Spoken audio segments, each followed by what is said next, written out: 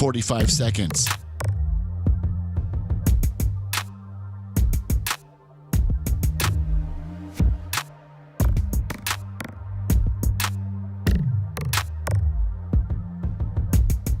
$30 seconds.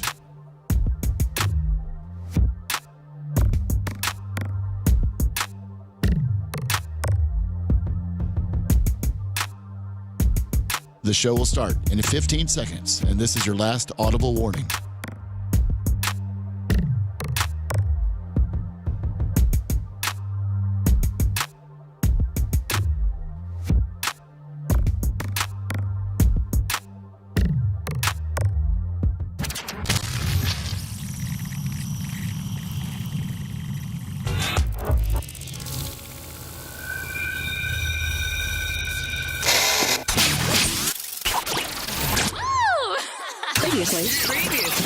Previously on the Bubba the Love Sponge Show. It's her. Yes, her. That's her. She's pretty steamy, too. So this woman here works for the Homeland Security. Yep. Yep. And so she is also moonlighting with sugar daddies. Kind of, yes. Not only working. I'm sure that she still continues. Well, she hasn't gotten her paycheck in 2 months. She's got to get money somewhere, so she's got to get her sugar daddy. You're listening to the Bubba the Love Sponge Show. Broadcast rights for the Bubba the Love Sponge Show have been granted to this station by the Bubba Radio Network and is intended solely for the enjoyment of our listening audience. Any rebroadcast, retransmission, or other use of this production without the express written consent of the Bubba Radio Network is prohibited.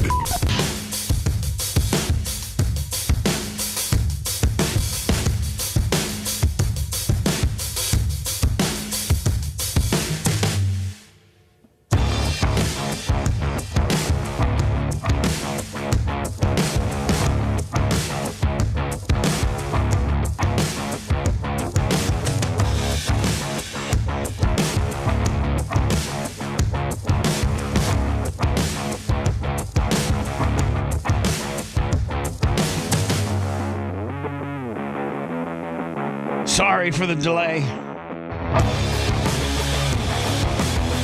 It's completely my fault.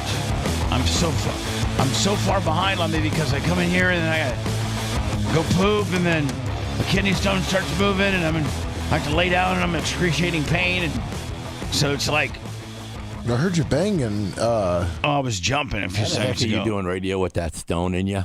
Oh, dude, man. So this morning, Lemmy got to hurting so bad that I, the little bit of a riser we have here. What's 8 inches? Yeah, I bet that. I was jumping off of 8 inches. So that's what you were doing? Onto the concrete. Okay. To try to lodge it. It's lodged, and I'm trying to get it moving again because once it moves, then it'll eventually go down to the end of your, to your penis. But I'm not there yet. To do that? That's yeah. But once it lodges is when it really starts really dull hurting, like to the point where I can't even. Man, you've had it so many times in your life, huh? Yeah, like this is like the 16th or 17th one. But like it gets hurting so bad that like you can't lay down because it hurts. You can't stand up because it hurts. You almost like got to bend over a chair and like put a crease at your waist to crinkle, because I think that's about where the stone is when it's really hurting you, when at its worst, just to try to put some kind of crinkle into that nervous system where that stone is, because oh my God. So anyway, I think I'm within. I think I'll pass it by Friday. Uncle Eric, $25. What makes feel better? Thank you, Uncle Eric. You can predict it? No, but because once it's kind of. Every time I've had one, when it gets to this stage is where the pain starts hurting the most. At this stage, where they're, starting to go out of the bladder and go into the ureter or the urethra. So I don't know anything. That's where. I'm so glad I don't got them though. When I've had CT scans before, and they look inside your kidneys, and you have like 3 stones, but it may take 3, 4, 5 years for them to finally get sucked down the pickup tube, the pickup tube, if you will.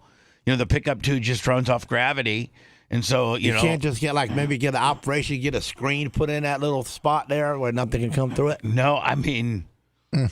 You know, we put them little filter screens in the injectors right there. Put a screen to block this. Put a screen. Yeah. Stop them from moving. In bladder tubing, put a screen so that it can just screen out that rock. And rock never goes into the general pop. But once that rock finally goes down to the end of the pickup and gets picked up, then it's about a week, because that's when it really starts hurting the most. And I think that's where I'm at now. If not, I think I might be through that part, and maybe I have the final third left of piping, because it seems like the pain is lower, now than it was a little bit yesterday. So, yes, I was jumping off into the concrete. And how does that feel? It actually felt good. Oh, really? He kept doing it, but and I didn't want to like stare at you or anything, but I wasn't sure what was going on. But it felt good, because I felt like, I had this really, really, really sharp, dull pain, and then I jumped about 6 to 8 times on the sidewalk here in the studio, because the floor's been, so the rubber flooring that we usually have in the studio here has been ripped up, and we're using it at the other place. And so, almost all the TVs are down, and most of all the Bubba Army signs are down. This studio is just on life support with regards to keeping us on the air, because we're moving over to the new place. Yep. And so, what about one of them vibrating things that you stand on, them new machines they got out? Yeah, I got one of those, oddly enough. And what about jumping on one of those? I need to. Maybe I've just been so busy after work that I haven't had. It's like I'm just, Maybe drink some WD-40. Oh, I tried that one time.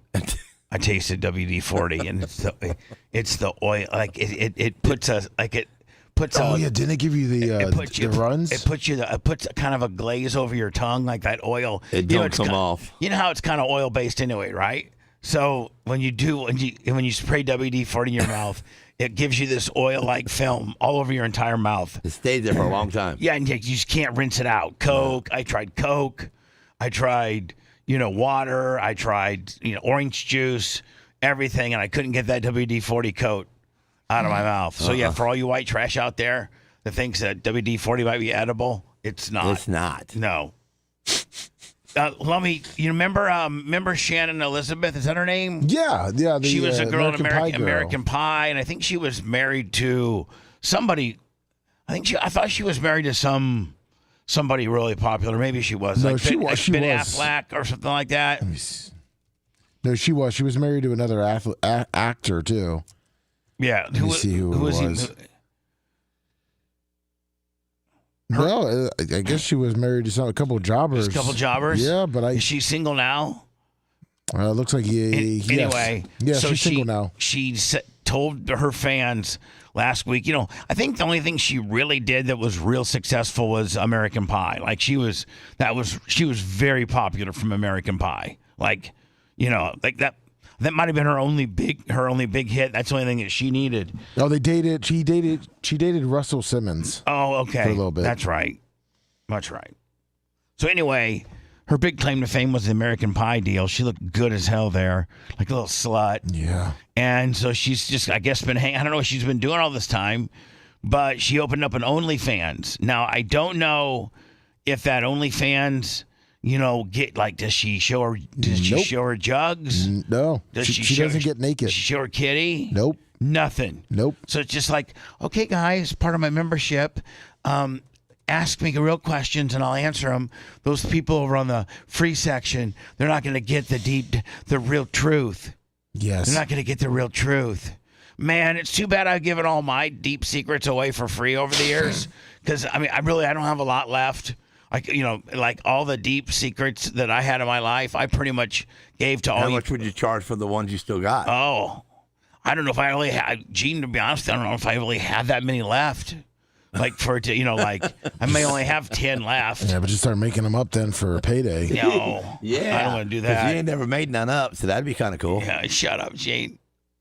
So anyway, Lummy, Shannon Elizabeth This bitch is so mucking fudge that she opened up her OnlyFans. There was no nudity, no ass shots, no even talking dirty. Just, I guess, an inside look at being, Shannon Elizabeth's, super duper, friend. Somebody cared.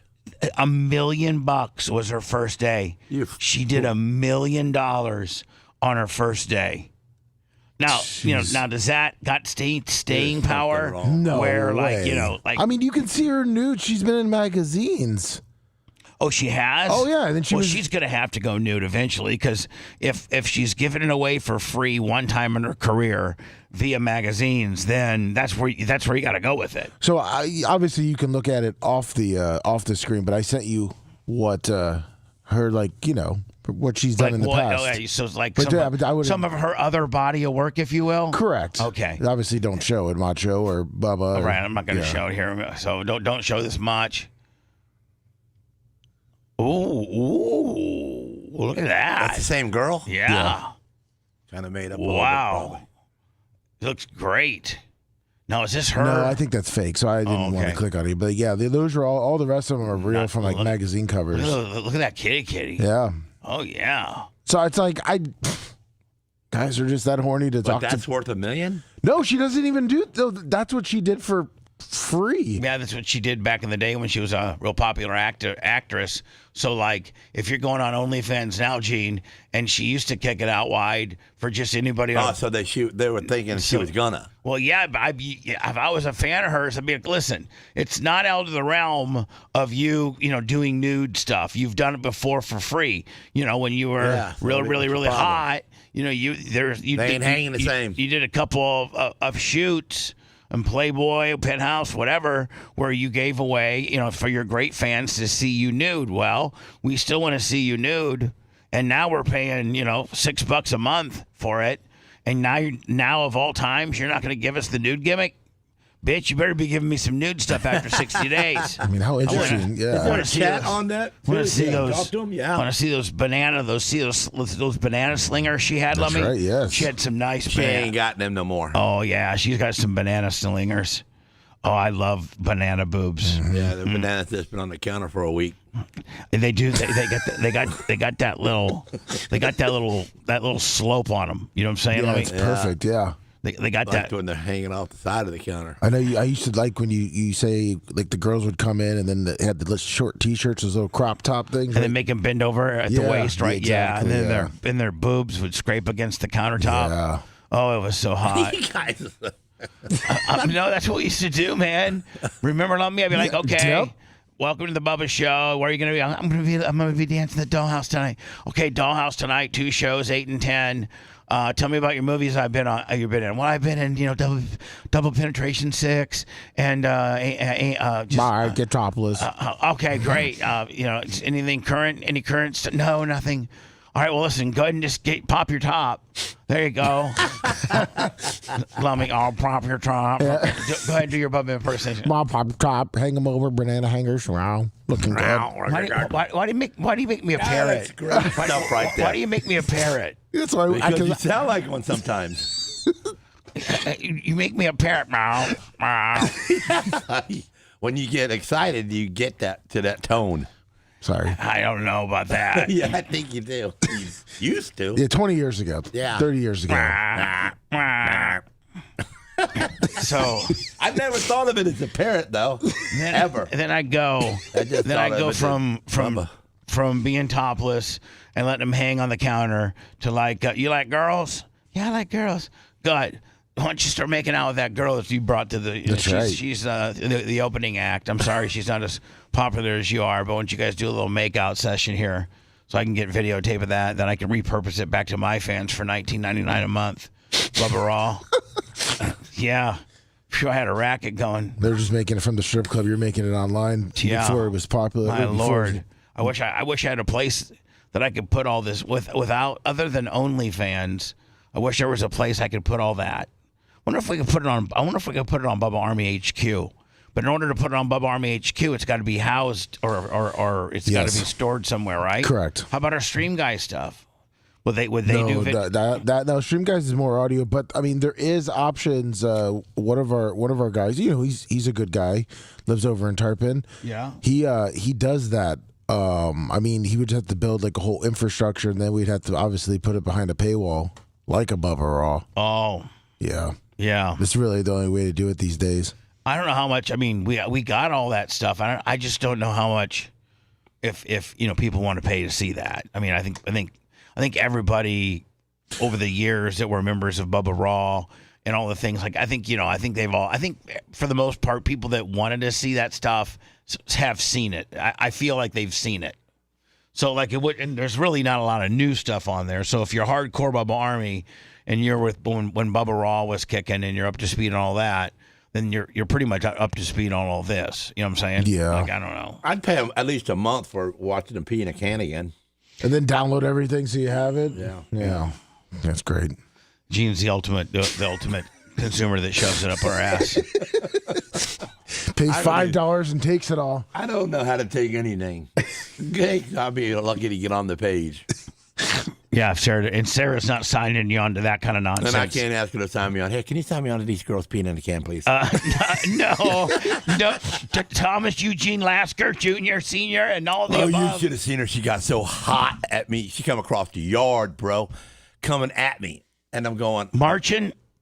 Yeah. Okay, me and Bobby are talking, and we're working on the car, and Bobby says, hey, when you're going to have next time you're going to have a cheat day, I want to take you to dinner, and Mom and Dad want to go out with you. Go with you. They want you to eat dinner with us again. And I said, man, I'm kind of nervous going out with your mom and dad again. Why? Because your mom's hitting on me. And he goes, and he starts laughing. I go, let me hold on. 25 for the glow bug early this morning. All right. New York, Greg, $20. But what's up, Johnny? What's up, Greg? I appreciate you, Greg. And so Bobby starts laughing. So the last time you went to dinner, he took his parents, and the mom was hitting on you? Yeah. Well, okay. Kinda, rubbing on my arm and sweet talking me and telling me she missed me and then walking around from one side of the table to the other just to hug me again. And was Sarah there? Yeah. Oh, okay. Okay. All so I was telling Bobby, I was just busting Bobby's balls for what I was doing, saying your mom's hitting on me. I'm saying that not many people say that to people. So she must have heard something about somebody hitting on me. She came across that yard. All right, who was that? Who was hitting on her? What? She only caught bits and pieces of it. And she knew that the conversation was probably up to no good. I mean, she wanted to hear come the across facts. that concrete. I didn't even see her walking. She looked like she just kind of slid across. Yeah. I'm talking about Bobby's mom. I know, but she doesn't want Bobby's mom flirting with you. She didn't want that. She's 80. I know. I met his mom. His mom's a little older. She's only 80. Well, I mean, Gene, you could be her sugar baby. I mean, if she was, if Bobby's she was, mom, dude. I'm saying, what if she was like really rich, lived in the villages, and be like, hey, listen, for $5,000 a month, you just gotta come, you gotta come up here and give me the business just twice a month. No, just for for $5,000. I don't pay for my tires for sure, but no. And then technically, you'd be, Bobby's stepdad. Yeah, I don't some way, shape, or form. He'll be related to Bobby. I'll be his friend all you want. Now, what's this, Lummy? There was a couple words that are in here too. Oh, so. I haven't listened to it, so should I not listen to it? There's a one or two F-bombs. Oh, there is? Yeah, but it's a that guy got his ass kicked. I got all the glasses. I got all the Vrabel stuff. You got the glasses? Gene, we're gonna wait and play it later so I can listen to it and see where the cuss word is. Oh, okay. Diddy. Scott. Oh, this is that Jonathan Hay guy. Yeah. So Jonathan Hay, the guy that we had on our show, right? Yes. That's what this is all about. Diddy scoffs at male accuser, claiming that he soiled Biggie's shirt. Remember when we had Jonathan Hay in here, and he had been like a music producer and started doing business with P. Diddy, and then they asked him to fly out to L.A. to meet Diddy, and he ended up getting raped by Diddy that night. Didn't he, Lummy? Remember? Yeah. A couple guys held him down, and Diddy, I think, mouth gagged him. Yes, he did. And then anally penetrated him. And that's what this guy said on my show. Yes. It was on. It was like about what, maybe 8 months ago, 9 months ago. About that, yeah. In summertime. And he's from this area, and he has filed a lawsuit in L.A. against P. Diddy, with all these claims and witnesses and receipts and things like that. He says that P. Diddy had men hold him down while he was anally and it was mouth gagged. The music mogul just filed his official answer to Hayes' amended complaint, and it starts by saying genuinely and specifically denying every allegation in this lawsuit. It also denies that Hay was harmed in any way. Hay isn't entitled to a dime. The major response to the lawsuit packed with jaw-dropping accusations. As we first reported, Hay claims that Diddy masturbated on one of Biggie's notorious B.I.G. shirts in a 2020 warehouse, and then threw the semen-covered garment onto him, saying "R.I.P. Biggie." Man, let me think about how much of a dick move that is. Okay, so like, Gene has you come over to the powder coating shop, and I died. Okay. Yep. And Gene's got a Bubba Army shirt, and he jacks off. He masturbates on it, and then he throws it to you and says, "R.I.P. Bubba." I mean, that doesn't even sound like believable. Yeah, but you know how big of a dick P. Diddy is now. Oh yeah. So anyway, Hay alleged that Diddy shoved his penis in his face during a separate 2005 incident, and later amended the lawsuit to claim that Biggie's son C.J. Wallace helped him lure him to a location where Diddy attempted to force oral sex on him. So, Lummy, we've heard all this before because we had the guy, on the show. Yes, we have. And it looks like it's running itself through the court system now, right? To the point where P. Diddy's now being asked about it. Yeah, and I guess his lawyers came out. They didn't deny. So they didn't deny the allegations. All they said was that Hayes he welcomed the aggression. It said now Diddy's legal team is aggressively pushing back. According to one of the legal docs obtained by TMZ, Diddy's attorneys raised the defenses that Hay consented to the alleged conduct and even welcomed it. One of the most aggressive arguments in the document. So they're saying, "Hey, didn't say no, don't do that. Don't put your penis down my mouth so I can't breathe. Please don't do that." Instead, they're reversing the heat, and they're trying to say that Hay was like, "Hey, Diddy, make the air tight, bro. I want that big, I want that big black New York, John Wurst sausage that you have between your legs, buddy. Oh yeah, make me so that I can't breathe hardly on it." No, come on now, man. That's reversing the heat 101. And then when they said about his confinement and how he was restrained, they said that they probably were putting him under a citizen's arrest. Yeah, hold on. Who put who? What? No, hold on. Said they also argued Hayes' false imprisonment claiming that falls apart because there's no actual confinement, and suggest that any restraint was done on the part of a lawful citizen's arrest. Who the hell? Nobody does that anymore. Like, nobody ever even really did it. Nobody's like you're under a citizen. Only Brett Hatley thinks that. You're under citizen's arrest. Hit the ground, big boy. Remember, he had one of those. We had an excerpt from Brett Hatley. Yeah. Remember that? You're under citizen's arrest. Go ahead and hit the ground, big boy. See if you can find that for me, Macho Man. So anyway, they also and suggest the alleged and if any physical altercation happened at all, Diddy's lawyers say it might have been self-defense, and claim that Hay was acting very hostile, very, very hostile. And the filing also argues. I think he found it for me. Oh yeah, he's gonna find it for me. Thank you. The filing also argues that they may have waited too long to sue, may have contributed to his own damages and failed to properly mitigate them.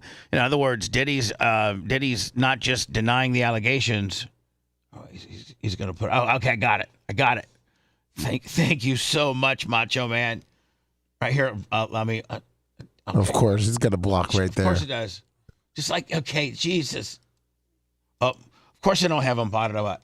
You're under a citizen's arrest for grand theft auto. On the ground, big boy. Dateline, Athens, Tennessee County. You're under a citizen's arrest for grand theft auto. On the ground, big boy. Big boy. Brent, man, I miss you, buddy. Grouper Leb's 25. Had a Brent concert going on right now. Chub It Up Spice 20. Thank you, Chub It Up Spice. Glorious act. So in other words, Diddy's not just denying the allegations, he's attacking nearly every angle in this case. Diddy wants the entire case thrown out and the judgment entered into his favors. After months of brutal allegations, Diddy's legal team is officially telling the court that they believe this entire lawsuit should go nowhere. So, I mean, when I talked to Jonathan Hayes, he's like, I can't believe that Diddy's saying that it happened and I wanted it, and then they put me under citizen's arrest because I became hostile because how much I wanted it. That's a good way to think about it. I mean, he just says it's way to flip the script. Yeah, that's exactly what they're doing. Is they're flipping the script? Is that guy white or black? Who? The guy that's saying that happened to him. A white guy. Oh, he's a white guy. He's lying. What do you mean? He didn't like white guys. He only liked white parties. No, but he liked to. He liked white guys. He liked blasting white guys. Iggy McGillicuddy, $20. I didn't read about any of that. It was a always black guys. A lot of the well, not a lot. 50% of the guys that were banging his girl were white. Oh, really? Yeah. I don't know nothing. Yeah, all the guys that he would have come blast Cassie. How many white guys are as big as him? Well, I don't think P. Diddy's that big. He's a small guy. Yeah, I don't think P. Diddy's. I don't think anything was. I don't think any of this sexual freakness was based on P. Diddy being well hung. Like I don't think that was in. Poor guy. No wonder he wanted other people to do it. Well, I don't know why. I don't know what made the fetish up. We don't quite know. That'd be a shame to be black and have a small penis. Man, God, you messing with me bad. Is accused of being a child rapist and a cult leader. You might remember Nathan Chasing Horse from the film Dances with Wolves. Well, he's facing numerous allegations tonight. This is a guy, I guess, an actor. He was on one hit, Dances with Wolves. Yeah. He's like Jimmy Running Water McGillicuddy or something like that. He's Native American, and he was on the Dancing with Wolves movie. Nathan Chasing Horse. That he victimized women and children for years. It's a story the 8 News Now investigators. Yeah, this is pretty intensive. He was grooming these people big time. Have been working on tonight. Vanessa Murphy obtained details now from the investigation. Nathan Chasing Horse is accused of running a... Why are they putting a bass underneath it? I feel like I'm at a nightclub. Do you hear the bass? Yeah. Listen. Like they're running a music bed. Murphy obtained details now from the investigation. Nathan Chasing Horse is accused of running a cult. What the hell? And sexually assaulting indigenous girls for years.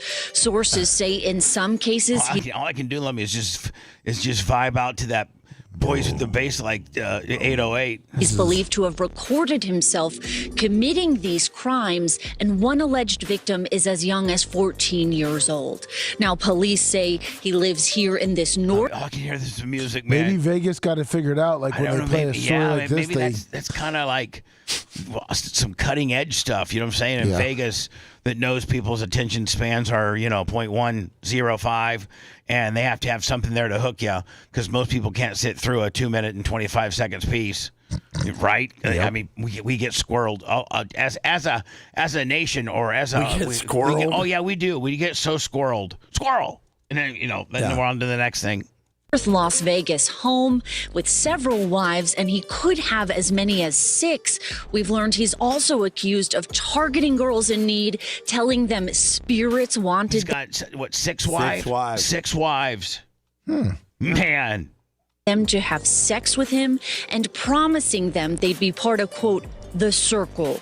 Now, this is the SWAT team here earlier. One concern as police were moving in to make the arrest. Well, I mean, what's wrong with you if you're a guy and you're pimp enough to be able to sell your stupid game to 6 chicks and all think that they're part of the circle? Who cares that you got that kind of... Not hurting nobody. Yeah, you're not hurting nobody. Those chicks are free to leave at any time. Arrest was possible unsecured firearms, even with children present. Right, so he had a few guns.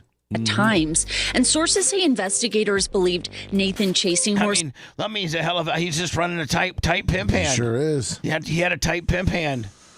Oh, it looks like 10. He has 10 counts of sexual assault of a minor under 16. Oh, see, that's where I can't. That's where I can't stick up for this guy. It looks like he had some visual of that. May have had a plan if police were to show up. If he was just sticking with the moms and blasting the moms, and he had 6 to 8 wives, and they're gonna have kids and stuff. But you can't blast the kids. Yeah, you just can't. Maybe he didn't know it. Maybe it was a 14-year-old runaway from the other side of town, all dressed up like she's 19. They all know. And, and talked her way in the door. And then recorded it. Gene thinks everything is according to his life, because if he was, he would be a 19-year-old. Haven't you seen some of these 14-year-old He would be a runaways that look 14-year-old like they're 19, 20? runaway with a lot of makeup on. Gene would be telling everybody that he's 19. He's really 14. You thought you looked up on a good hit there. And he ran away. Which is a bad one. How many times did you run away? A lot of times, bro.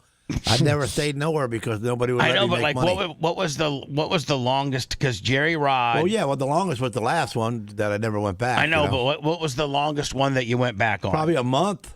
You'd be gone a month. Yeah, 3 weeks. And then when you come back, what would Jerry Rod say to you? Well, welcome home, dumbass. Would he be really mean to you? I didn't only run away from Jerry's one time. All right. And I was gone for like a week. Did you get whipped on the way home? No. I mean, no, but he shot me. He shot me with a BB gun. Oh, he did? Yeah, with 10 pumps.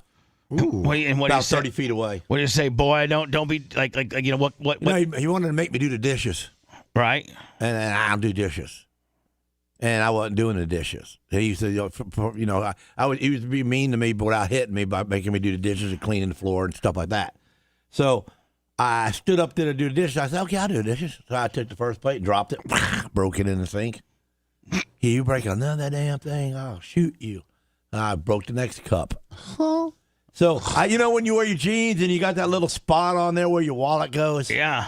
Well, I had my jeans on, but had that spot, but I had no wallet. Oh, so that's right. So he puts 10 pumps, and he's pumping each time I'm breaking things. And then I said, he ain't going to shoot me with 10 pumps with a pellet. Because that'll stick.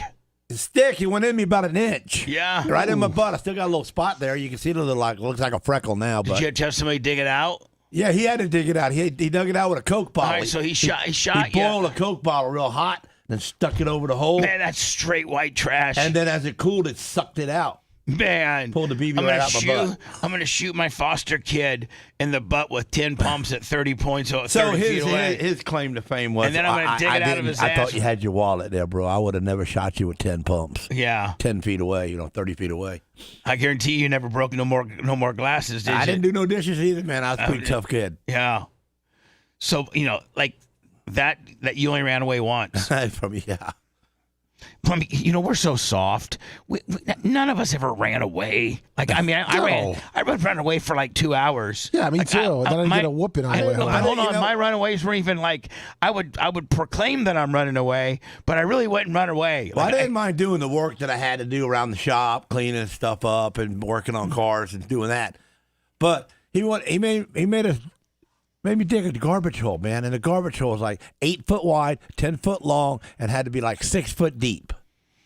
And you had to dig it out. You had to dig a shovel by hand. And then you had to put the garbage in there, right? Well, it's not a problem. Yeah, then you put the garbage in, you set it on fire, and you burn it. And then when it gets about a little over half full, then you fill that hole back up, and you got to dig another one. So you make sure you always burnt the trash good and didn't let it not burn good because ashes got flatter than regular garbage. Right. It would be then there would be paper and stuff in the ground instead of having ash. Yeah. Right. Be nice. So and it would add up. So and again, none of us ever had to build fire pits. Well, I'm digging it during the daytime. We actually had garbage. In the daytime. We had garbage collection, and in our neighborhood, they picked up the trash. We didn't have to make 8 by 10. He'd come out like Cool Hand Luke, and he wear the mirror glasses like he was a cop, and had his hair back and his collar up, and he'd had that BB gun in his hand, and he was a sniper. I mean, he was a good shooter.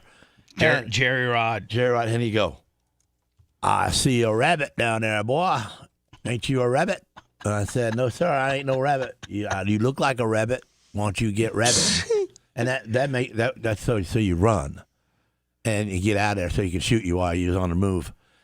And so you would try it, and he'd wail you, get you like in the calf or something on the back of that leg, back of that knee, and drop you. When you flip over and go back to digging. And then he'd lay the gallon of water over there by the hill, by the dirt. He'd go, "You want some of that water, boy?"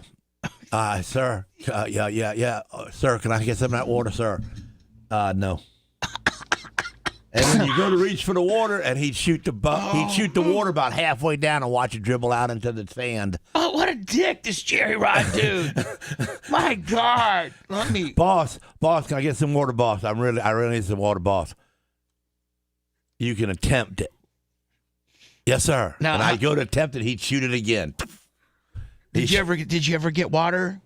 Sometimes you would at the end, probably. I don't remember, but most of the time, no. Man. So then you'd go rabbit. Then you'd go run, and then you try to run. Then you do the rabbit. And then the one time that I rabbited, I just never stopped. I just kept hit going. That street and kept going. Let me like Bo Jackson no did. Clothes, nothing. When he went through the tunnel and just kept running. That's right, like Forrest Gump. I made sure I had my wallet, and that was all I needed. I just boom. I'm out of here.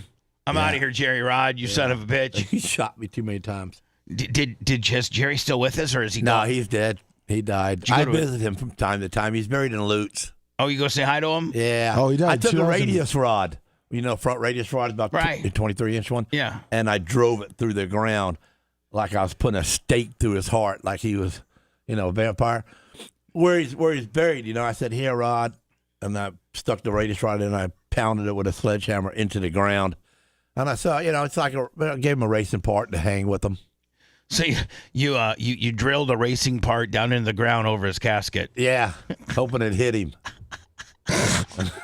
Jerry Rod. He's accused of advising the women.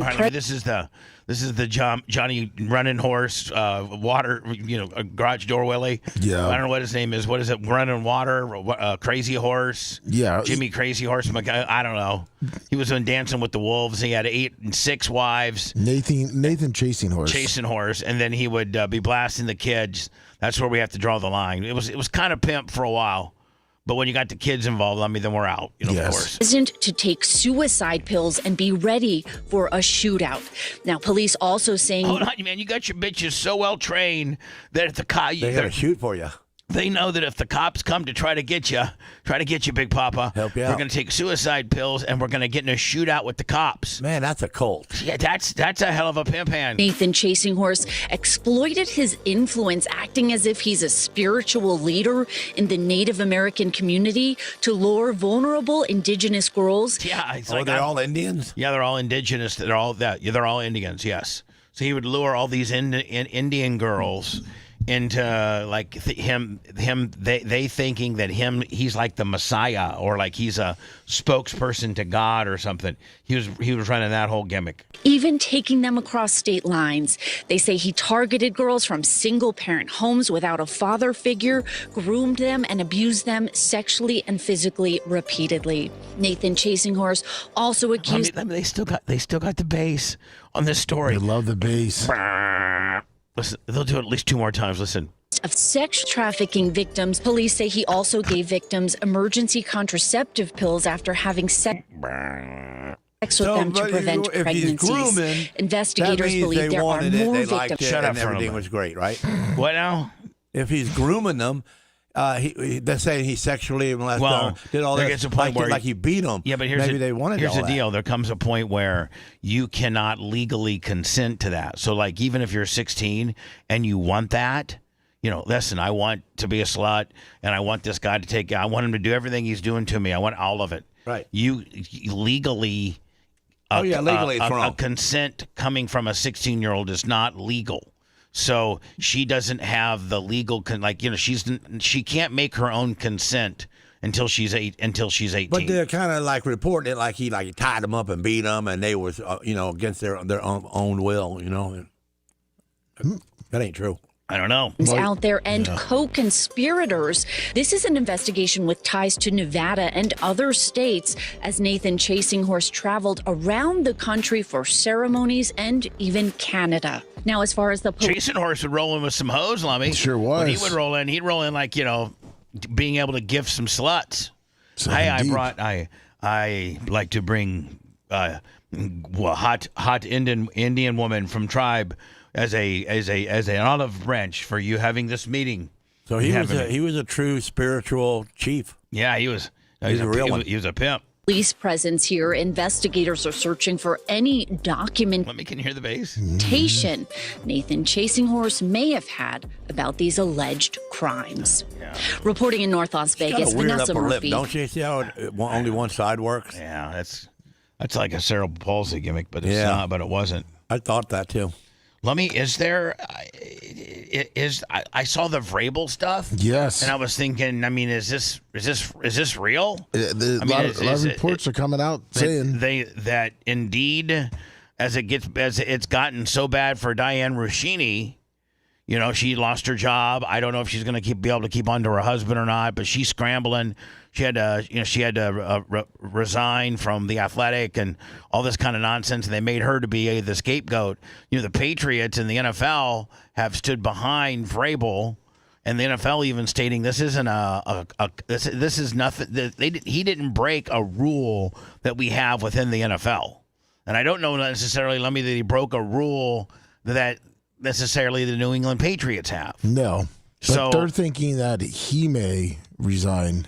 Yeah, so because he can't keep it together with his wife. And yeah. So when I come back, they're reporting that Vrabel might quit in the midst of all this. That's insane. I'd be like, come on, honey. I'm like, you can put a GPS tracker on my phone. You can put a GPS tracker on my car. I'm just coaching football and coming home. And at that point, that's all I would do too. Like I wouldn't be paying no funny business. Nope. Just straight and narrow. But there comes a point where you'd be like, listen, bitch. You know what? I'm not going to let you. I told you have access to my phone. I told you could put a GPS on me. I gave you my word. He's a coach of how many people? About 100. So within that 100, you don't think he's got buddies that'll bring some girls into the side locker? No. Yeah. Not right now. Not right now. You could if you was the coach with me. Say, Lasker. I know. It's not Slide you and me. In. It's not you and I. Around 3:30.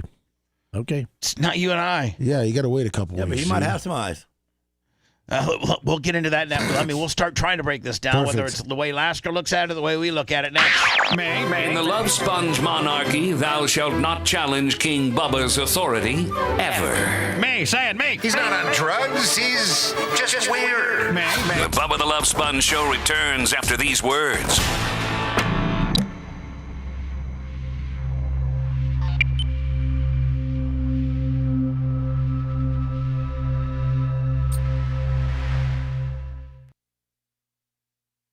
Ridiculous. They all think that they're not going to get it. What were you thinking at that moment? He just wasn't. No, you think it with your dick. Do what? Think it with your dick. You know, I just don't see you making all that money.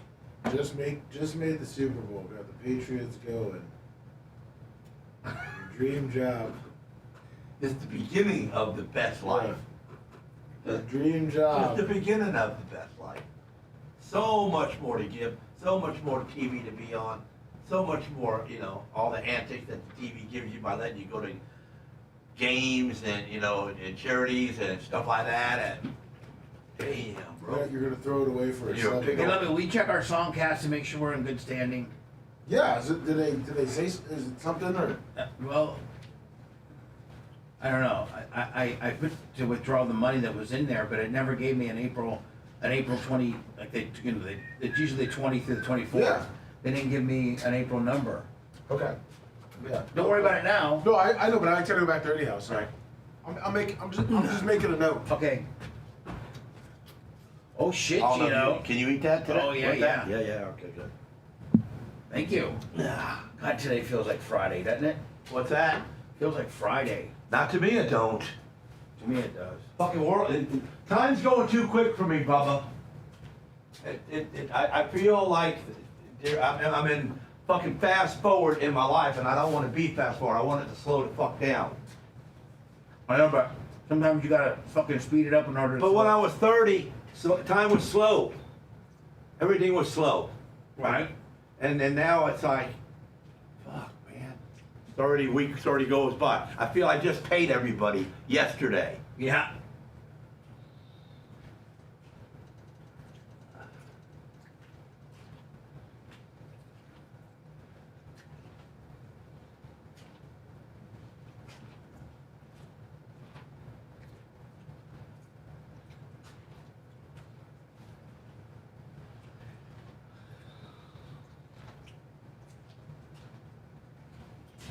I'm kind of stuck at 248, man. I'm staying right at it. It's been going on 2.5 weeks now. You can't get off there. And I did what you told me, and I got off of it a little bit, but I didn't get off of it enough, my wife said. I only did a little tiny bit. I ate 2 waffles with sugar-free syrup. Oh. And that's what she said. She goes, you should have the regular stuff. Put some more butter on it. And ate 4 little waffles. Probably right. Because the waffles are little.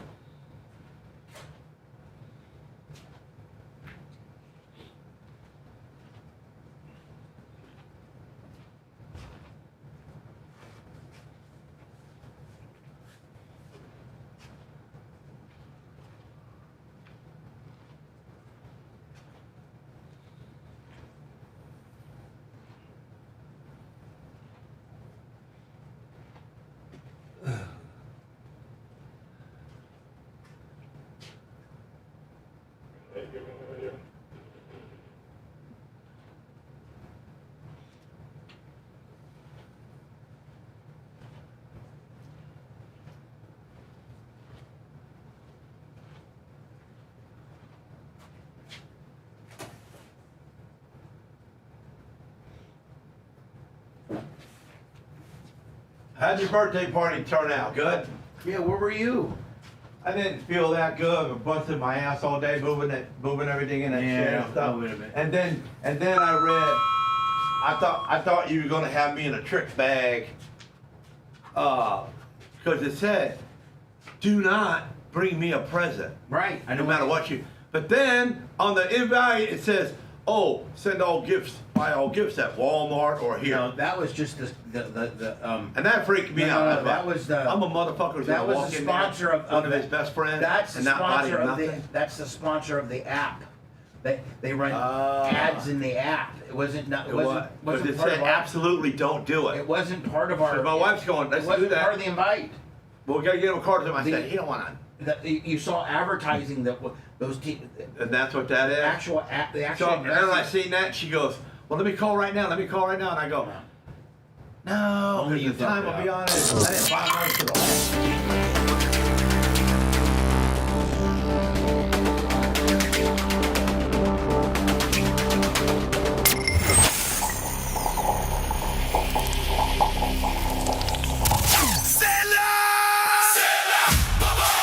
Hey, it's Bubba the Love Sponge. If you're looking for a Volkswagen or any quality used vehicle, it's Volkswagen of Wesley Chapel. You can get financing as low as 0% APR on new VWs and as low as 1.9 APR on certified pre-owned. Over 200 new VWs in stock. Over 200 used vehicles in stock. You're looking for a specific car or truck or something they don't have? They'll find it for you. Mention Bubba Army, get an additional $1,000 off new or used. No questions asked. Ask for my boy Rolo. For more information, go to VWofWC.com. Volkswagen of Wesley Chapel. He's the Rasputin of radio. He used to be a porno actor like 15 years ago. Bubba the Love Sponge. It's not a porn party. Back to the sponge. Bubba the Love Sponge.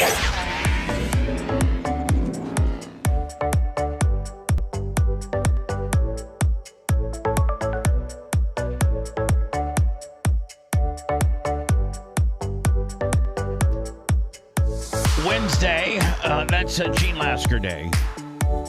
Your favorite. I was on time today. Ours too. So this is the Vrabel stuff. Of course, you know Mike Vrabel, the head coach of the New England Patriots. I think he coached the Titans at one time. Just yes. Was part. I think might be part of maybe the McVay coaching tree. No, more Belichick because he played under Belichick. Oh, so he long. was a Belichick guy. Yeah, right. So a very well established, and obviously took his team clear to the Super Bowl last year. Nobody had New England picked for the Super Bowl. Nobody. I mean, early on, Am I right? I mean, like, correct. They sneaked in. When did you think they were going to go there? When Drake May and they just started balling. I mean, like towards the halfway. You got to understand they got to understand they were opened up the season, Lummy, with what a true rookie for a quarterback. Pretty much, yeah. So yeah. Nobody thought that they would go clear to the Super Bowl. Underdoggies. And this, obviously the direction of Mike Vrabel. Now, he's the head coach of the New England Patriots. The girl that covers the NFL for the sports outlet, the Athletic, Dianna Russini, is this, like, maybe mid-40s, cute, but not like not just drop dead, not stunning, like not stunning and just drop dead. She walks into a room and turns every head around. No, she's probably a 7.5. I don't know. Dressed up. Nothing special. And this is Vrabel's wife right here. She looks pretty attractive. She's just as good. She's just, I mean, she's pretty attractive right there. She needs to get in the gym, and work on that ass. But, but hey, she's fine. I would put her every bit like the Dianna Russini is not a significant upgrade from this. No. In fact, we call it a push. Like, like they're both about the same as far as on the attractive. Both about the same. So Bubba Army for life, $20. But let me, that Strange always feels real good than getting the same old glove that you've had for the same old since glove. College, yeah. You call her a glove. The same old glove that you had, since you were in middle school, and now you'd like to get a new pair of gloves. Oh, you telling me that guy was with that girl since they've been in school? Oh, they've probably been Vrabel and her have probably been together quite a long time. They have, yeah. They got kids, and they're probably well over 10 years in marriage. So Vrabel, so Russini, at first she survives it. Then, Lummy, the walls come crashing in. It's almost like the weight on a monster truck. When those monster trucks start pulling that weight on the wagon, and at first the weight's way in the back, and they can just haul ass. And then the more that weight starts getting on the tongue of the truck or the tractor, if you will, Gene, that's where it starts really bogging it down. Yeah, you better get some torque going. So, old girl's got that tongue weight that's quickly approaching, and it looks like Vrabel might be shutting down or might succumb to, letting old girl be in charge. Or she really has his balls in a vice right now, and I think she's really going to lay it to him. I really do. She's going to make him go to counseling, and she's going to make him. Well, he deserves to do all that. Sure. But not lose his job. T-shirt Will, 25. But they're saying, thank you, T-shirt Will. That he might quit. They're saying that he might, in the middle of all of this, trying to sacrifice with his wife and all this kind of nonsense. Well, then if he quits, then he did love her more anyway. Well, no, then deep down, if you were him, you would always resent her. You're like, Lummy, it's not going to be long-term healthy if he has to leave the NFL because she demanded it. That's something I would never. Maybe she's not demanding it. Maybe he wants her back, and he has to do that to do that. Maybe, but chances are she's worth it. more than the NFL. Yeah, but I know what Bubba's saying. Bubba's going to resent. Vrabel's given up like his dream job. The ultimate thing that he always wanted. Now he has it. The team went to the Super Bowl, and now he's going to have to give it up. Throw it all away. Because he got his hand caught in the cookie jar. Meanwhile, his wife could just be like, listen, I'm going to track you every which way I can. I'm going to put a tracker on your phone. I'm going to put a tracker on your... He's not trustworthy no more. Get rid of him. But hold on. But I'm not going to make you quit your job. I'm just not. Like, that's too far. And if she's making him quit, shame on her. Man, he deserves to lose his job for what he did to her. Shut up, Gene. And if he's voluntarily quitting his job, then he's a pussy and he's soft. He's soft serve, like you're soft serve, brother. Because that's not what you would do, right? You kick her to the curb. Well, yeah, exactly. Like I did to Holly when I got caught. Remember when I got caught? Yeah. I said, listen, I'll give you half the furniture and $5,000, and you can get out of here. $5,000. Or, we can talk about how you've lost a step a little bit and being a freak, and we don't do nearly the freaky stuff we used to, and it's gotten very predictable, and I'm not happy, and I'm blasting a couple chicks on the side. And, yeah, you caught me. Formerly Bob Alstrada, 25. Thank you. All right. You caught me. Did she get in shape? She said, I'm so sorry. I want to stay. I was like, okay. And then I milked her out for another 2 years, and then finally got rid of her. She milked her out for 2 years. She actually loved me. It's no wonder you could ever keep a woman. She actually caught me. Remember, she put the tape recorder underneath my seat in my Benz. Remember that? She got you. Yeah. Your mom probably not have whipped you enough. I got whipped enough, brother. I'm just. When you've lived the life that I have, Gene, and you've seen the things that I've done, then you become desensitized by what the average, over the top, salacious thing might be to you. That's because all you guys that make all that money, you all lose it. It's all, like let me, when my guys from Warsaw used to come down and we go to the dollhouse and I'd get like 6 chicks to do nothing but just hang out with us. Like I give them each like $300 and like usually it was 4 of them. I give them like $300 and say, listen, just hang out here for like an hour. You don't have to really dance. Just take off, get down to your panties and just hang out with us and just make my guys feel like they're hot and that you want them. And so and the strippers love that because they're not having to get up and dance and go all throughout the club. Yeah. They can sit in one place. And I usually, so then the next hour, if I say, okay, girls, I'll give you another 3, or you can start working the floor if you want, or you can sit down and tell Larry Plummer how cool he is for the next hour, and I'll give you another 300.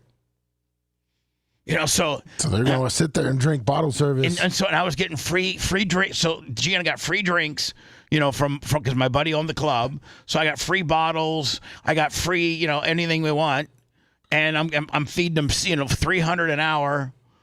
Plus, occasionally throwing them a 5, 10 here and there. And then when they have to go on stage, giving them like another 100 so they can buy off, they can buy off going on stage. Yeah. They have to go to the DJ and give them like $50. And yeah, the whole ecosystem of a strip club is quite, most people don't really know. Like, first of all, Gene, in the strip club, each dancer has to pay the DJ 10% of what she brought in. So let's say a girl brought in 1,000, which would be a good night, right? Yep. She's got to give him $100. And hold on, and there's 30 of them. There's 30 girls that dance on any. DJs are cleaning up. Oh my God, Jimmy Jam used to make like he'd make most of it would go up his nose, but he would make like $4,000 on a Friday. Well, DJ Dave's still there, right? Yeah, DJ Dave. Like Dave, he's in it for life. Yeah, so Gene, they're making $3,000 on a Friday, $4,000 on a Saturday, and then they got a couple of their underling DJs that come in like Monday, Tuesday, Wednesday. Yeah. And then Big Dave will roll in like Thursday night, and he'll do like $1,500 for Thursday, $3,000 for Friday, and like $4,000 for Saturday. So what is that? That's $8,000. That's a lot. For 3 nights. None of them guys can keep a girl when you see him on Facebook. He's always got a different one. Why? Well, yeah, of course they got different. Yeah. He doesn't have a different one because he's a loser. He's got a different one because he can. Yeah. Think about it. He's making the most money for the girls. Yeah. Here we go. Now, is this a fan asking Vrabel? No, this is TMZ pretty much just absolutely killing them. How are you, sir? Hey, good, man. How are you? Good. How are you holding up? How are you holding up, man? Look, listen, there's just a lot of talk that, that there's just a little... What's he flying commercial for? You know what I'm saying? Good question. I mean... A bit of a double standard here. Call Jenny Durst. You can rent her plane for like, $50,000. Just wanted your take on that. Are you doing all right? Yeah, no, thank you. I appreciate you. Kind of you're powering through? Are you and your wife hoping to work it out, Mr. Vrabel? He's got to be like, oh, my God. You could even real see, simple to you get could rid even of that see, guy. you could even see him though. He's glummy. He's literally closing his eyes. Be like, oh my God. Please. I'd be walking right there, and I start to limp a little bit. I get that little left leg limp, and then all of a sudden I'd stumble and turn to the left like I hooked my knee and whacks him in the face as I'm hitting the ground. Look, I'm just gonna say there's some talk Sorry. that maybe you should step down. It's a distraction to the Patriots. I wanted your opinion on that, sir. What does accountability look like for you at this point, sir? And this guy is not giving up. Yeah, he needs. You need a Lummy there. Be like, Lummy, see this guy's really bugging me. Vincent Calvino, $50. That's what you'd help with Hogan when you'd walk in the airport with him? Yes. I would be in front of Hogan. He would act like he was on the phone. I would just be like, man, everybody watch out. We're coming through. Head coach of the Patriots. Big distraction here. It's like almost he's egging him on to get smashed. Sir, is there any comment at all? Clear up until he finds his Land Rover to check in it. Sir, do you have the support of the Patriots? Full support? Any comment, anything to say to Patriot Nation at all? Kind of jobbed out if you think about it. Parked in the long-term parking. And Like he didn't have car service. Had you fly commercial, no car service waiting for him. Has to go get a rental car. Most pimps would have flown in privately. Had a Lincoln Town car waiting for you on the tarmac. You get off your jet. The captain gets your bags for you, which are stowed away to the back a little bit, this little area, and throws them in the back of your Lincoln Town car or your Cadillac SUV, and boom. Like the general public cannot, Wonder why he ain't doing that. I don't know, man. Because I think he's a $10 million a year guy. Yeah, I think he's a $10 million a year guy. Mike Tomlin to the Patriots is a thing that the Patriots organization is discussing with the potential of Mike Vrabel resigning. They aren't going to do anything to get rid of him. In fact, reports say that the Krafts love Mike Vrabel, but they believe there's a chance, as Vrabel is with his family trying to rebuild things after the Russini scandal, he might resign and spend more time with his family and not be the head coach of the Patriots. If that happens, he's a pussy. $14 million is what he's making. $14 million. And you can take, if you go coast to coast, New York to LA, which is the most, that's the furthest you could go privately in the continental United States.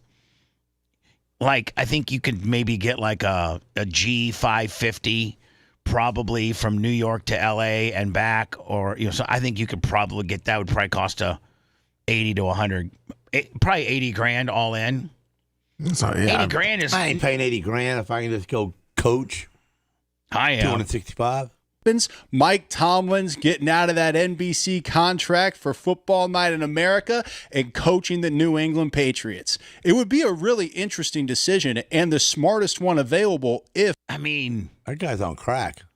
This guy? No. That one right there, his eyeballs moving Mike around. Vrabel No, stop. Is he? That's a coach? Yes, it's one of the greatest NFL. Yeah, Mike Tomlin. Who did he coach? He coached the Steelers for like 15, 16 years. But they never won a fucking Super Bowl. Did you just say F? No. They won one. Did he say F? No. Oh. No. He won one? He won one. Yeah. One. So he's the greatest ever? No, he's not the greatest ever, but he's probably the greatest one that's currently still coaching. ...to resign. Lummy, would you not put Mike Tomlin as to all, just most recently last year resigned, so clear up until, figuratively speaking, clear up until last year. Him and the guy from the Ravens got fired, didn't he? Yeah, he did. Now he's in the Giants. I don't know if... And Tomlin's just in the booth, right? Yeah, he just got hired on by NBC. Vrabel will. It seems like this has affected him pretty significantly, but in the end, you do reap what you sow. Mike Tomlin in New England would be outstanding, and I think it would be a really interesting story to focus on this year that would make the Patriots maybe even better than they are now. I love Mike Vrabel, but if Mike Tomlin comes in, gets a little no-nonsense going on in there, you could have a big-time season for the Patriots. I don't know, man. I mean, I would hope that he had a little bit bigger balls than, because no man wants to lose their head coaching job. You know, a man that's in the predicament of Mike Vrabel is going to like go to counseling. Completely admit to everything that you did. You know, you could give your wife access to your phone and your email, like she has, completely transparent. And you walk the straight and narrow, and you be more of a family man and take the kids out and do your role in being a good husband, because old girl's got you right now. But do not quit. Fundamentally, that's what's going to give you sanity, is being able to get out of the house and get away from this nonsense and do what you love, which is coaching football. The minute that she puts so much pressure on you that you feel you have to quit being a football coach in order to save your marriage, then that's her fault by giving you that sense of need, and that you couldn't fix it. You couldn't fix it in other ways besides having to include being, quitting as a football coach. Now, if you get your act together, go to counseling, do all the right things, and still are allowed to coach football, your passion and your love, and what you've worked all your life to get to do, and you're doing it on the highest level, at a very high level, I would resent her for the rest of my life if she took that love away from me. And both his kids are grown. Yeah. So it would be just him and her. Don't be a pussy, Vrabel. Tell her whatever she wants to hear. Jump through whatever hoop. Give her your phone passcode, whatever. Stop screwing around on her. Walk the straight and narrow, but don't quit. Don't be a pussy and quit. At least keep your nuts about yourself. If you want a deep dive into the Bubba the Love Sponge show from the past, go to BubbaArmyHQ.com. We'll be back after these words.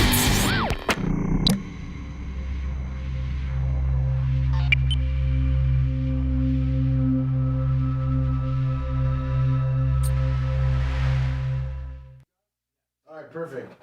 Just write them down. Write them down on the gimmick. All right, so 0915. Yes, sir. And that's the guy, the Bo Diddy guy? No. Big Gus. The guy from Tractor. The Tractor Supply Gus. Hardy guy, yep. And he's got the tractor says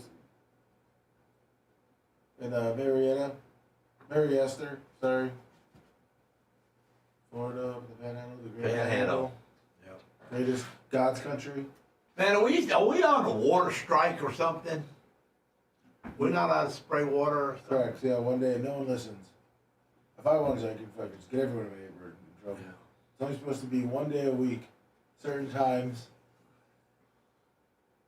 certain days, depending on your address. My grass is just gone.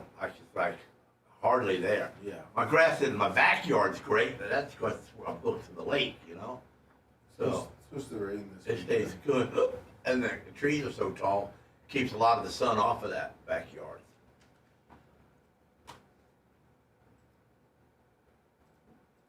Yeah, you're only supposed to water it one day. Now, what about the custom grass people that come and say they're going to make your grass greener? The pest guys? They do that with chemicals? Yeah. Does it work? I got a guy you want. Give me a guy that does pretty good. Okay. Yeah, let me know about him. He's from Pasco. Okay. Because I just want to do my front yard and my side strip right there. I get two treatments from him. It's pretty much like. But I would like to do something all the way down that whole strip right there where it's mostly sand. When investigators arrived, they found a man flat on. Just tell them what you're looking to do. But anything like that, is that going to mess with my dogs? No, they use, my guy, because I asked him the same thing when I had a dog, he uses stuff that's safe for animals. That's safe for animals. They just get, the minute he's... My dogs, they dig and they gnaw in the grass. The minute he's done, like, you can't take him out there like 3 minutes later. You gotta let it dry for a second. Yeah. And then I do this mosquito treatment just because so he comes in and just... Mosquito treatment for what? Fucking mosquitoes. Yeah, don't stop mosquitoes. No, but he comes in and fogs everything for like every month. So where you might have trapped water? Yeah, I ain't got no trapped water, bro. Yeah. Nowhere. Or even in the plants and shit like that. Oh, okay. You know what I mean? Like those. But I'm on the edge of the lake, man, in the swamp. Well, yeah, you're kind of fucked. I'm kind of fucked. Plus your neighbor with that big lake and gators. And I turn my headlights on the top of my garage, my beamers, my stadium lights, and then the mosquitoes. Truthfully, they go way up there. You should get some bats. That box goes in the ground. Well, yeah, but then you bring your own bats in. And have bat boxes. No. They eat the mosquitoes. You ever get hit by a bat and get it on you? I may. Well, it doesn't matter. No. They don't bite you. I don't want to. Yeah. But you know what's cool? You know what cool would be to see them like flying at night, just eating all the mosquitoes. Yeah. And then you fly them. And No. You just build these little boxes. And they go to them, and they live in them. And then they wake up, eat. They wake up, eat, and then you know how many downtown Tampa has? They built all the Riverwalk has a bunch of bat boxes, all under the bridges. Damn. But you could have little Gene bats. Yeah. But see, I got a screening porch, so they can fuck off. I can go right in my screening porch. Can you imagine that with the gargoyles and you got bats just flying all around at night? Hundreds of bats. That'd be kind of cool, though. Yeah. I wouldn't want one to get on me, though. You just talk to them. Just tell them to leave you alone. I'm the leader of bats. Thank you, T-shirt, Will. Bubba Army for life. Have fun in Ireland.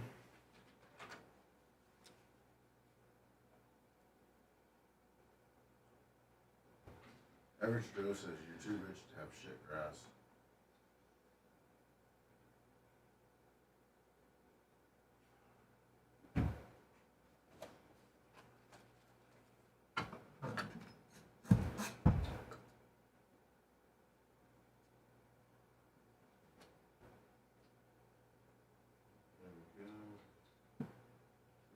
Thank you, Gary.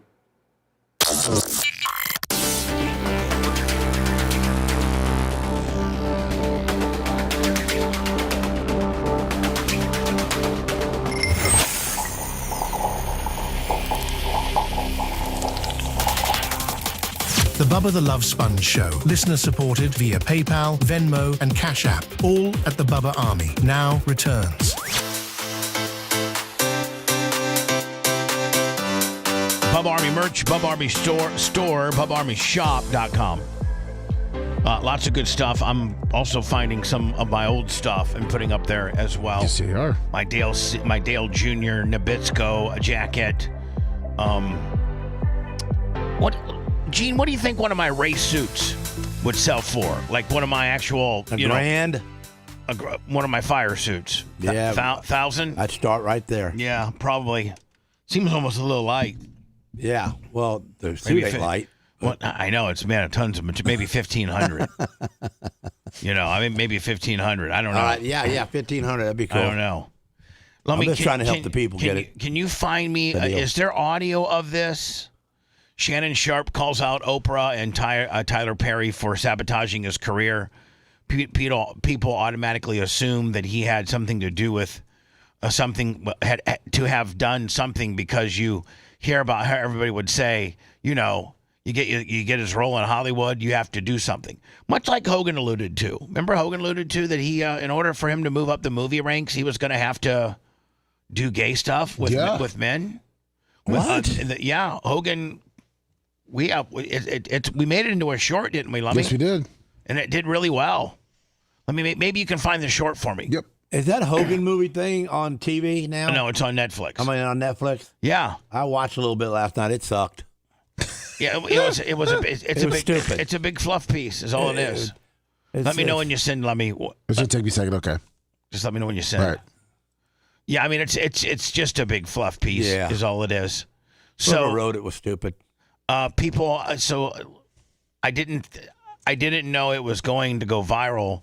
A lot of these clips go viral. I didn't think they could cancel Shannon Sharp. You know why? He's too popular for the everyday black person. Shannon Sharp, Snow Bunny Sharp. He has a podcast. He's interviewed Cat Williams. Cat Williams exposed everybody. Shannon Sharp played the whole interview before he interviewed Cat Williams. He interviewed Steve Harvey. Steve Harvey Oprah felt that Shannon Sharp would have been a little bit more should have been more protective over his reputations of the persons discussed in the forum. So I mean, should I know Shannon Sharp and Cat Williams? Yeah. They're two influential African Americans. Oh, that's right. Cat Williams is a very, very, very, very funny and talented comedian who does not care who he pisses off, and he does not care. That's and cool. And then Shannon Sharp is a well-known tight end, most notably from the Denver Broncos, that was the brother of Sterling Sharp, and went on to have a Pro Bowl career as a tight end in the NFL. Then went on and has gone on and done some television, some sports, some football-based, sports talk shows, and done well. And then he opened up. He has two podcasts. I think it's Club Shay Shay and then After Hours. Is that what it is, Lummy? Yes. So he does. Does he do 2 a day? Not anymore. He was, but he's not anymore. Right. So I mean, I'm assuming he probably, Gene, makes $15 to $20 million a year off of his podcasts. So he really is. He is cancelable in the fact that I think he got his ESPN deal pulled.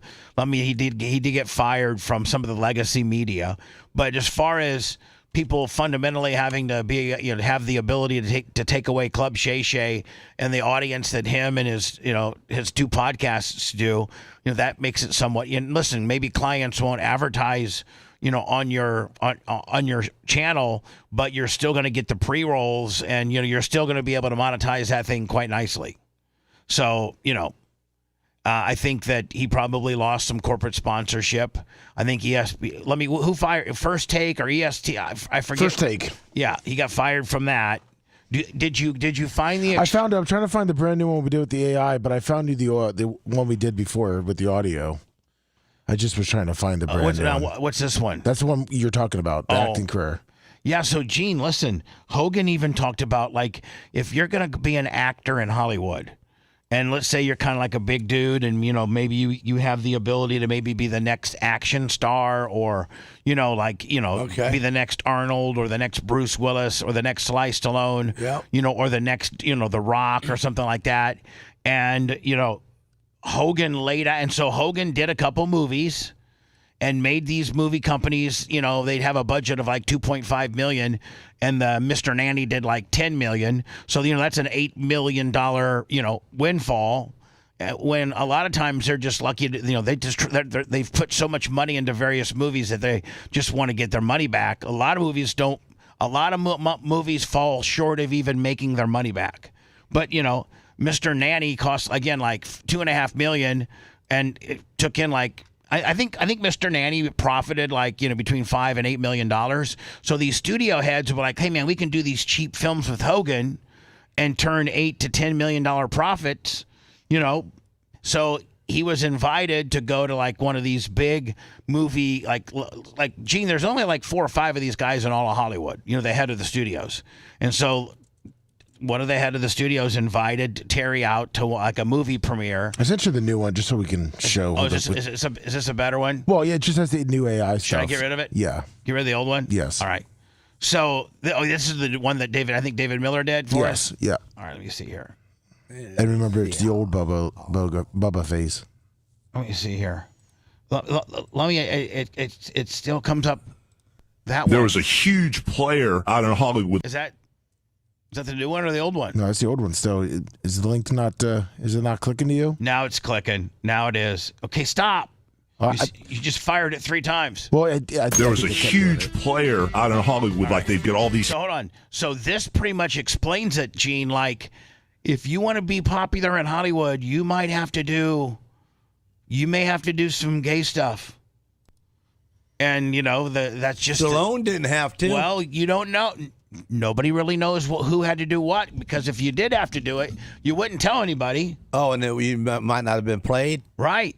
Oh, wow. So Nobody can speculate as So to the who did bosses what. are gay. Is that what you're saying? What's that? The bosses. Yeah, a lot of the movie heads were little movie heads. What wanted to They're bobbleheads. do exactly what Hogan said. Here's what he said. There was a huge player out in Hollywood, like they've got all these heads of the studios, Paramount and Universal and MGM and United Artists. And sometimes, like if John Wayne or The Rock get the push, it's all business. And then sometimes they wanted to kind of like take you under their wings. So I had made several of these little low-budget movies with New Line Cinema, Suburban Commando, Mr. Nanny, No Holds Barred. Made them for $2-3 million. And then they made like $20-30 million overseas. Back in the day, that was a lot of money. And all of a sudden, this big movie producer, he kind of like fell in love with me. And I was deaf, dumb, and blind, and I was going there trying to get the Hollywood break. And all of a sudden, I showed up late one time to a screening. He pulled me in the back room, and he goes, "Hey, what's wrong with you? How come you disrespect me? You're my boy now. Are you going to do what I say?" But it was heavier than that, bro. I mean, he was wanting me to get down and dirty with him. When I put the brakes on it, I said, "Brother, that's not my deal. I'm not into the strictly dickly stuff. Thank you very much, brother, but I'm going back to professional wrestling." That was pretty much it for me. And I was healthy. I was young. Stallone, Arnold, everybody was rocking with the action stuff. I could have had that opportunity, but that wasn't my deal. There was a So Hogan even went through it. Yeah, I had to blow him. No, Gene, shut up with your commentary, okay? Poor Hogan, bro. No, Hogan said no. I'm not doing it. Hogan came from Port Tampa. He should have put a whipping on that guy's head right about then. He instantly. Yeah, but he didn't want to get kicked out of the movie business. More so than he already is going to by not taking their sexual advances. At that time, did he not know he was going to be an icon in the wrestling business? It was early on, and probably he not. Didn't know. Probably not to the extent that he did. That it ended up happening. Right. Probably not. Man, even guys got to work their way to the top doing that. Well, don't you remember that movie producer, or the music producer Bubba knew in Orlando? Ron Perlman. Yeah, Ron Perlman. Yeah, Ron Perlman. He used to groom boy bands. Well, he I think his first was Backstreet Boys, weren't they? I believe so. Yeah. And he would groom these guys. And boy, God really messed up in the beginning making sex happen. God really messed up in the beginning for making sex happen. Jeez. Well, I mean, that's our only way to between sex and the Bible, dude, we're doomed.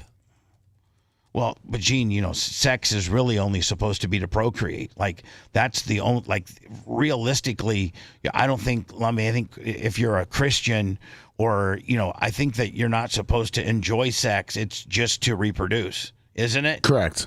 Tell the preacher that. Yeah, and you're not supposed to waste. Yeah, because they considered it wasting your seed. Yeah, so like if you masturbate, and any time that your seed does not go to impregnate your significant other, it's a sin. Then it's a sin. Yeah. Yes, it's a sin.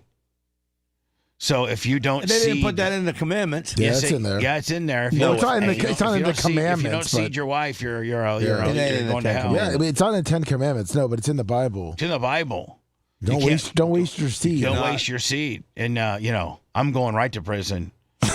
I mean, like I've done so many things. Prison, going to hell. No, like I'm just saying, like I'm going right to wherever the worst spot that you go to and you die, because I've wasted my seed. I hope I don't, but if I do, I'll hang out with you.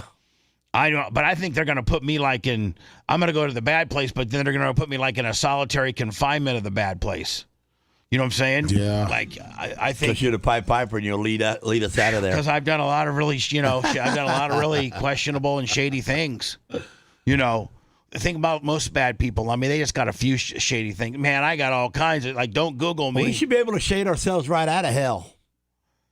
You know what I'm saying? Or maybe hell's cool. Like it's going to have a lot of our friends in there. What I'm saying is, maybe we can make, since Fabrizi's going to be there and Jimmy's going to be there. All the actors. Larry's going to be there. Everybody from all the cool Intimate people. Island. Tony's going to be there. Sumo's going to be there. Why did you throw him in? Just Sumo's going to be there. There's just a lot of people. A lot of my boys are going to be in hell with me. So I'm thinking, I might know more people in hell than heaven. I don't know. I might get up to heaven and be like, man, I don't even know who any of you people are. Unless they flip the script and right before, they ask for forgiveness. No, I think that God. That can't work. I argue with that with my wife all the time. That don't work. I think God knows. You can't get God at the last moment. Yeah, if you're a serial killer sitting on death row. Come on, man. According to the Bible, man. If that's the truth, man, Jesus, then it's crooked. Jesus kind of fibbed a little bit in the Bible. Jesus said he helped out one guy that was on the cross next to him. I know. Gave everyone hope. Jesus might have done a few, So Jesus make a on wish. the cross. He might have done a few make a wish deals, but Brother, call me the man, and I'll let you free. For the most part, Really?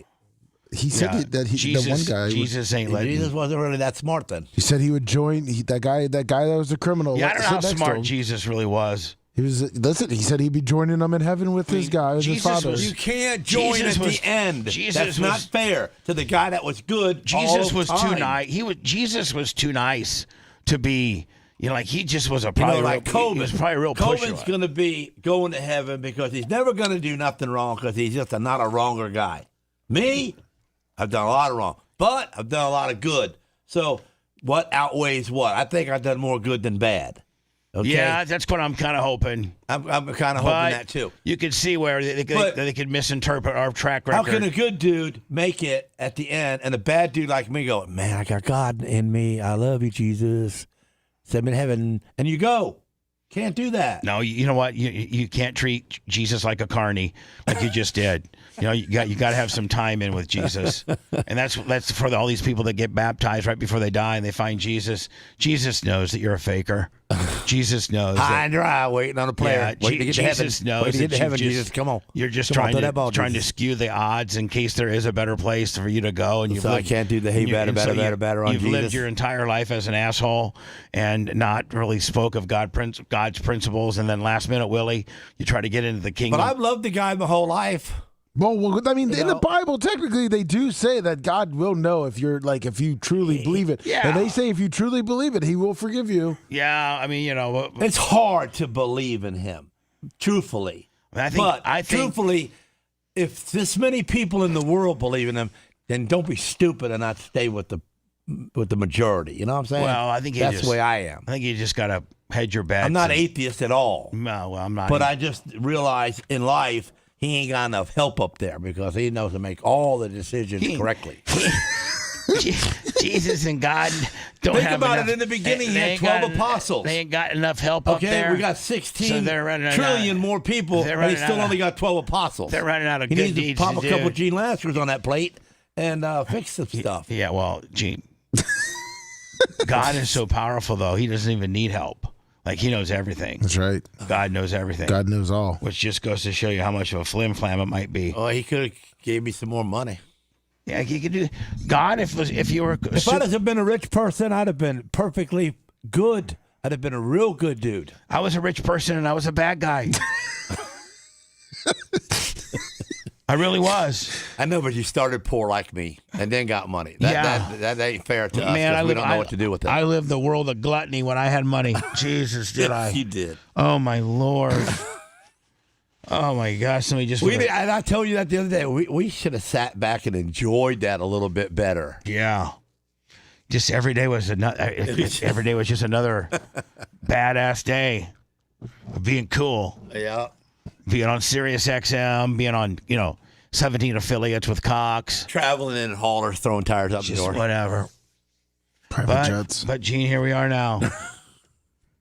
Well, only 2 Bubba Army signs left on the wall. There's only 2 Bubba Army. No, there's 3. There's 3. There's 3 signs left, 2 TVs, and just a smattering of equipment as we're getting ready to make the trek over to the new place. Well, we know God don't love you all that much anyway, because simple fact is you got kidney stones. Yeah, I think that's one of God's way of just showing. Yeah, I'm a dick. Yeah, if you got kidney stones, I don't care what you think spiritually and how religious of a person you are. God's already putting you in the dick zone. Like that's like what God does as an appetizer to get you ready for how painful hell's going to be. Man. God says, listen, everybody, everybody that's going to hell, I'm going to give you kidney stones so that you can feel just an appetizer of how bad hell is. This is a walk in the park compared to hell. So, you know what? I think that's a great analogy. Yep. If you got kidney stones, God does not love you, and you're going to hell. He's just getting you ready for it. You got the appetizer? He's just showing you the bread, the pain. Oof. And this is nothing compared He's to got hell. other packages in there, not just kidney stones. He gave me arthritis since I've been 11. Yeah, so he's giving you, you know what? And then he gave you a little bit small of a brain and a real active mouth. He gave you that. Yeah, but that got me to the game, man. That got me on the show. Yeah. God's given us all some type of equation, has he not? Yeah. Because God gave me to you, so that's why you are going to hell. Who, me? Yeah, that's the punishment. If the good Lord, got me into this for you, and because every day you walk out crapping. Way to make God's work your own, Gene. You narcissistic hillbilly. Let's all take a moment. Remember, this show is about words, not actions. Okay, there is a God. More of the Bubba the Love Sponge Show after this.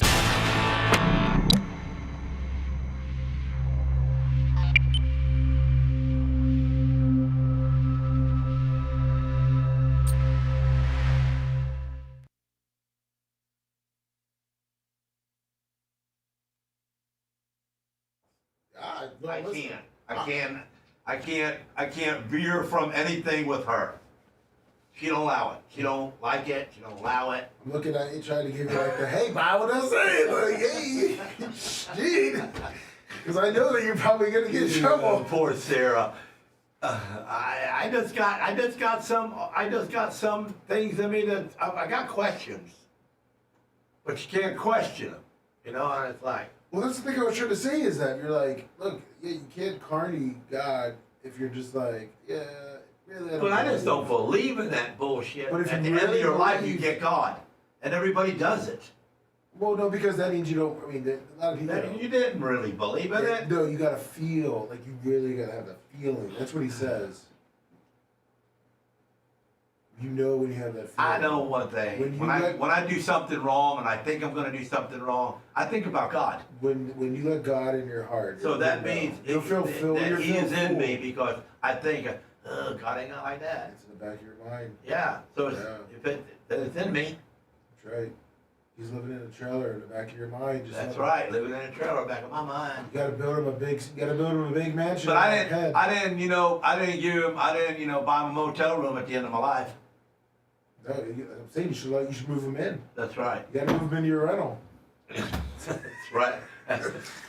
So you can be your neighbor. What's Oscar up to? He was.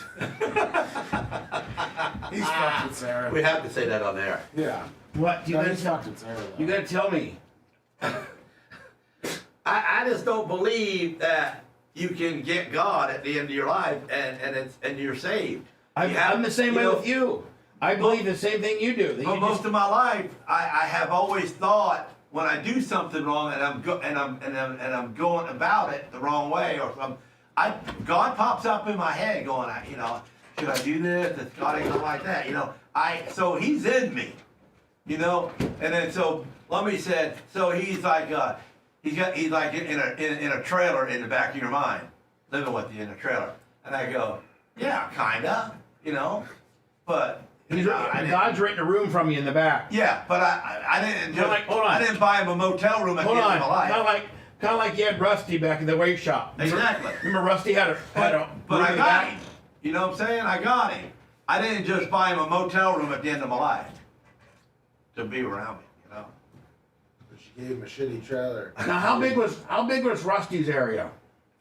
Oh man, it was about as big as the width of this shop from that wall to my computer. Yeah, about that. Had a big living room. Walk in a living room, and then which was a bed that flipped out, and then the little hallway in the middle with the bathroom to the right.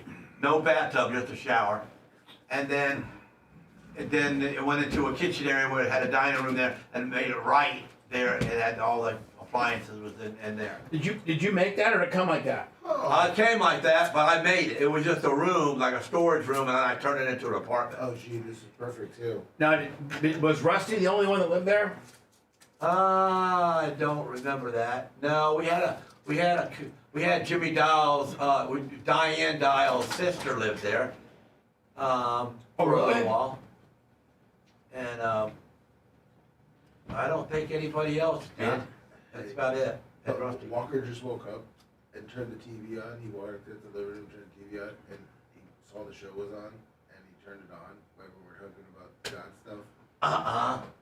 What did he said? You in trouble? Well, no. Ashley said Walker comes. He goes, "Mommy, Bubba doesn't have hair on his face." There's Uncle Gene. What are they talking about? I'm like, just change the channel right now. There's Uncle Gene and Uncle Bubba. That's. What did he have a beard or something last time you seen him? Yeah. Well, because the goatee is. Goatee. Oh, okay, yeah. Gene probably doesn't even notice I'm clean shaven. Huh? Did you know Bubba shaved? Gene didn't even notice that I shaved. Yeah, I noticed you shaved. I thought you shaved a while back. What did you say? You thought you shaved a while back. Yeah. I thought you.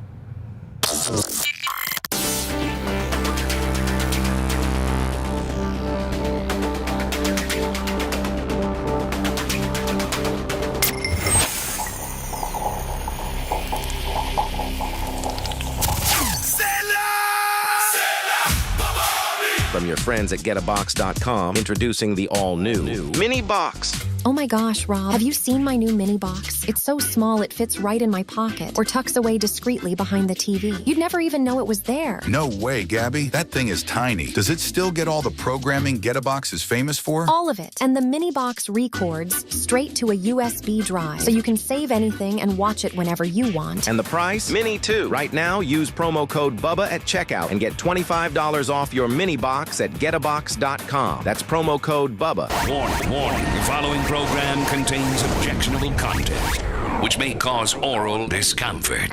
This is the Bubba the Love Sponge Show.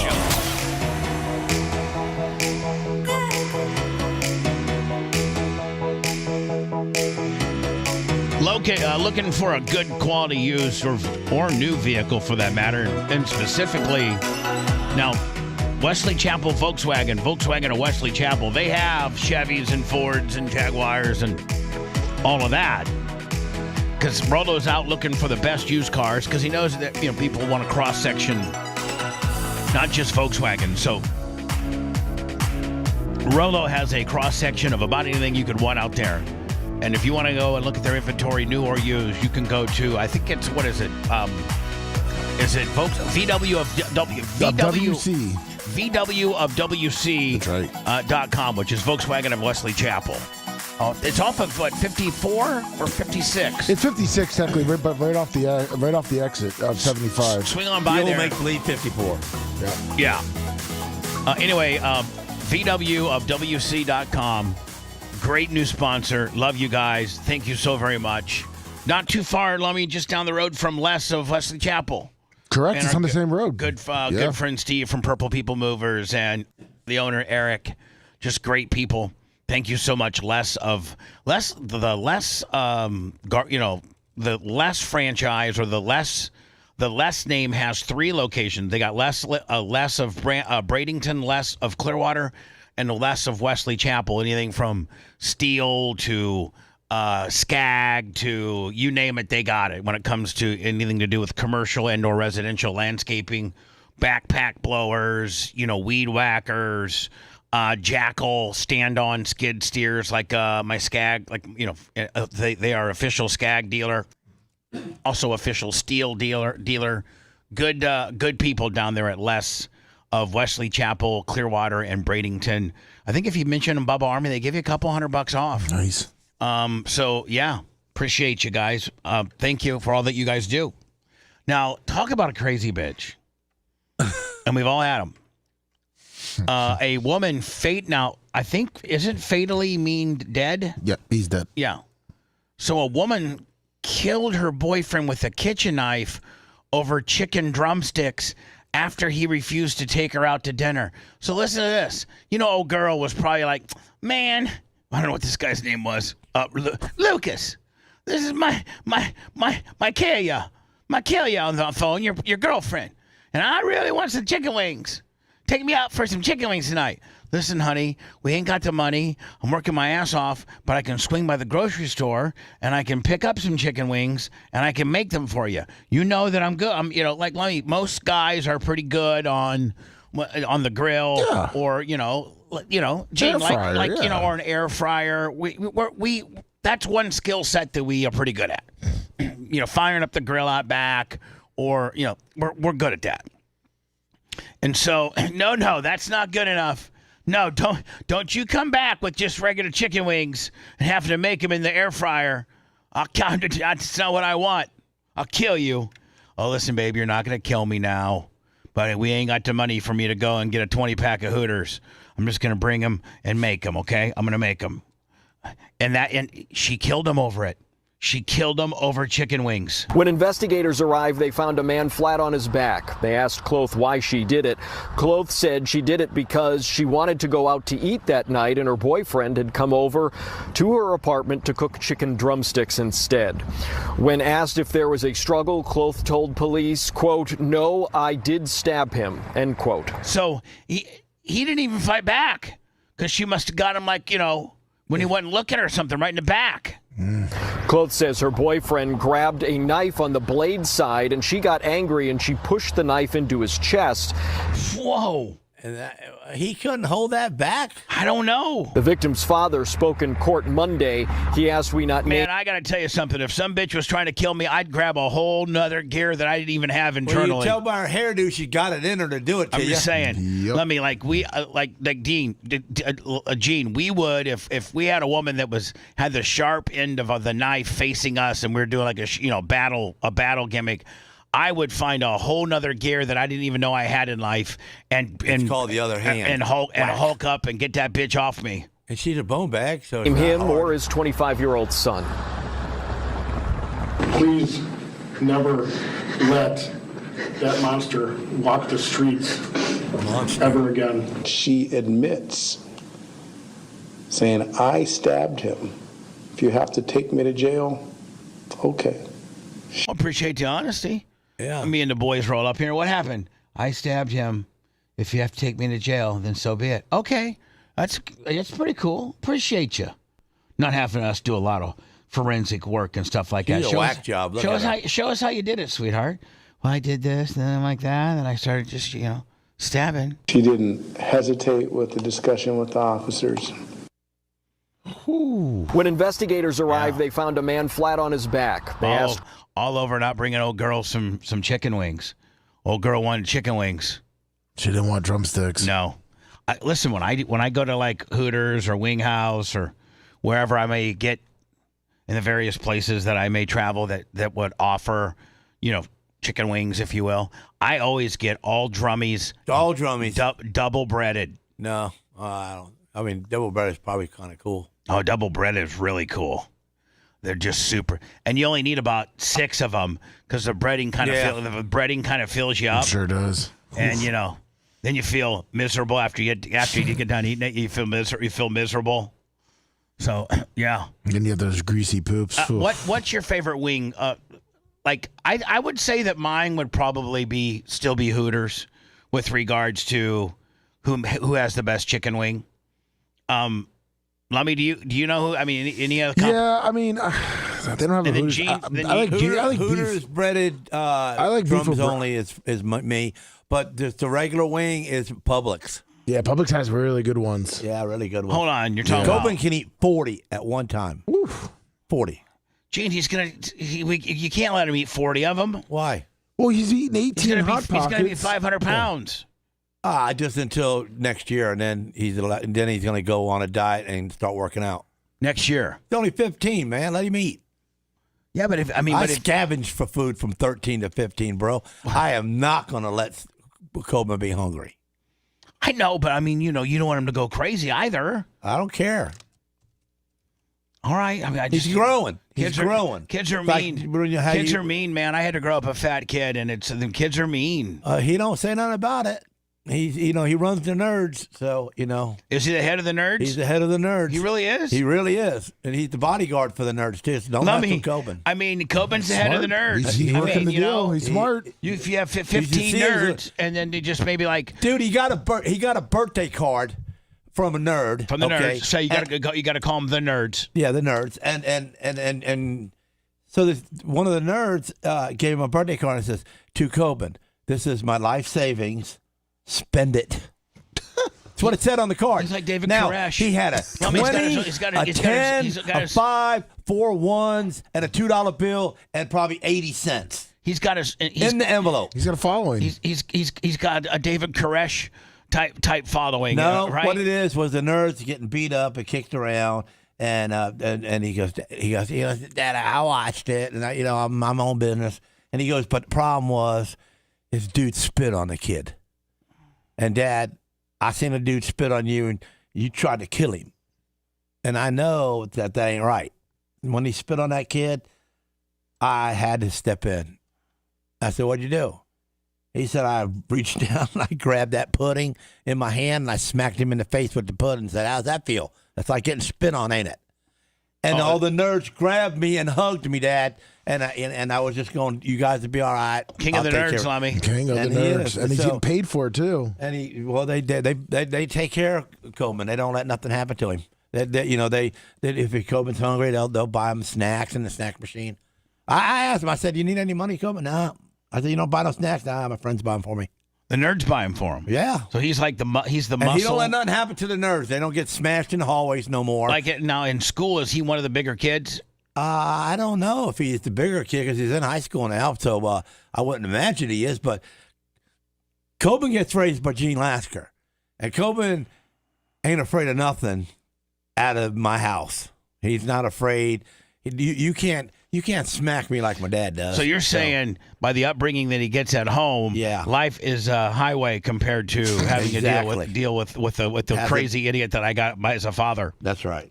So if I can handle him, there's nobody that's got any nonsense around here that I have to really worry about, right? Yeah, and he says it to me too. He goes, "Listen, Dad, I listen to you, and I don't listen to nobody else." He better be getting straight A's. Those kids should be doing his He don't homework. get straight A's, Lummy, but he don't get no F's. Yeah, I was gonna say the Nerds should be doing all his homework. That should be a new country song.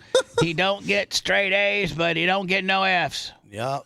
So anyway, has indicted former FBI. This is the second time they've indicted him, and will this one stick finally, Lummy? The first, I think so. The first one was under the Trump administration, right? The first time that Comey got indicted, and he was the head of the FBI, correct? Yes. And is that whatever crime he supposedly committed? No, for this one, it's his social media post where he put.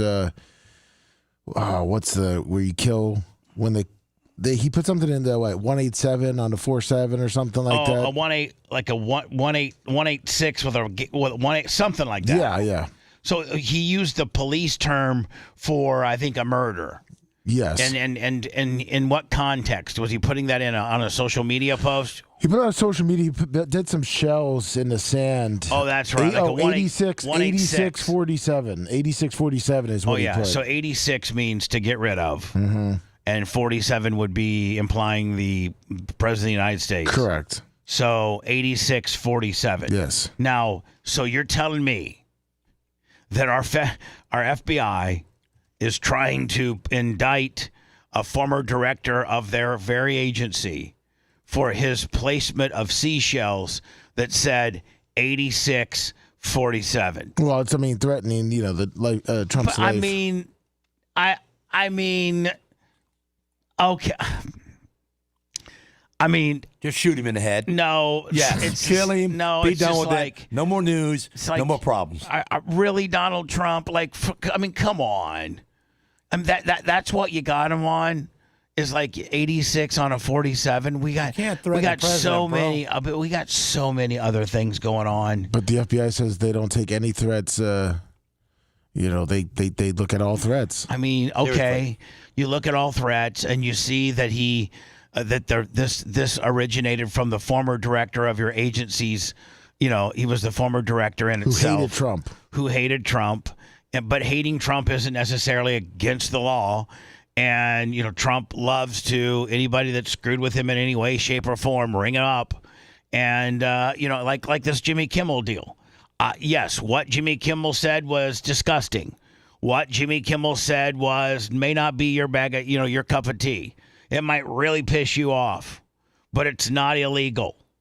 It's not illegal. It's not in bounds to where the FCC now, the government or the president and the commissioner of the FCC can weaponize this particular agency to go after television stations that are ABC affiliated and potentially pull their broadcast licenses over something that their late night comedian monologued in a satire, hyperbole, obvious skit, in an obvious skit and bit, that was chock full of, hyperbole and chock full of all of that you're going to be able to turn that violation, which isn't even a violation. Like, if he would have used curse words or, been sexually descriptive or used bodily fluids, there's various topics that I know, having done, having broadcasted for, 40 years, and more importantly, having been fined by this particular agency that's trying to levy these fines, I consider myself probably a little bit of an expert with regards to the FCC. I know. And I have been, I have been a target of their witch hunting.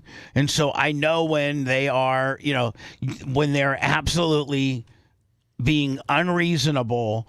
And listen, you may not like what Jimmy Kimmel said, and what he said may have been very disrespectful to our president. Yes, indeed. But it's not illegal.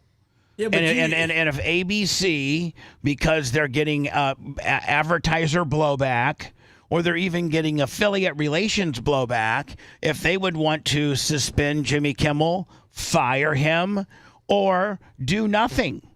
It's their right to do whatever they feel fit, including but not limited to nothing.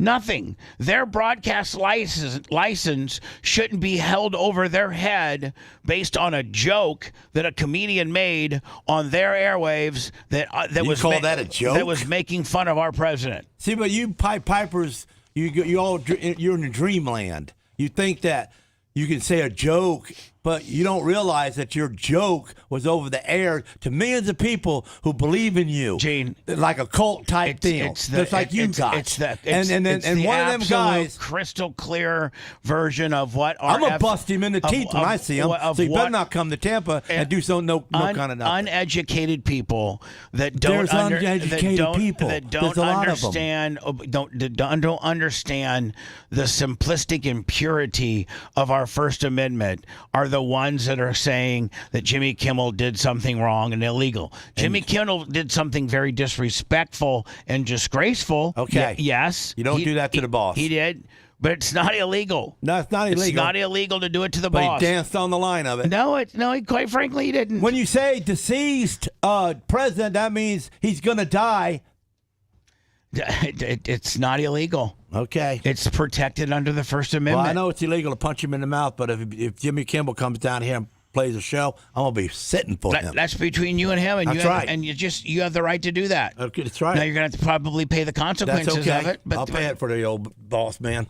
But I mean, you can take radio stations and television stations' licenses away from them when they have committed FCC violations, community standards, talk, obscenity, not keeping their public file, not keeping a good EOE file, and when the job's up for grabs, how the procedures that you walk through to post that job. And that potential on-air position available to anybody in the public that wants to sign up, while not using race, creed, religion as a variable that puts one person more likely to get the job than others. There's so many things you have to jump through as a responsible broadcasting company that your late night talk show host making a disgusting and quite frankly sickening attempt at humor about Melania looking like a distressed widow. But that's not illegal. It's distasteful. You may, Jimmy Kimmel may suffer the repercussions of clients leaving, of his parent company not wanting to retain his his employment. But it would be solely their decision, and it should never be based on the federal government being able to hold your broadcast license over your head. There's only a few things that they're allowed to hold that license over your head with. And what Jimmy Kimmel said in an attempt to be funny that last night is not one of them. So, I mean, Jimmy Kimmel better not say that about an outlaw, boss. Oh, Jimmy Kimmel, I mean. Because you know what? His First Amendment will stop right in his throat. Well, you just can't. I understand that. He's way over the line. We wasn't way over the line, and we got smashed. But well, my language was over the line, and my sexual depictions, and the fact that I got Scooby Doo and Shaggy, who are cartoon characters, going out and trying to find crack rocks and pick up sluts for hookers. They found that offensive, especially using a cartoon character, which might be more likely for a kid. Listen, what they got me on is complete bullcrap. Here's one of their excuses.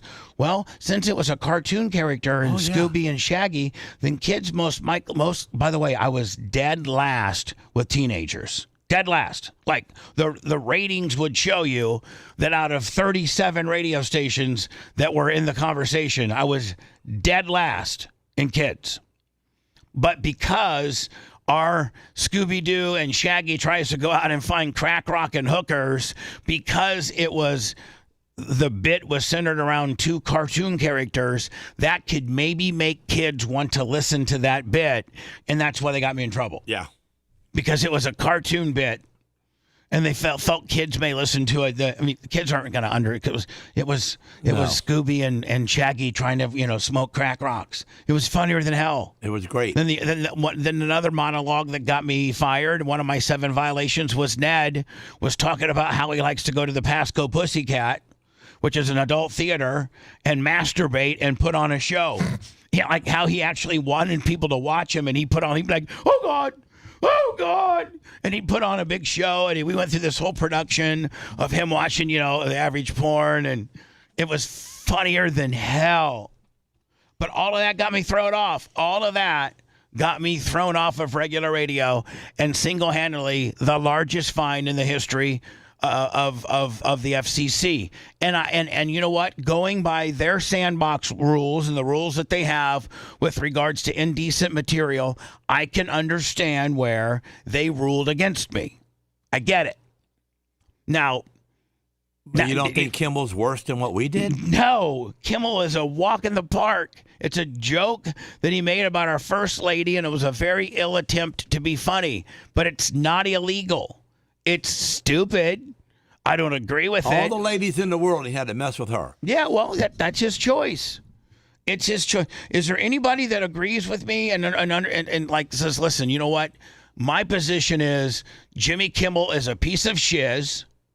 I hope that ABC gets rid of him just based on him not being able to garner an audience anymore, and that I think it's wrong for the Federal Communications Commission to hold up your license. Some of these stations that they're trying to use against ABC, their license just got renewed like last year, and you don't need to renew them for every 5 years. They're gathering up these ABC stations that, are 4 years away from being renewed and trying to take these stations' licenses away based on Jimmy Kimmel's ill attempt at a stupid joke. And I don't think that that's right. That's not what the FCC is supposed to do. And it's completely interpreting, and it's the president playing God. Nobody can talk anything bad about me. No jokes, no nothing. I'll say, well, listen, you got to put up with It's a joke about being killed. It wasn't a joke. There's been joke about his voice and her stupid hairdo he's got. I get it, but not he's dead. Well, Gene, it's not. Again, it upsets you, and I understand. Yeah, man, it's not right. But it's not illegal. I don't care. He's the boss. How he got there, I don't care. But he probably shouldn't have said that. That kind of frank dialogue troubles me. More of the Bubba the Love Sponge Show after this.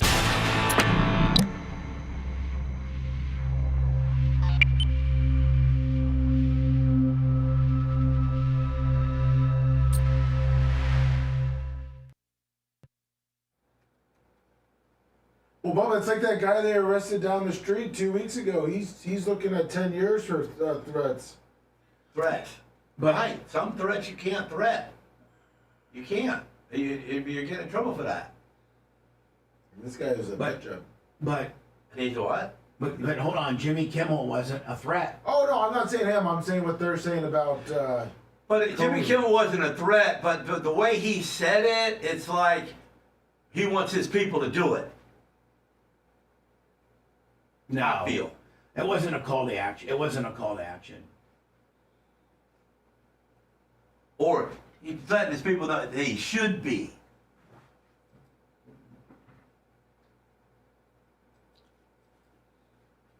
Man, this internet sure has got this world jacked up, and on it. Oh yeah, it does. Oh, it's got everybody fucking full hot. Jesus, it's so different now. Thank you much.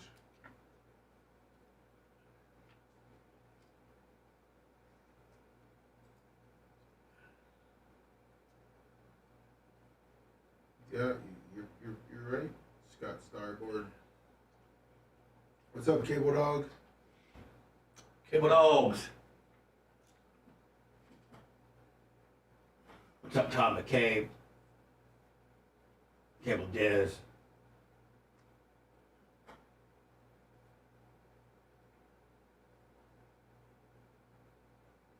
That's true, Rainey.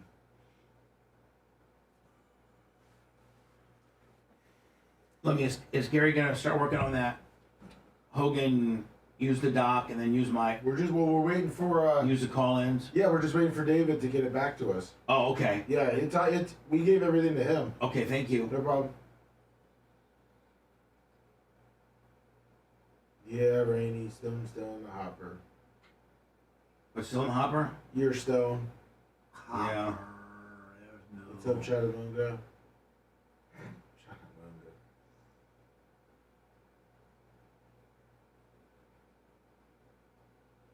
True, Honey Jokes. What's up, Dirt Merchant?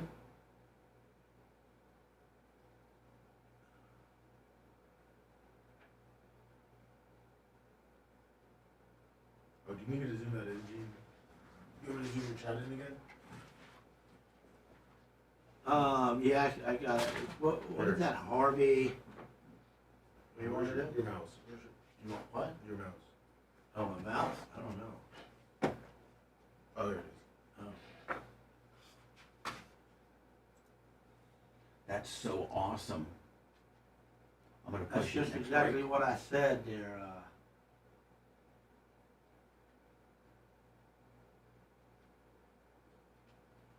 Scott Starboard. Yeah, that's great right there, man. Is that right there? Yeah, hell yeah. And how about it? I can read chat now. Shit now. Yeah, how about it? How about it? What was it? They never said Joe Kim. Bubba doesn't realize even though rhetoric of suggestion is taking Trump causes stupid leftists to do things. They are psycho. What's up, Heidi? That's right, Henry J. Jacks. I try to tell him that. And he knows it. He believes it too.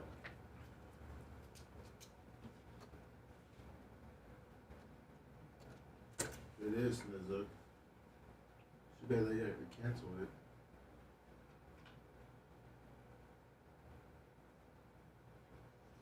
Removed it.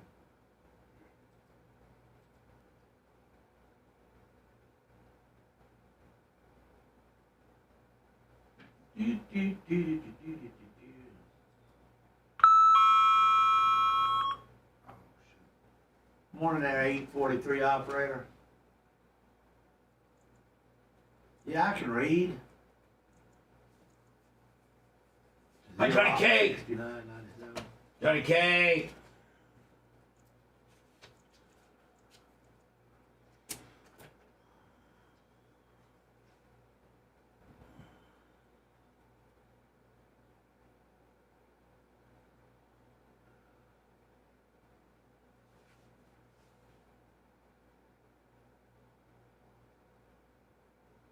How about a Jefferson? New York Greg. Morning.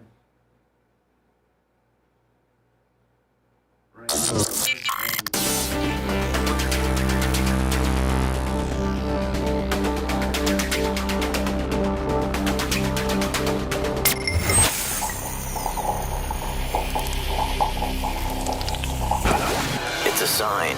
The end times are here. Ultra-powerful hurricanes, tsunamis, massive earthquakes, and Bubba, the Love Sponge. Sorry.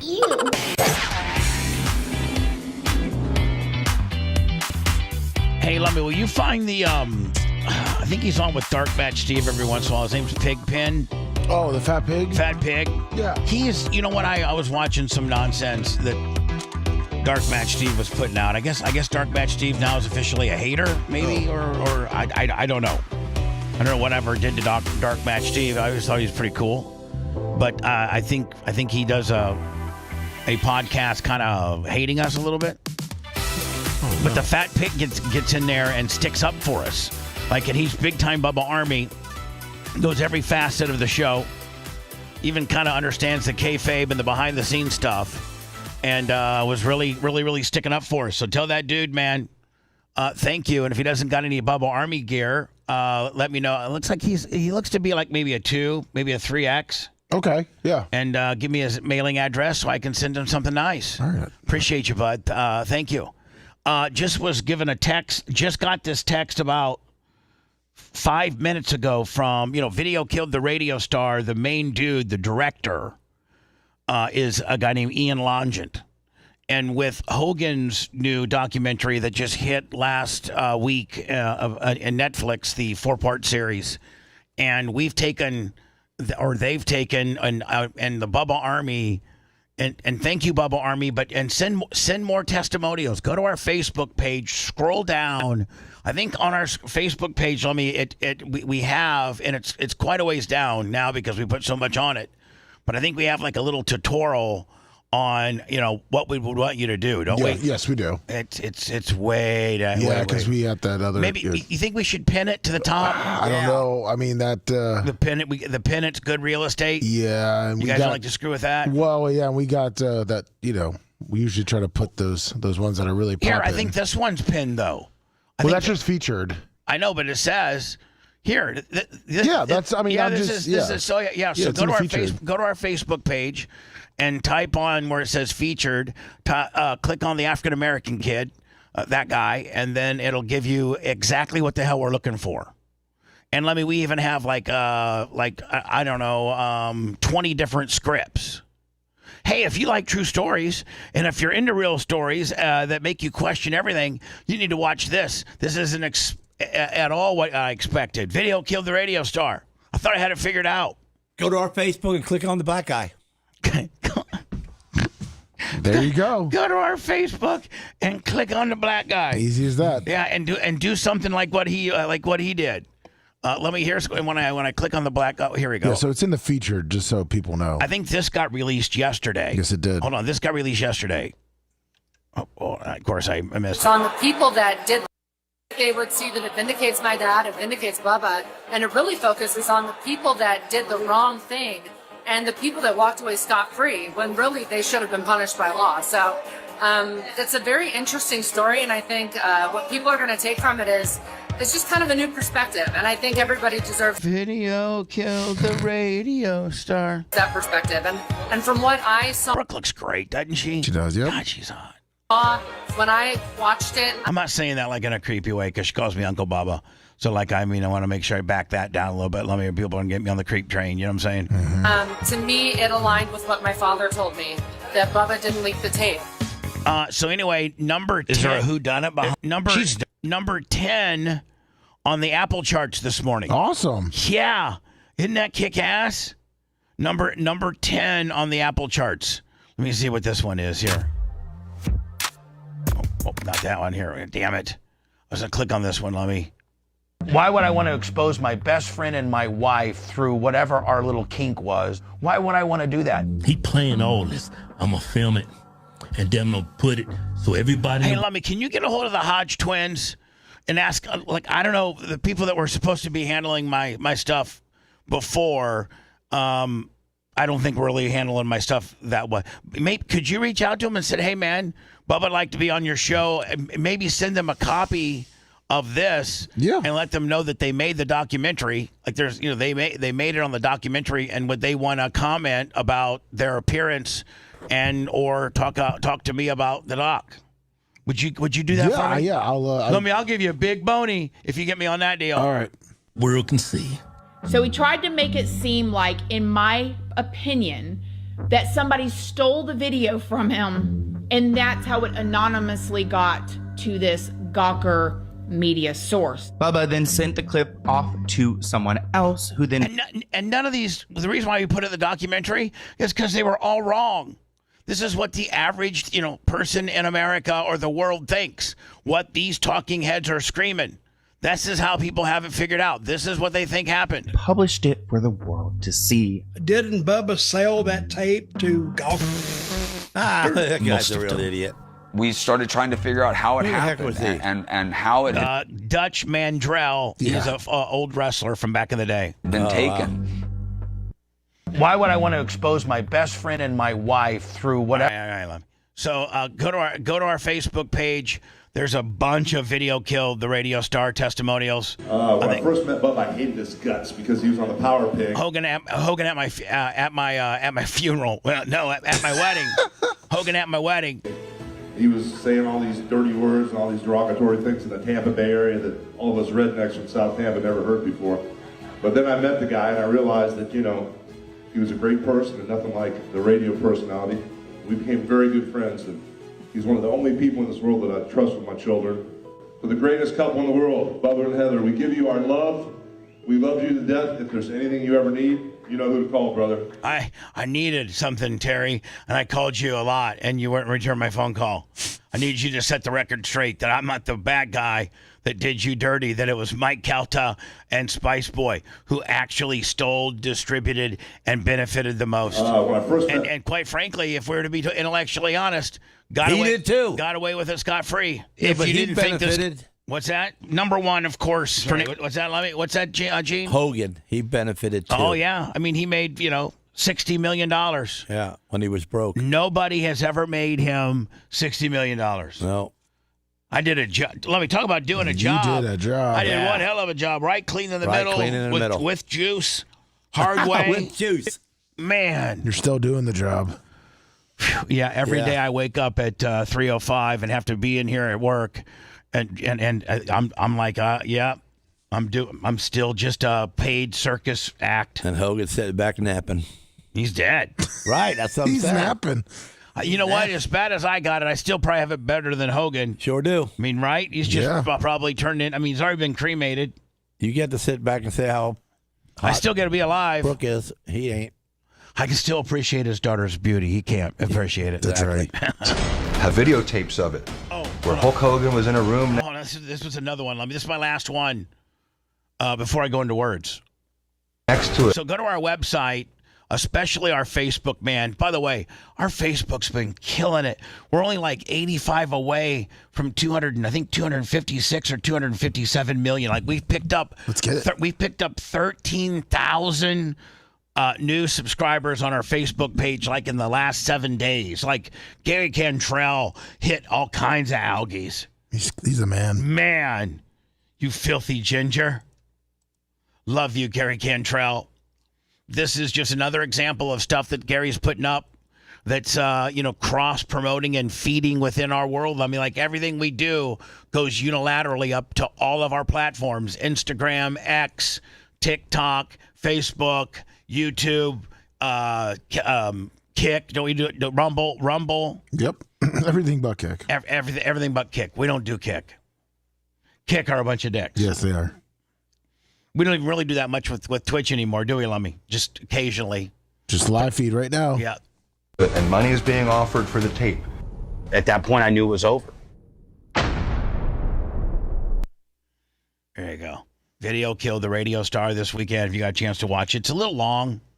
I think they're gonna maybe re-edit it. Really? Cut it down? And I think You did what? The next opportunity they may have is going to be where they want this in 3 episodes. They want Video Killed the Radio Star in 3 episodes. At that point, the time makes sense. You know what I'm saying? Yeah. Right at like an hour and 2 minutes per episode. That's perfect. So I think that's what the Hogan doc is, but he's 4 episodes. Yeah. So I think Video Kill the Radio Star could solidly get it done in 3. The next place I can't wait to tell you, like it's going to be continued. Please to go to Amazon Prime and you'll find it there, and you'll also find it on Apple TV. Those are the 2 places you can get it now. And I would appreciate it if you go watch it, because we are number 10 today on Apple. I mean, and the producers all send me little copies of that, and I feel super proud and what have you. But the next distribution platform that they go on, which I think is about 2 months away, is going to be, you don't have to pay nothing for it. It's going to be free. Oh. Just sit through a couple commercials here and there. Nice. That should be kick-ass. Yeah. Mission accomplished. Another segment filled. More of the Bubba the Love Sponge show after this.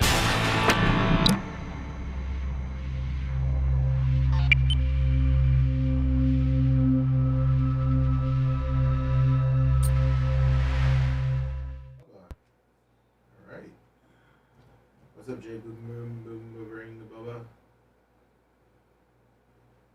Try Jimmy the Bear.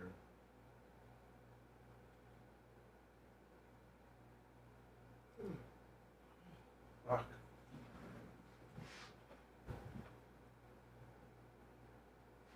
So did you make that commercial for the box? Yeah. I knew it. Why? I just fucking knew it. Because it's you. All that wording, it's wrong, but not wrong. You know, I got a little box. Yeah. Lummy. Yes, sir. What is he talking about? The Get a Box. The Get a Box commercial where the girl talks about having a little box. I didn't write that, Gene. Oh, okay. That's well, you should have. No, because that's you all day long. Can you tell him that, That was he's completely out of fucking gas? Get a Box people. Yeah. He's completely out of fucking gas. Yeah. Gotta go to the next script, Jay. Ah, damn.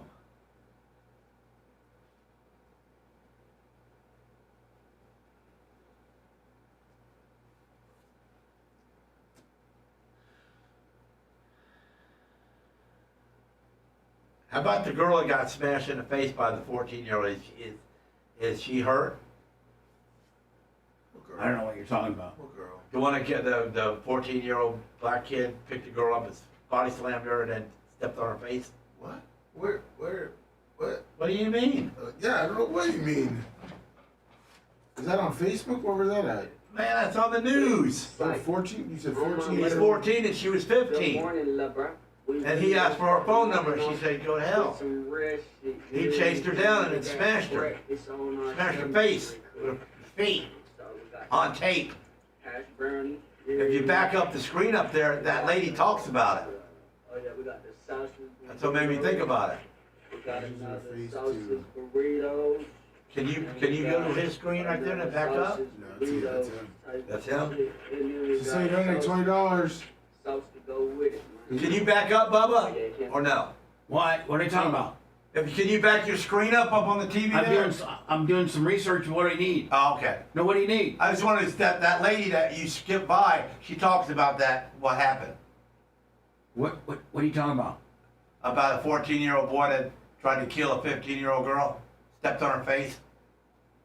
Right. Where's it at? Where's it at? I found the news articles. Looks like it happened last week. Yeah. What? It happened last week. It's very violent, man. Send It's it to on me. TV. I just sent it to you. I don't even know what the fuck he is talking about. I was just found He is so fucking retarded. No, I'm not. You just missed out on something that happened in life. I just sent it to you. It's big news right now. Well, it is to me, I guess. I'll see if I can find But that one lady, she talks about it, man. She really threatens the world. What? I didn't even see the video.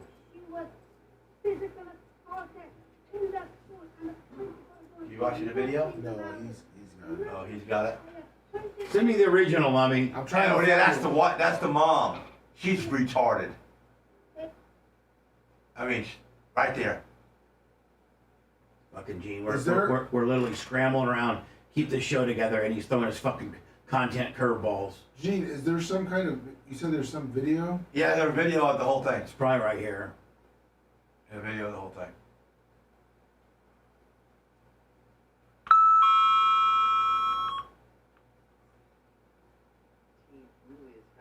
He stumps right on her face. He's asking her for a phone number. She's saying no. He says, stand here. Stand here. And then she walks away. All right, I got it, Gene. Thank you. I don't need your commentary. Thank you. I got it from here. Trying to help you out, Bubba. I got it from here. Just trying fucking to help you out. Just jump in. Just double dutch yourself in. Just double dutch yourself in when we're talking about it. Here we go.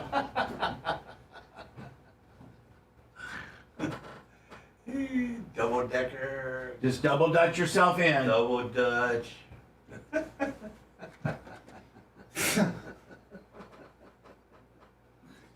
He truthfully hates me. He do know.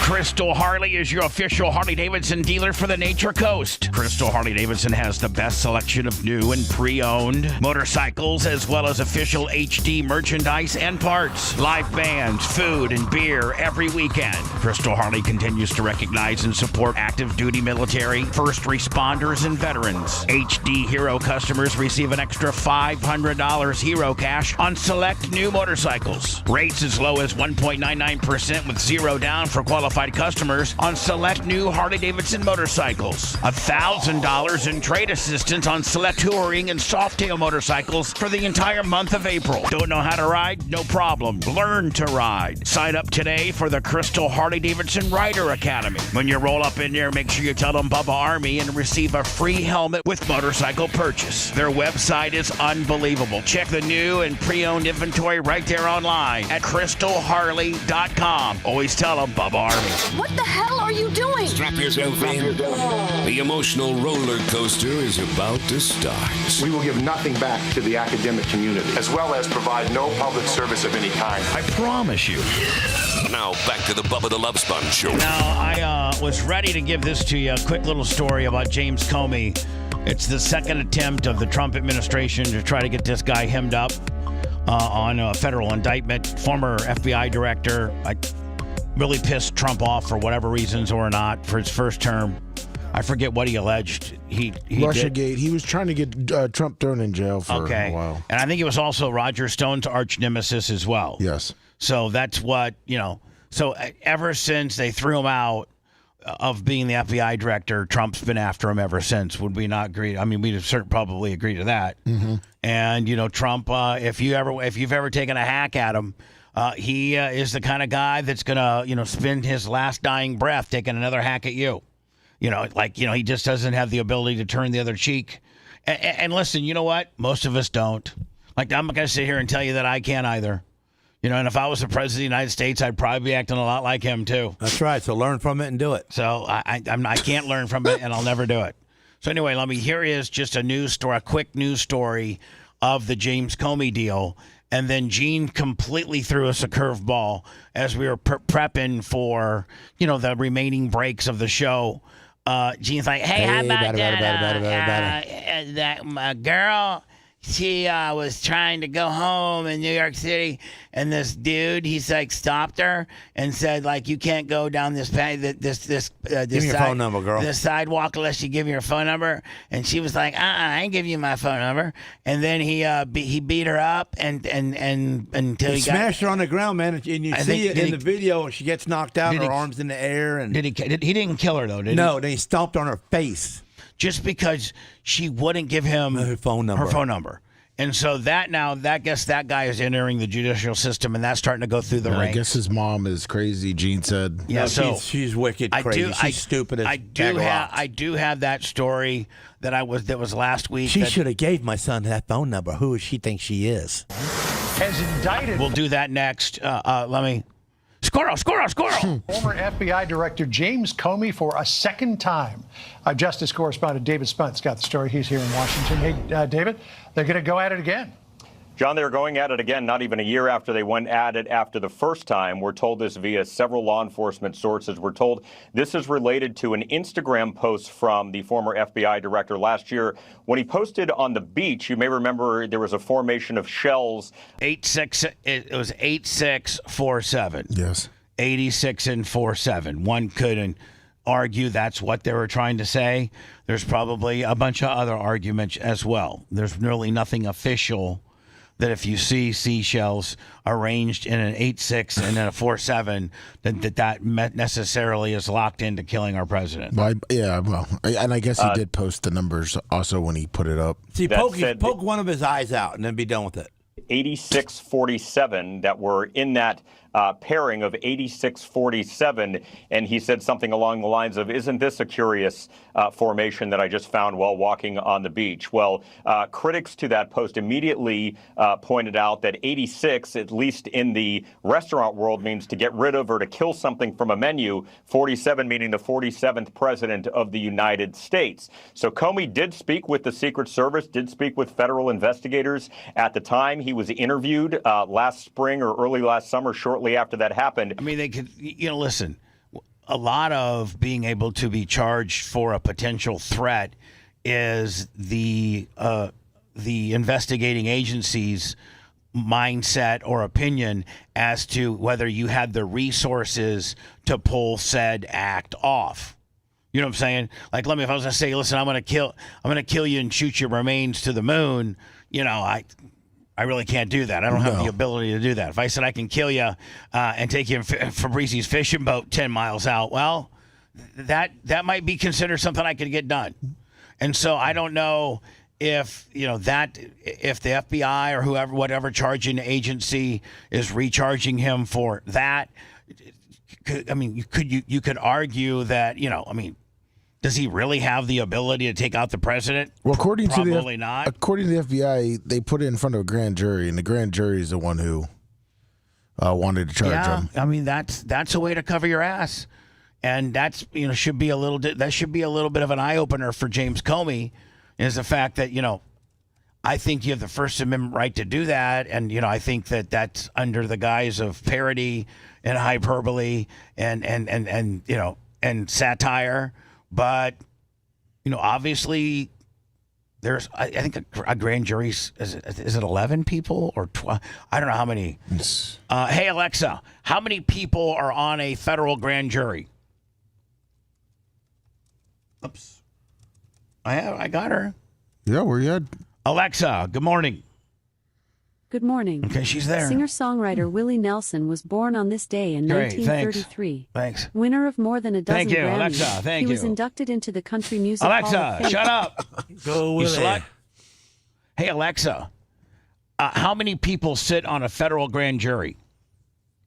Sorry, I don't know that one. At least 16 to 23 members. Let me bing. I said it's 16 to 23. No charges were ever filed, but now it appears that he has been indicted today. We're working to learn more about the indictment. We're waiting to see if officials have anything to say on this. That is the post that you see right there. Cool shell formation on my beach. It could be what? An S6. Yeah, I mean, there's a bunch of different ways. Yeah.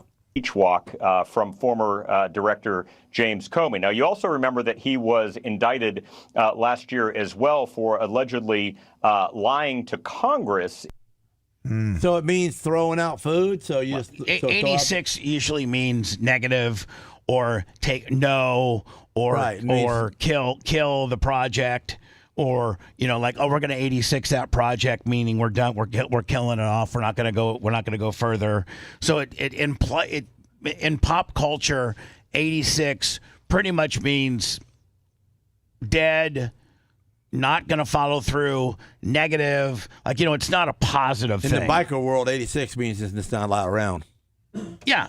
Removed. Not killed. Yeah, but at just, all. 86 means that Not allowed around. That element is not allowed Yeah. around for whatever you guys are doing. Not allowed around. So what's the big deal?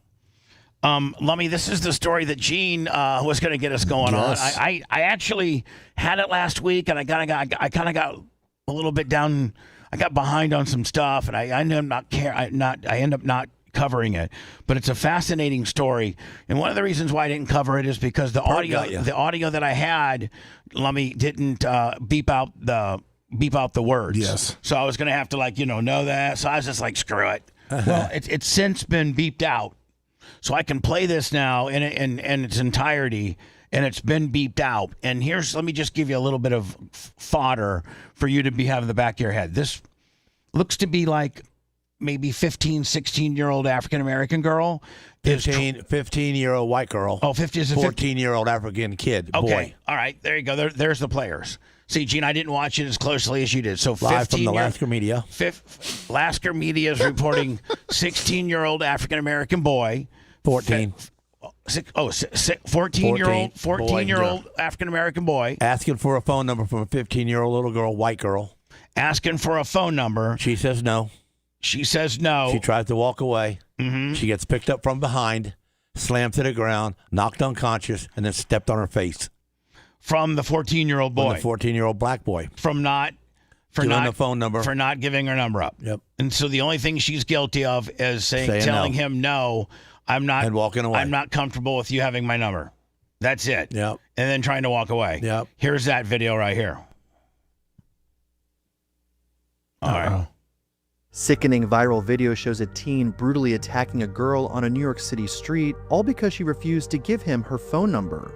In the graphic clip, which is circulating on social media, the 14-year-old brute confronts the 15-year-old girl on the corner of East 107th Street and 3rd Avenue in East Harlem around 3:30 p.m. on Monday after school got out. What happens next is difficult to watch. Yeah, actually, there's a video. This video lays it all out. Here we go. I just got smack out of you right now, right? Do it. No, you stand right here. You will. No, you stand right here. You stand here. Well, no, because you Let's go. Oh, word? Now tell me what you do if this is happening to your daughter. Watch this. Oh, now look at her arm in the air. She's damn it! I want to kill him. Oh man! You can't do that to little girls. Oh man, and the mom is a nutso. I'm reading her statements.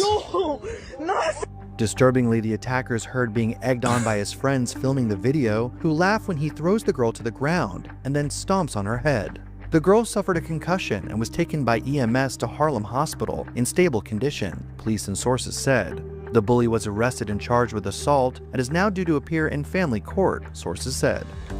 The video comes only days after another disturbing incident in New York City involving teens, in which a suspected backpack-wearing thug opened fire on a 15-year-old boy at a Queens park during a heated brawl on the night of April 16th, with sources saying the deadly... we're just killing ourselves as Americans. Mm-hmm. Like, we don't even care about our fellow American, or if you're a kid, or we just are so... We're animals.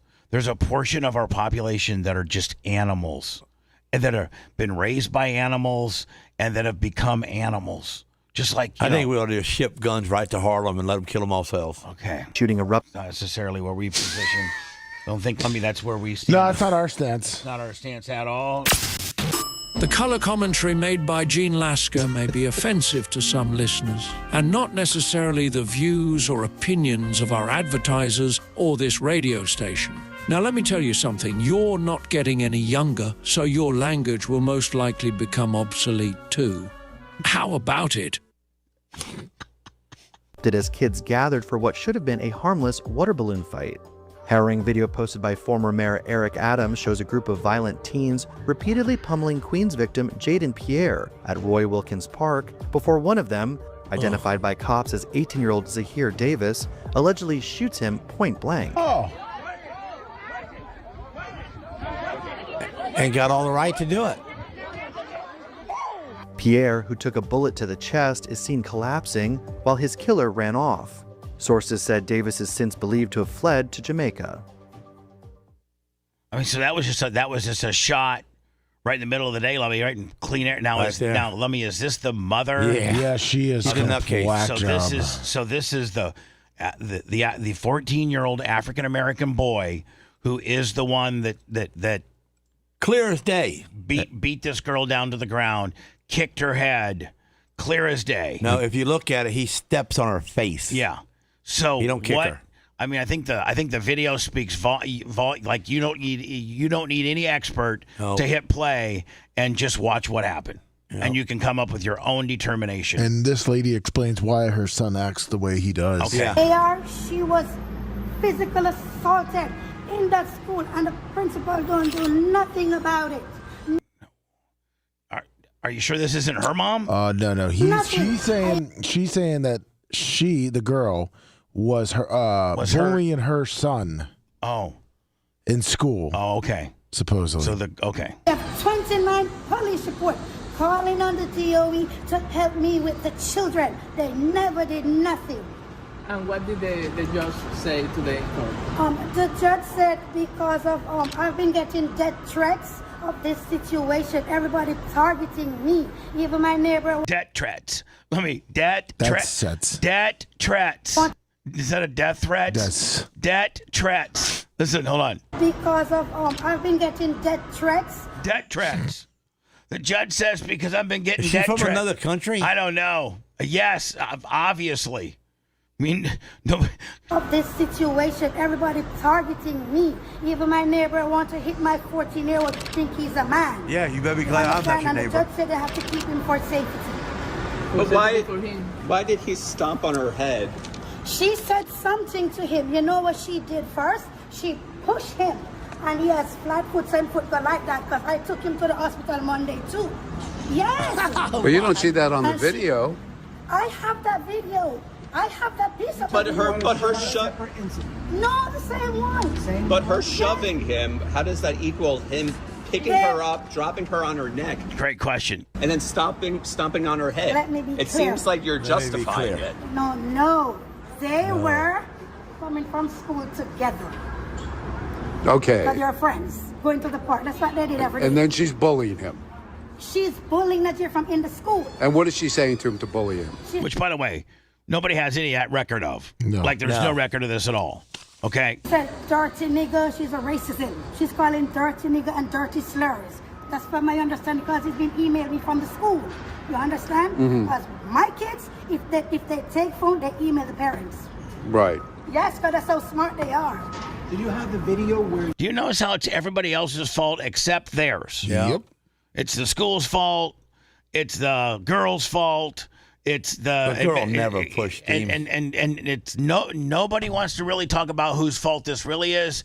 Is that 14-year-old monster of a kid that you've raised and coddled, and he probably doesn't have a male-like figure around the home, which is about 80% of the problem.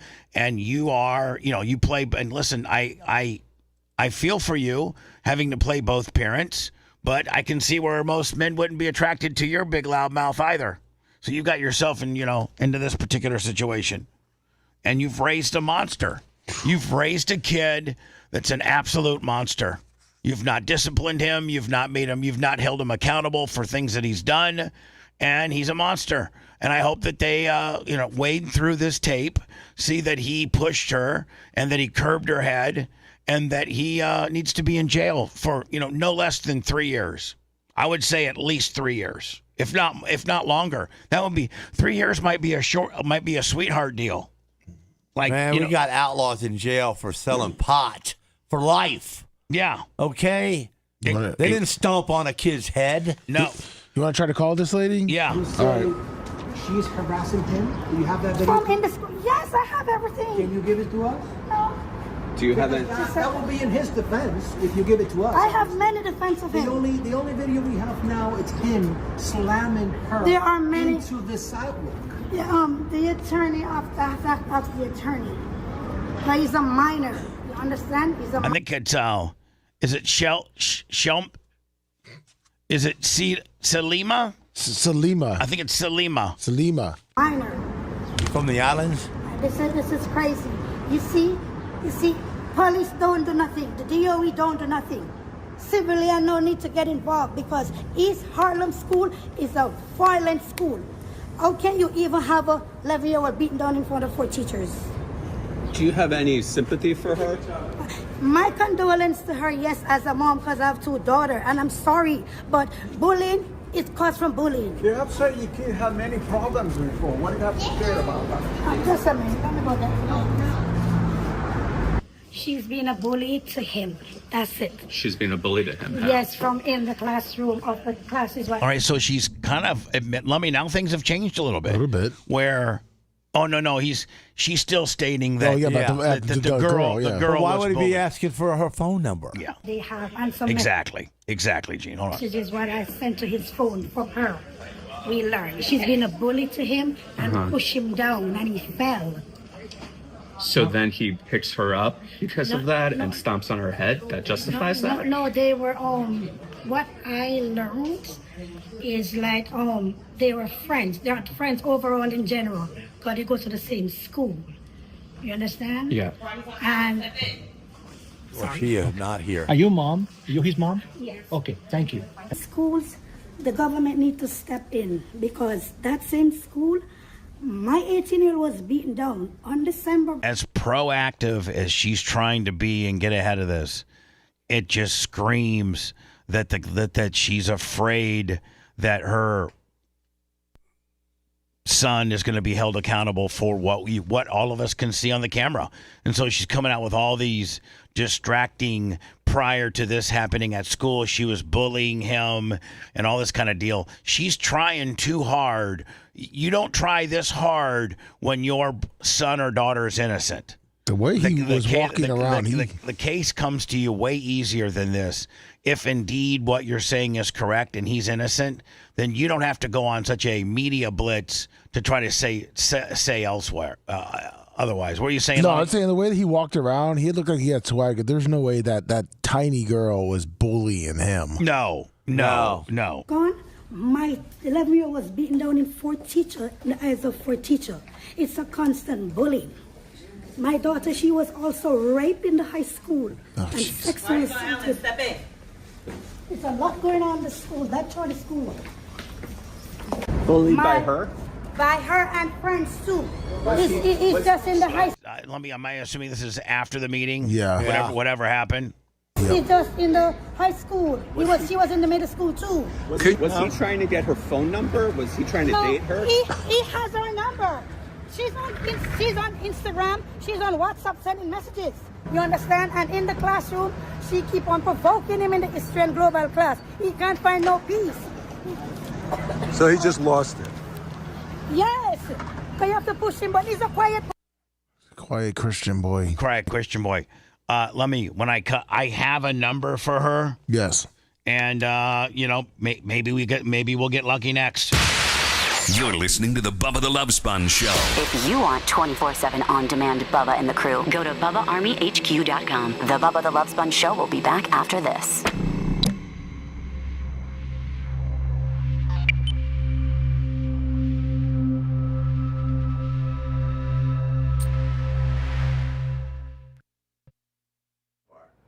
With all them people in it. All of them. Get the mom. Make sure the mom's in there. Yeah. Because baloney, man. I just couldn't imagine. I just can't imagine that happening. By the way, follow us on Facebook. I know there's out of a couple thousand might be watching. There's probably a few people that aren't signed up to our Facebook. Our Facebook is, of course, facebook.com/@the_Bubba_Army. Yeah, I am. If you could guys follow us at the Bubba Army. Let me see what we're gonna do it here. The Chatamongos. We are. Yep, we hit it. All right. 256. Look at that. Let's get Wow. the go, Chatamongos. Good job, Chatamongos.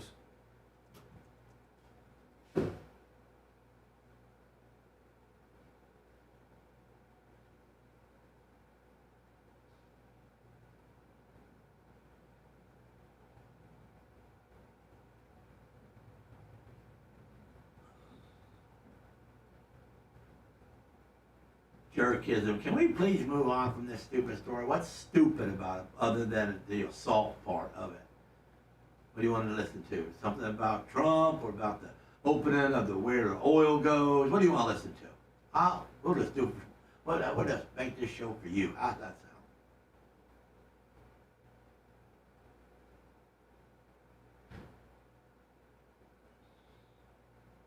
Dirt Merchant, good morning.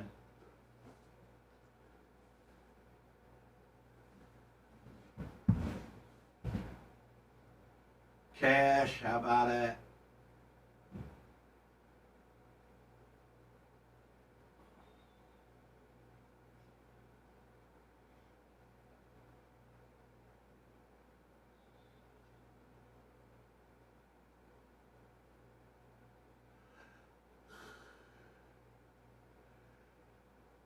.305 Express, good morning. Jeff Kokomo, Jeff Coy Kendall, Jeff Coy Kendall, what's up? Thank you, Gloria Zach.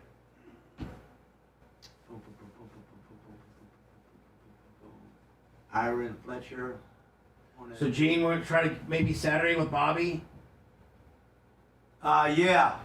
Or Sunday, but he's got to get that couch too. Oh, he ain't got the couch yet? That's his. I could have sold it for $2,000. I gave it to him. I thought he took it the last time he was here. No. But he didn't show up then. He didn't show up then. But the next trip, I need to get that couch. And an oil. And those 2 oil gimmicks. Yeah. And then we can start on the containers. Yeah, because the containers have to be one at a time from the front to the back. Right. And I got a place where we have to take the railroad ties with them. But I got a place where I want to put them in my place. Which ones are they? The first 2.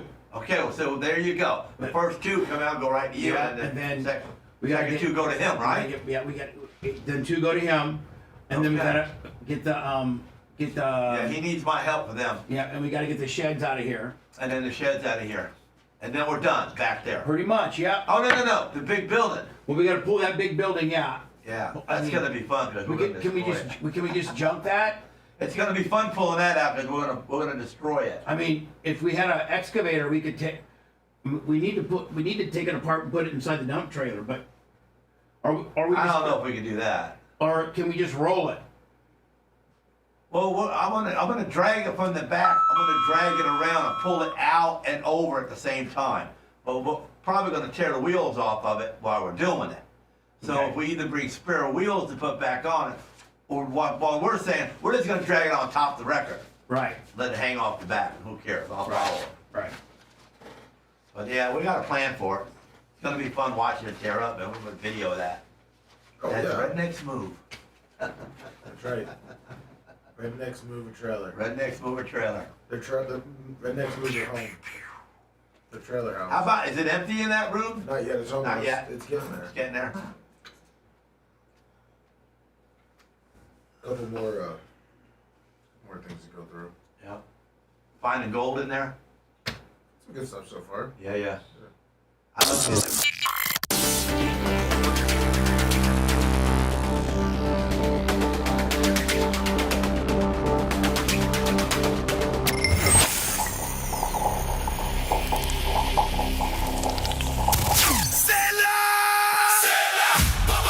Hey, it's Bubba. Big Gus has already found all the salespeople he needs. He's already found the technicians he needs. Now he just needs you to come by your Mahindra, your Coyote, your Skag, your Steel. It doesn't matter. They got it. Tractor packages, zero-turn bundles, financing, parts. And it's all located at 1490 US 98 West, Mary Esther. More information, you can always go to BigGusTractor.com. Tell the Bubba Army. The following presentation has been closed captioned. Great visual. I'll make try that. Welcome to the revolution. It's a remarkable achievement. His perception becomes your reality. Check this out. Bubba the Love Spun. Gene Lasker runs K&N. I run K&N. Quite frankly, if you don't run K&N filters, you're stupid. You're pretty stupid. Friends don't let friends use Fram. Always heard of that. Friends don't let friends use Fram. You step up to a K&N. You can go to knfilters.com, and they got an unbelievable search engine. You can get there, and you can basically search your vehicle. We sucked the Fram shut. Remember that time when we burned the motor up over an oil filter? Yeah. Inside sucked together. So anyway, man, you can go to knfilters.com. I don't know if there's a 10% Bubba code or not. I'm going to have to get a hold of my buddy Dylan, because let me remember, I think back in the day, we had a 10% Bubba checkout code. Yes, we did. And it gave you 10% off of, your oil filters, whether it's diesel, whether it's a gas, doesn't matter. They have you type in your vehicle, and it tells you every, what type of oil, because they sell oil. K&N sells oil. Oh. They sell it obviously cold air intakes, air filters, cabin filters, wiper blades, oil filters, air induction, cold air intake systems. You name it, they got it, and it all starts and stops with going to knfilters.com. I'm going to get a hold of Dylan, and when I get that 10% across the entire store discount, I'll let you know. It's knfilters.com. Appreciate you. I was gonna call this woman. Yes, yeah. This is it Salima? Salima Allen from New York. And we're pro no bullying in the school. Yeah, I'm gonna have to tell her what she wants to hear. Oh, damn it. Yep. I'm gonna have to tell her what she wants to hear. Yeah, but we're pro bullying. We're pro not bullying.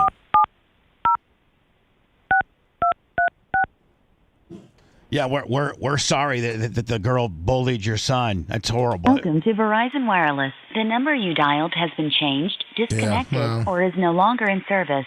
If you feel you have... Her Obama package got lit up. Yeah, her Obama package. Darn. Thought we had her. Yeah. So here's what... And listen, with regards to the war in Iran, I do believe our president and other people when they say that we've blown them to absolute pieces and there's really not a lot left of what they got. But, I still think they're a bunch of stinky, non-negotiating, lying mother effers. And I think that we're just going to keep kicking the can down the road until we can eventually get some type of stability at the leadership deal so that person really can speak on behalf of the Iranian government, or we're going to have to go in there and put somebody in charge ourselves. There's reports now, Lummy, that this guy might have been the guy that's been calling the shots, and he may have gotten killed in a strike last night. Good luck. So at this point, I don't know who's in charge. Khatib was also the man responsible in part for shutting down the internet in Iran and even spying on regime officials. Very interesting character who was described to Fox News as having blood on his hands. Hey, Lummy, could you, what's the largest city in Iran? Tehran? Tehran, yeah. Maybe just smoke it. Try to find me some kind of store or anybody from Tehran from 7-Eleven convenience store or casino or hotel or gas station or restaurant in Tehran. Yeah. And I could call them and be like, hey, listen, this is America. Look up, something's coming. I just really what's it really like? Are you guys are you really, really afraid that we're going to blow you up at any time?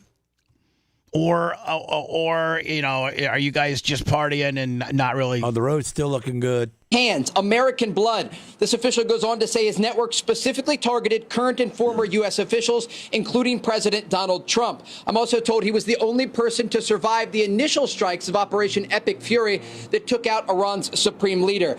Khatib was also the man responsible in part for shutting down the internet in Iran and even spying on regime officials. Very interesting character who was described to Fox News.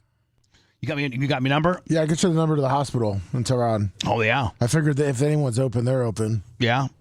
And they might be able to give us some... let me see here.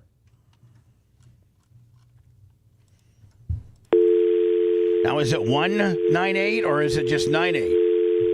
9/8 their country code.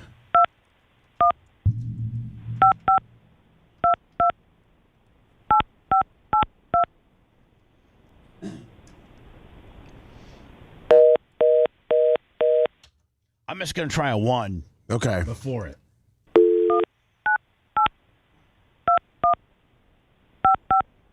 Oh, hold on. You got to do this. You got to dial 011, which is the U.S. international exit code. Yeah. All right. 011. And then you dial 98 and then go. So 011, then 98. Correct. Right? Yes.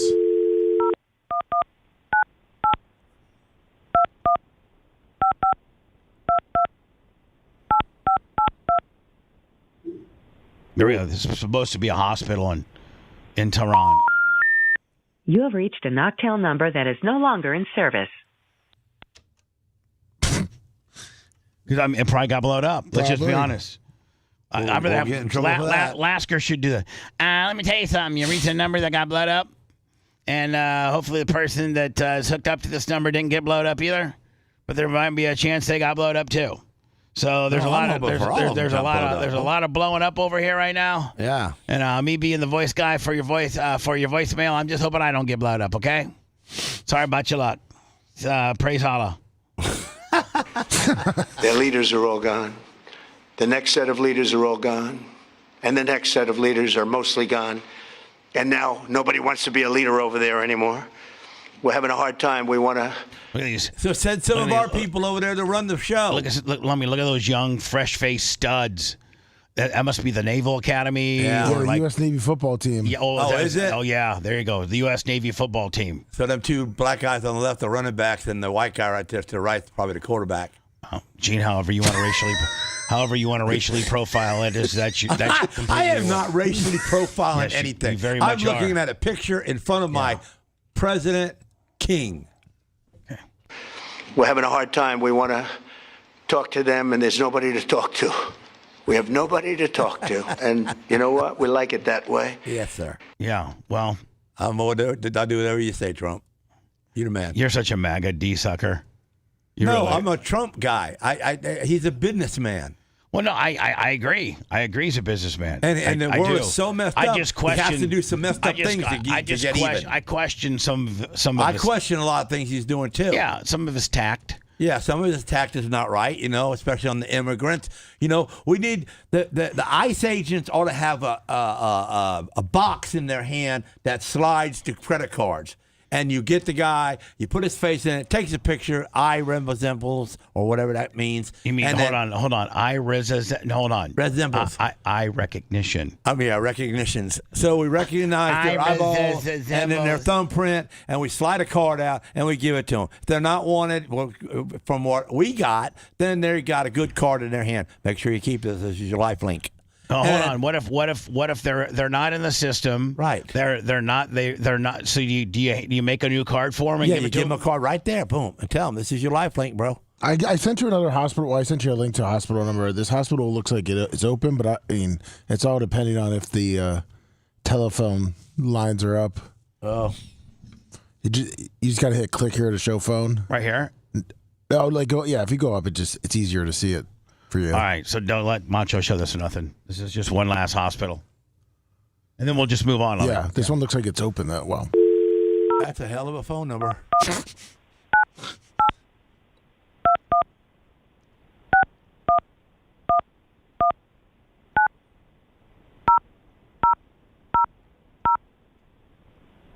One more. I'm musically inclined. You have reached a Noctel number that is no longer in service. There you go, Lummy. Yeah, I don't think they got phones working. Yeah, we've tried. Yeah, we've tried both situations, and I think there's a lot of blowing up going on in there. To be honest with you, I mean, Trump does say he doesn't know who to call because there's no one to call.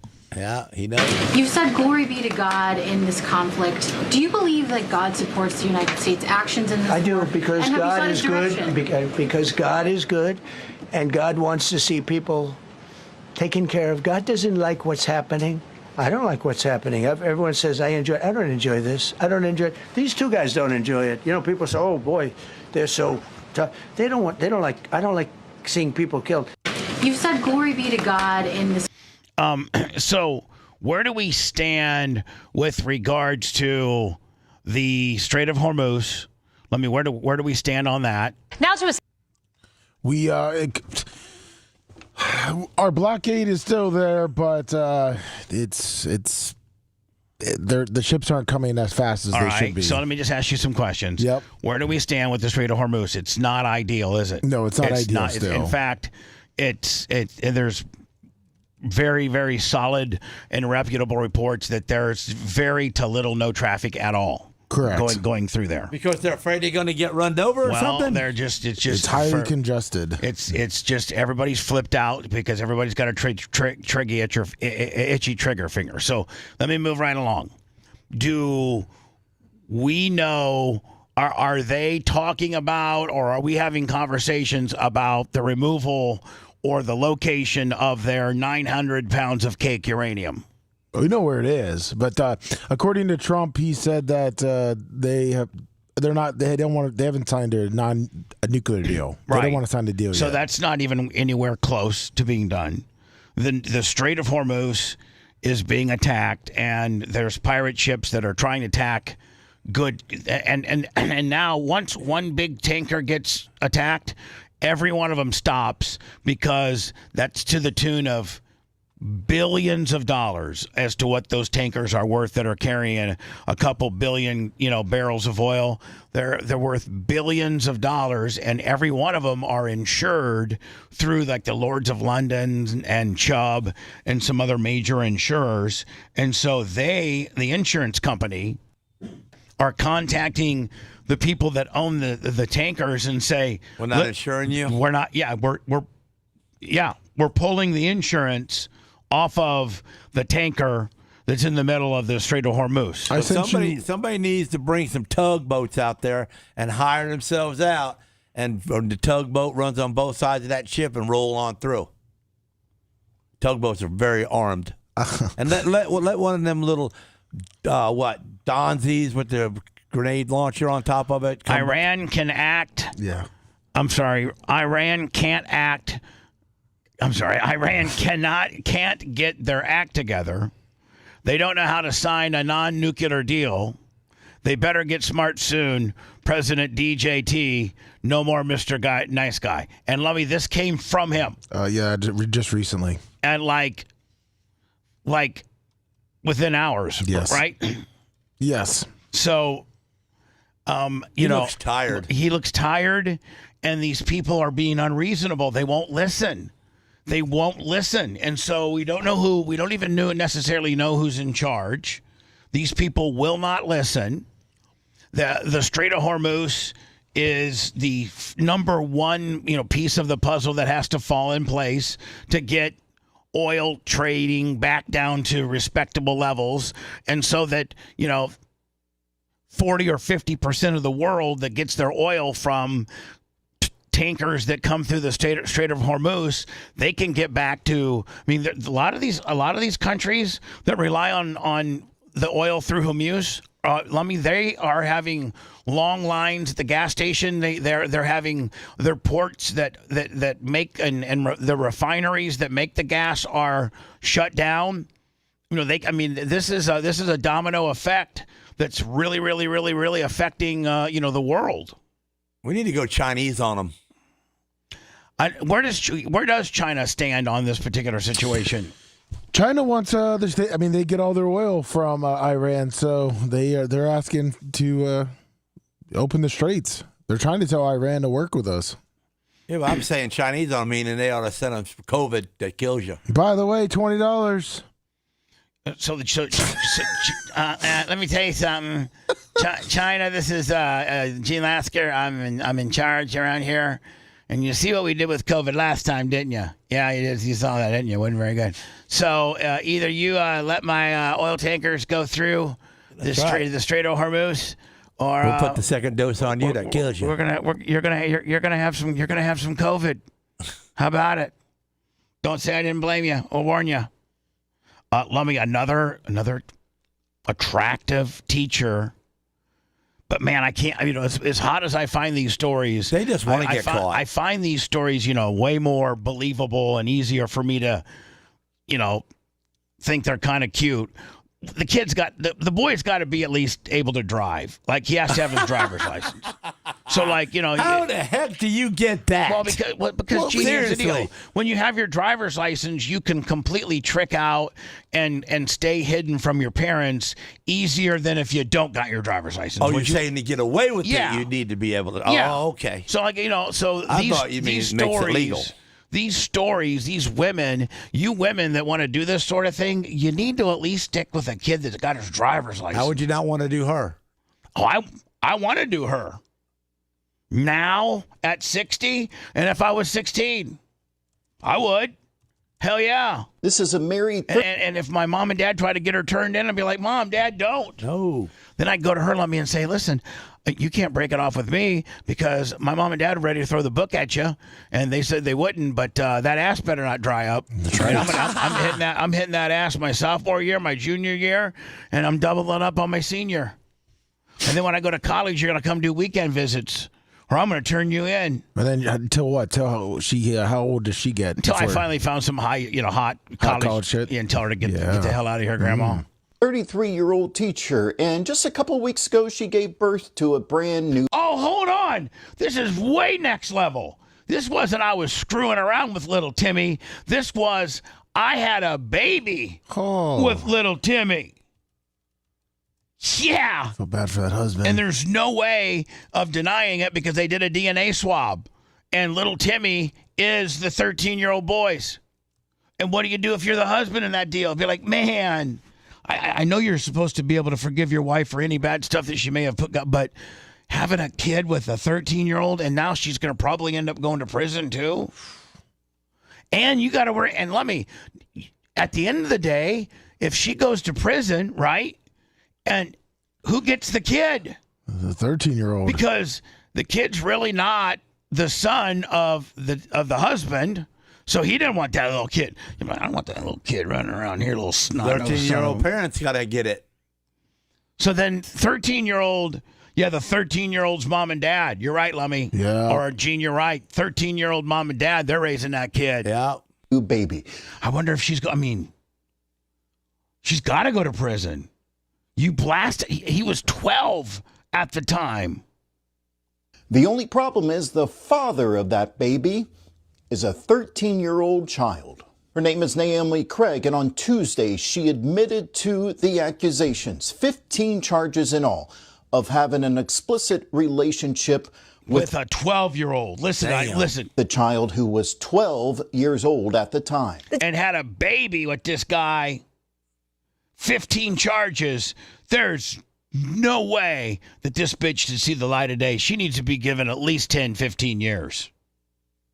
Teacher, already married with a young son, became a new mother in January. It's understood DNA testing found a link between the newborn and her victim, a teenage student who's now 13. This happened in Australia, where Naomi was a teacher at a private Christian school. Those Australian bitches must be way more churned up, Lummy. They're horny. They are horned up. But they got hungry vaginas.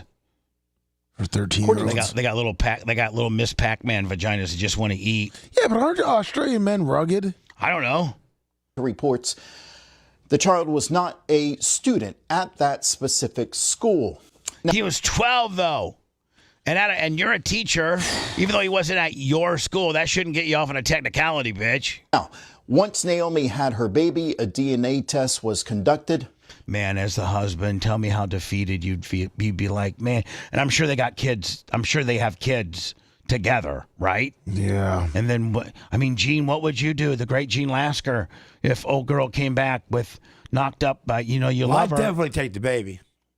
Oh, you're taking a baby? Yeah. Well, if I'm the mom and dad of the 13-year-old that got...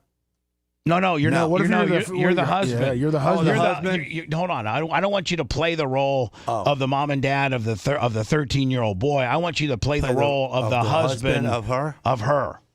I poison her. You kill her? Yeah. Yeah, but all your boys now are like, man, you weren't giving her the business. Some 12-year-old was really cranking her down. Mm-hmm. Yeah, she's a hoe. Turned into one overnight. I don't know. And that's when it was Maybe revealed. the poison got to her early. Mm-hmm. Maybe the And she got antifreeze. something later. I tell you one thing. I don't know what that would do. It'd be a kind of a, Well, Gene, I don't want you to it all say. depends I on don't what kind want of friends I had. If I had Bubba the Love Sponge as my friend, I'd have to kill her. I don't want you. I don't want you. He would dog me all the time. I don't want you contemplating on whether you would kill a woman or not, Gene. Let's just move right along. But okay? she doesn't deserve to live anyway. That the 13-year-old boy was the father of the newborn. 12. When the court read off the charges one by one, Naomi Craig simply responded to each one, guilty, Your Honor. Really? This is a married 33-year-old. Guilty. She was the kid that she was banging was a black guy? music. No, he was a nerdy white. Oh, trumpet player. Hold on, I love No, that. that's- I love that's- that. That's Coben. Hold on, but I love that the nerdy trumpet. I gotta start looking at Coben's backpack. Lovey, I am so excited that the nerdy trumpet Got one. trumpet playing 13-year-old that is the guy. The nerdy trumpet player got that ass. Yes. That's right, yeah. That makes me want to be like, that's even cooler. Yeah.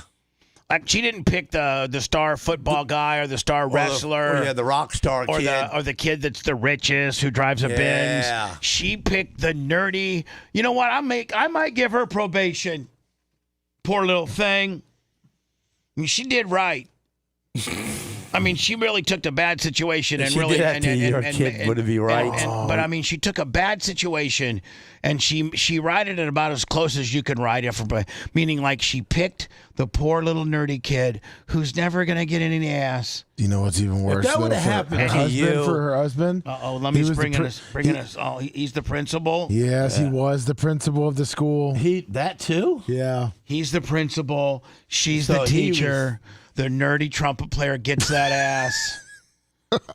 I mean, wow. See, you probably don't know the whole story. See, big president, big boss of the school was doing little girls. Oh, and so she got pissed off, and so she went and did her little boy. In no way, shape, or form is that ever intimated. Nobody ever is payback. No, Gene, that is not. Well, I think I would investigate that's him. not. Yes, maybe if you paid a lot of money and an investigator would come back with those details, then perhaps it'd be more believable. But just on your own, off the cuff, no. The views and opinions made by Gene Lasker are not necessarily those of our advertisers or this radio station. Yes, we're not. Had to be a great reason why, though, because she knows she's going to get caught. Well, and then she got pregnant, so she knows she's caught. Maybe she didn't think, that they were going to, investigate it this in depth. Well, she knew, and that they were going to do a had to cheek know swab. his baby, because he hadn't been doing her, or she wouldn't been doing what she's doing. They do have a kid together too. So They got a kid together. How old is that baby? And let me did the 13-year-old's mom and dad, are they the ones that alerted the officials? Like, is that how this all came to fruition? That's what I'm trying to find out. But because if you're the nerdy trumpet playing 13-year-old that's getting to bold up to that, getting to bold up to that, and you may never be able to bold up to something like that for the rest of your life, then I don't know if I would necessarily blow that party. You know what I'm saying? Yeah. I mean, that's a party that little trumpet playing 13, 12-year-old's never going to have for the rest of his free living, world ever. So, I mean, especially now that he has a kid. Oh my at 13. God. Think about how just Chat's wrong. thanking me for keeping your mind off of your stones. Thank you. And then put it right back on there. Mm-hmm. My stone's right there too. I can feel it. Oh, poor boy. It's right there. Yeah. We're doing well on time, and I'm doing the best that I can to get through this. And you know what? We're in the home stretch. Perfect. We're in the home stretch. So I think today's show's been pretty good. Oh yeah. Yeah, I think today's show's decent with the great Gene Lasker. No curveballs. No, Maybe one or two. You throw me a couple, but nothing I couldn't handle. This woman, a kid, was killed in a road raging incident. Did you see that? Yeah, sad. And then this woman here. That's the one that talks to. Oh no. This is from Indiana, and wait to hear. I never knew Indiana was this woke. Oh, is this that bald trans person? Yes. Yeah. And I never knew Indiana was this woke. Indiana's as red, for the most part, as red, white, and blue as you can get. Like, Indiana is one of the reddest states ever. Why they would come up with this nonsense, and why we, no matter whether you're California or Indiana or Florida or Utah or any other state in between, why we would cut a person that is a pedophile and that killed babies, why we would ever give that person the option of parole or being in front of a parole board or even the potential of getting out early. There should just be some, and there are some sentences that come down from the judges that say no possibility for parole. I can't see how that wouldn't be applicable for every person, especially those that are killing babies and that are, trying to get kids to transition. Like, I just don't understand, how, if I'm one of a 3-member parole board and this person right here, let me just show you a picture of the person. Does it show a picture of him? Let me, it did earlier. Right there. This person right here. Oh, he shouldn't even be alive. This person's in front of me. Got no reason to be trying to get out early. And he is as a baby. He killed a. He's a transitioning baby killer. Yeah, it's the one he started. He's starting his OnlyFans. Right, and they let him out. They did let him out. They let him out, and like I feel like tracking down. All three. Listen, in order to let him out, you have to have a 2/3 majority. There's 3 people on the normal parole board. 2 out of 3 have to grant yes. If you have 2 out of 3 that say yes, parole, then they get parole. You don't have to be, all in. I want to talk to the 2 people that said this person here is it's okay and has rehabilitated themselves to get back on our public streets and live amongst us. Do you think he had them tattoos before he went to jail? Yeah. He did. Yeah. We'll get into that next. Stand by. Bubba, you're hot. Bubba-isms are the best thing in the world, man. It's fun. It's so much fun. Bubba the Love Sponge. We love you, Bubba. The Bubba the Love Sponge Show returns after these words.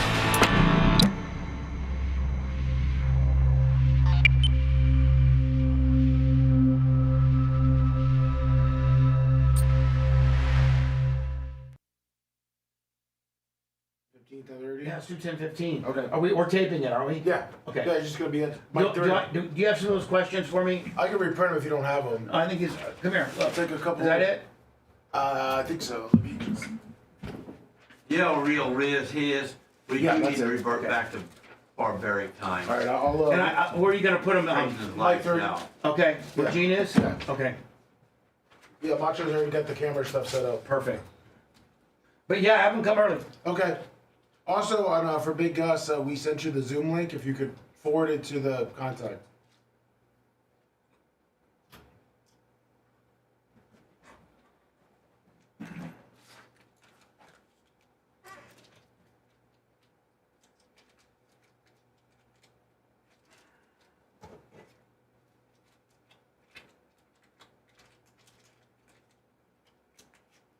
That's right, Joey. Joe off the wall. He's a demon. Take him out.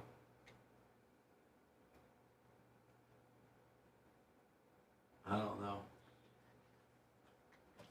Yeah, we need to bring back public executions. Sure to do. Put them on pay-per-view. Put them on pay-per-view. And then mix them in with the chili for the next day. And as the prisoners are eating it, be like, this one let you guys all know that you're eating a portion of Gene. After they've eaten it. Here's your buddy. Everybody got to enjoy Gene one last time. Yeah, sure did.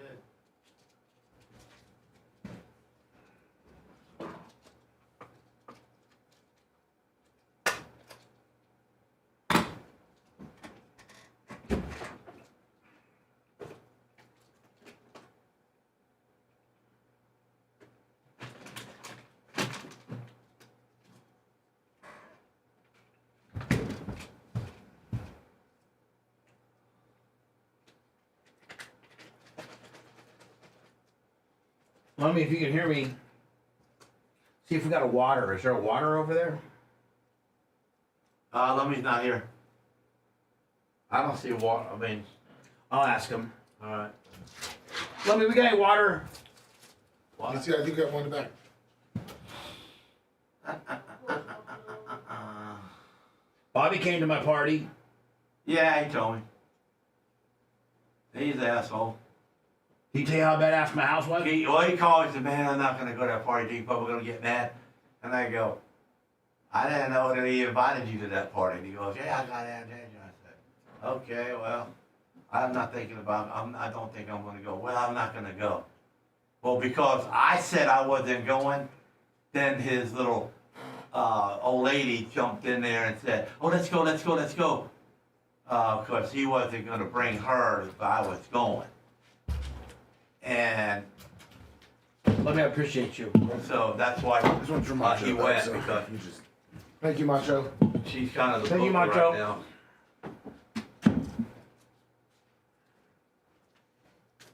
Thank you, Andy.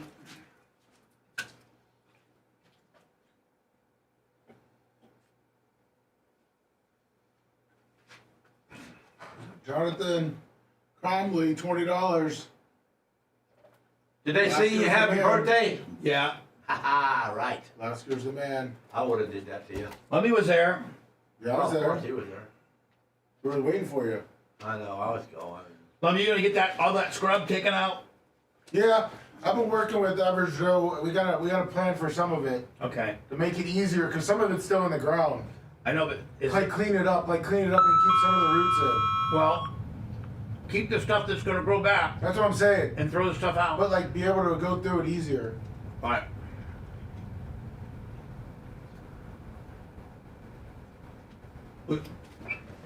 We might have to move them.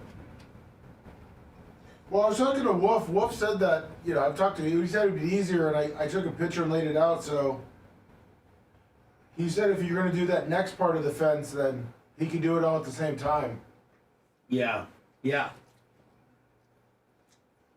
How long did everybody stay? Till about 11:30. Oh, wow.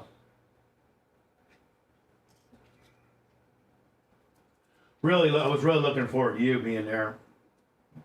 Nobody was looking forward to me.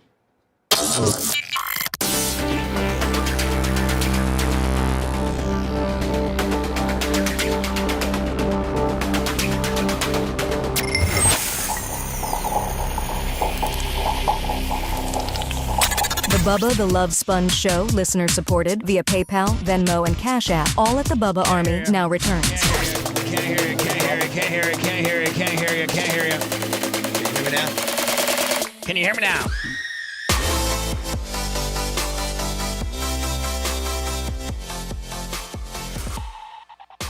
You gonna say something? Just kind of hanging out, man. Just dead air is really not working for me. Just see how long you guys can. I'm not waiting Let's play this anymore. new game and called Bubba's Not Here. And let's just see, let's say for 5 minutes, I don't say a word and you two just take over. Let's just see how well you guys can do. Yeah, so I just want to let everybody know why I didn't make it to the party. Yeah, why, because Gene? We were really the looking simple forward fact to is, it. I thought I was getting trick bagged. What do you mean by trick bag? I mean, that was the end of it. I was tired. I was working hard, and I was thinking about the party, and I was just run out of the weight loss that I'm going through wears me out. I'm tired. Jonathan Cromley, $20. Around 4:00, and I ate something light because I was going to eat at the party. And then Meat was good. Then I didn't Gene. want to eat at the party because then I man. don't want people to think, you ain't way. Hold on, man.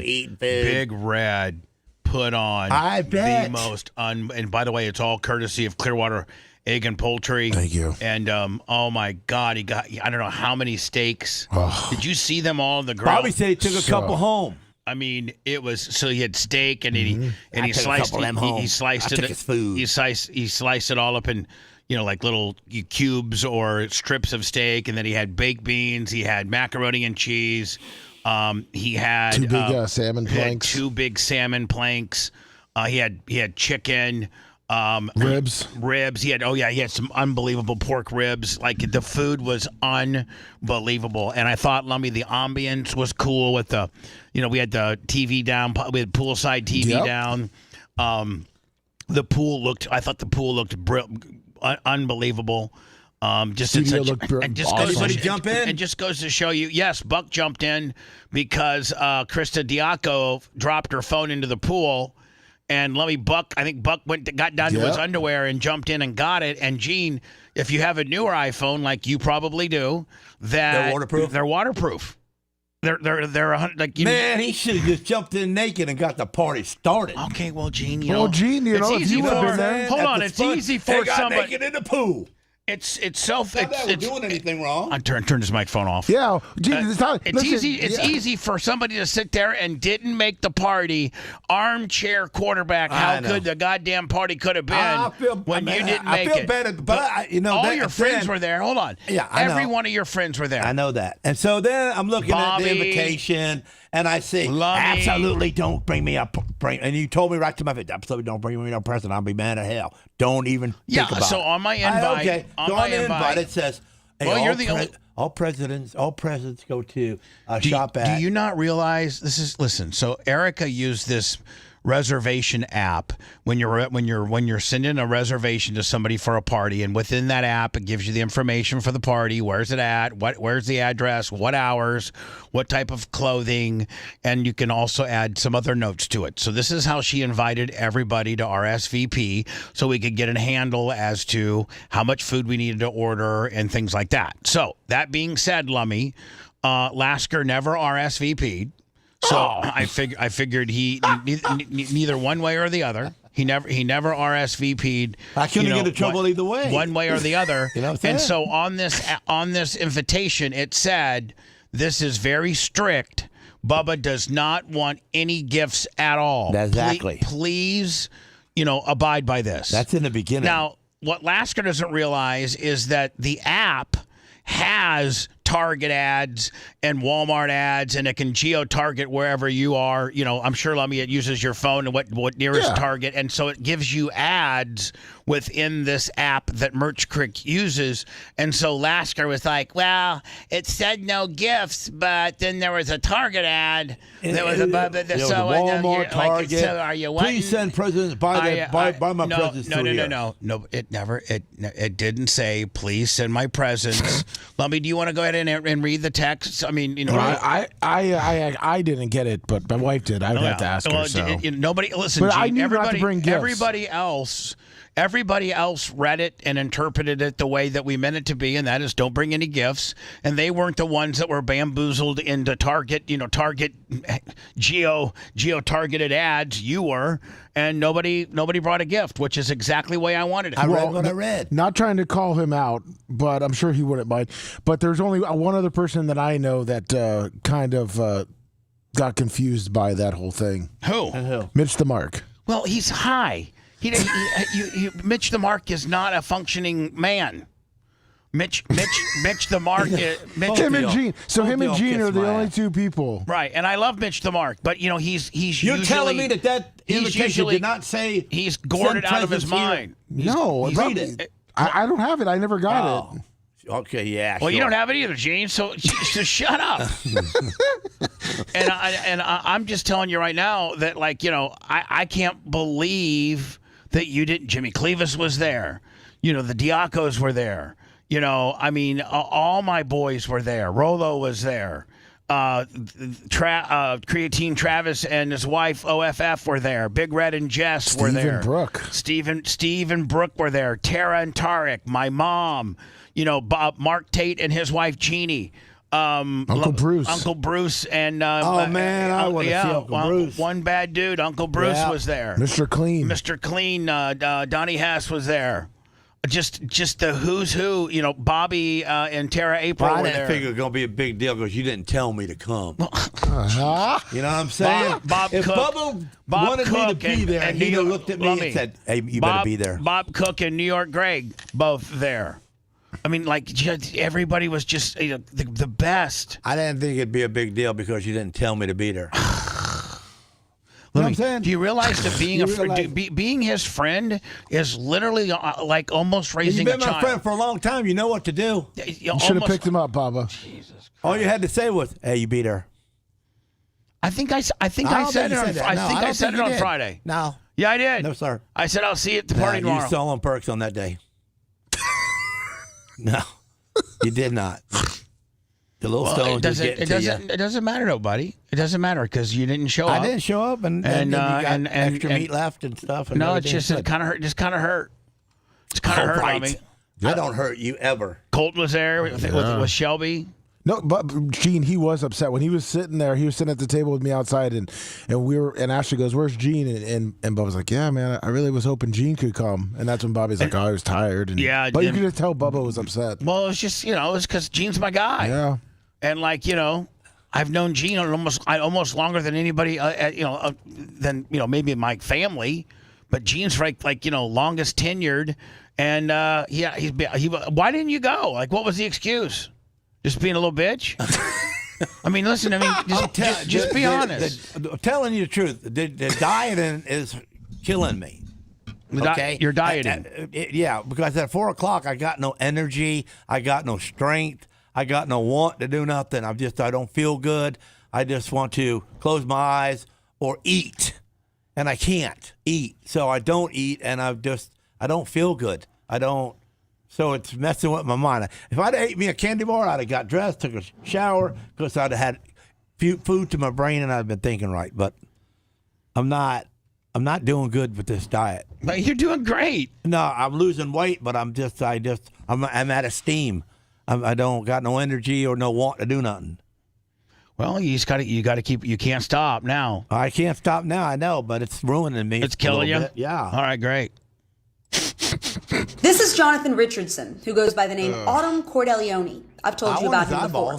He's a biological male who's been incarcerated in an Indiana prison since 2002 after being convicted of murdering his own 11-month-old stepdaughter. Now, hold on. Mind you, this guy isn't, because he touched a 10-year-old and, that's bad. Like, I couldn't think of anything more worse than that. But this guy can take even being sick to a whole new level. He murdered a child less than 1 year old. Yeah, now, he might have shook it the wrong way. Those children are the most precious commodity that anybody could ever have. Could have been an accident. Well, Gene, why it wasn't an accident. He admitted it. Hold on. Why do you always stick up? Like me and I'm Erica. Not sticking up for anybody. I'm just saying one side or the other. Me and Erica, actually, she brought it up. She's like, "Why does Gene stick up for like the Sometimes you'll be telling a story of like a guy that raped his wife and killed the next door neighbor, and Gene will find some type of way to stick up for the absolute asshole where 99.99% of nobody would stick up for this person. And Gene, and I said it's just so that he can have an opposite approach of me, and it gets exhausting. There could be a reason. It gets exhausting. I give him the benefit of the doubt. Like it gets exhausting. Well, life's exhausting. It's borderline cringe. Like cringe. Gene's, cringe now. Gene's sticking up for a guy. I'm not sticking up no, you said, for him. I'm just saying it could have been an accident. It wasn't an accident. It was not an accident. Well, then I'm wrong. Indiana prison since 2002 after being convicted of murdering his own 11-month-old stepdaughter. After getting locked up, he began identifying as a woman and was even approved for taxpayer-funded gender reassignment surgery in 2024. Oh, and it gets better. Now it turns out that Richardson served less than half of his 55-year-old sentence that he was given for strangling a baby. Now, why on earth? I think the governor of Indiana, whoever that numbnut is, needs to look at the protocols of prison parole boards. And, he has the ultimate veto on if they would green light somebody, it has to go to the governor for final approval. And, he doesn't veto every one of them, but when nothing like this can fall through the cracks if the governor of the state had to put his Hancock on. Now it's kind of on him, Lummy, with the people that get released back into the Indiana society. Mm-hmm. Now at the end of the day, he has a direct reflection on. was quietly released in December of 2025. And so just this past December, he was released. This guy that spent less than half of his 50-year. I wonder if Sarah has decided to light him up. Oh, she's lit me up bad. Going through it right now. Yeah. Yep. You know what? And Sarah, thank you, because you seem to be the only one that can get through to him. She's right now. I try to dress you. I try to make you go. By the way, if we go to, I have the invitation. I got it texted to me. Okay, just wait a second. Yeah. No, there's no second here. Go right to it and see that I am telling the truth. Okay, Lummy. Bubba has the same picture too. Where's it at? In your text. Oh, in my text. Yes. Okay, let me see. Let me. And all right, here I it don't is. see anything. All right, it says Eric Hernandez and Bubba Clem, and then it has her phone number. Okay. Please come and join us in celebrating Bubba's 60th birthday. We will be celebrating at our new home, and you will get a sneak peek at the new studios, what they're going to look like. He is aware of this event because, let's be honest, he would never want a surprise. If headed, it now gives you directions on how to find the place because it's a little bit out of the way. But let me just gives directions. Yes. Yeah. Then So let me do. so hold on. I'm not done. I'm not done. It gives you if you're headed north route, and it gives you if you're headed south route. Okay. Then it goes down to Lummy. It goes down to when you pull into our driveway. You'll see this and that. And at the very on the left. Hold on. I read all that. Hold on. Now, Gene, if you could just read the very, very, very last sentence of this invitation. If you could just please read it for me. Very last one says, please no gifts, just your attendance. And he's very adamant about that. Yeah. Now scroll down some more. But see, you're not allowed to scroll because you didn't use that spot. Well, it's a photo. Oh, photo. Okay, yeah. Well, unphoto it and go to the real spot. I can't. It's not. I didn't take it. I know, because you guys are trying to make me look like and it's wrong because it says right on there, all presents should be sent to you by these stores. No, and I went, what? No, there's no way it says all that. All cards and presents. It does say it. The last line of the invitation. That's just in that paragraph. The last line of the invitation says, please, no gifts, just your attendance. Merch Creek, send us the whole thing that you sent to me. He is very adamant about that. I mean, send me. Gene, you're a lazy. You're on a diet. You're irritable. You're lazy. Your that's wife, all the truth. And your wife even knows too. As she's just sending she wanted me to go. And she's sending you texts right now about you just don't be blaming me because I was going to dress you. You just get into asshole mode. She went and bought me a new shirt and a new belt. And you can't get yourself out of it. I'm not trying to get out of it.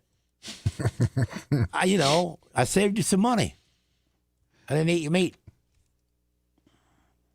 What an it! Like I'm done with. I'm just glad I didn't go because I didn't do something stupid and get fired off the road. No, you did something stupid by making a stupid excuse by not showing. No, I'm telling you, and then saying that you saying that you were intimidated by having to buy a present. Everybody else did it, not you, Gene, because you're cheap ass and you got money. I don't know. The Indiana Department of Corrections didn't tell anybody. According to his records, his earliest possible parole date was December 29th of 20. I love the way that Carlo Barla 8884 Gene. They're not trying to make you look stupid. You just are. Well, there you go. That's brilliant. They're not trying to make you look stupid. You just are. And at some things, you're just stupid. And you're writing about me. How stupid is that? Yeah. I'm not writing about you. No, but you are stupid sometimes. The way you look at things. Like, I don't understand. My eyes are different than yours. What? My eyes are different than yours. Okay, there you go. All right.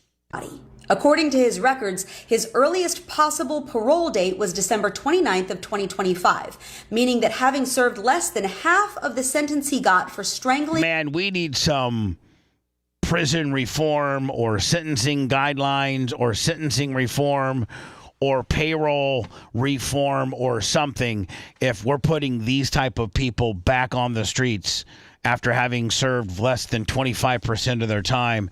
And their original charge wasn't robbing a bank or something that was a victimless crime, selling a pound of weed, something. This was you killed an 11-month-old.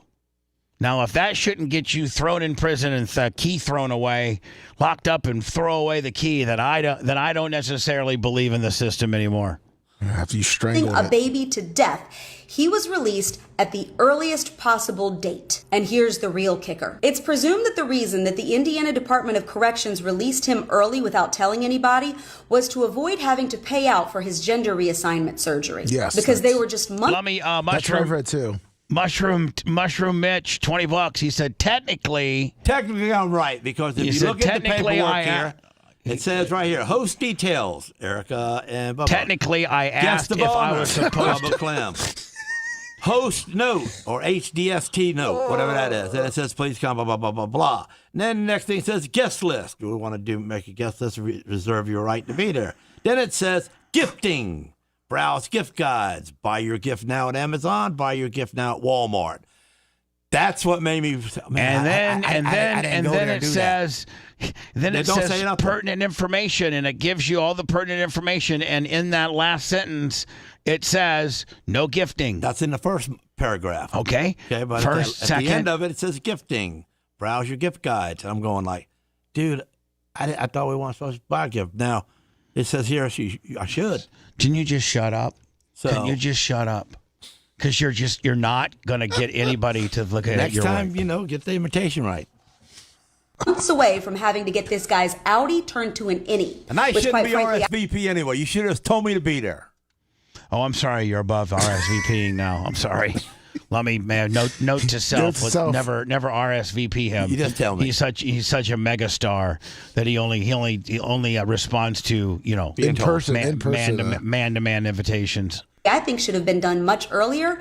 Man, Sarah, I really need your help. This show is really hard on me when it comes to Sarah. Yeah. Much cheaper price. And now this. Don't you think that maybe you're kind of hard on yourself, buddy?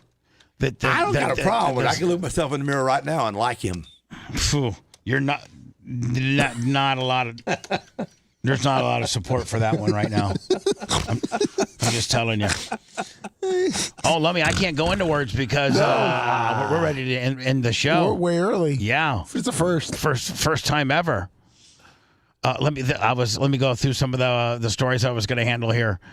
Here we go. Beth Carlson joins us with the KETV Newswatch 7's Beth Carlson joins us with the arrest report and the allegations. So hold on. So this poor little kid thinks listen, all of us when we were growing up thought there was a boogeyman underneath our either in the closet or in the bathroom or across the hallway or under our bed or up in the rafters. Like we just, everything that we had seen growing up, Jason, Freddy, all of that, we just are like when it would be thunderstorming out or be like, just kind of a spooky night that we've all had to sleep through. And we thought that there was a boogeyman, in our house, or this kid thought there was a boogeyman underneath his bed, and it was this black guy. So there really was a boogeyman. I mean, if I was a kid and there really was a boogeyman underneath my desk, I would have to go to therapy, I think. Wouldn't you? I'm like, I would be forever scarred if this guy was underneath my bed. Oh yeah. At night. Warning for our viewers, Beth. These are allegations. And the amount of times this guy has slipped through the system shows you how broken the system is. Whether it's letting the one guy get out of parole 55 years early, or this guy that's been let go I don't know how many times to the tune of where he can, slip in the middle of your house and scare your child. That are tough to hear, right? Bill, that's right. The victims say this happened in their townhome near 13th and Leavenworth. Scott allegedly came in the middle of the night through an unlocked front door. They say he took his clothes off and went to a 9-year-old boy's bedroom. That's when the boy screamed for his grandfather. Now, according to court documents, the grandfather of that child went in and found the suspect standing at the foot of the bed. He then walked Scott out of the house. Hold on. Naked. But that is a far more calm and calculated move than I would if I went to the bottom of my Tyler, my then 9-year-old son, and there was this guy here standing at the foot of my kid's bed. I'm blowing his head off. Yeah. I'm literally blowing his head off because you are in my kid's. You're in my house. You're in my house. In my boy's in my kid's bedroom. I don't know if you have a knife. I don't know if you've raped him. I don't know what's going on. I just found you a very, very, very scary looking man in my son's bedroom. You're going to die. He was holding a bottle of water and a bottle of lotion. Yeah. What's that insinuate? That you might have BF'd my son. And I need to blow your head right off your shoulders. He told police he went back inside and found Scott's clothes. But when he went to give them to him, he had taken off. That's when the family called 911. Now later that night, officers got a second call alleging that Scott, while naked, went into a nearby Airbnb. He told people inside it was his own home. Police found Scott wearing only his socks on the corner of 14th and Leavenworth. So they found him completely nude, just his socks, eventually later that night.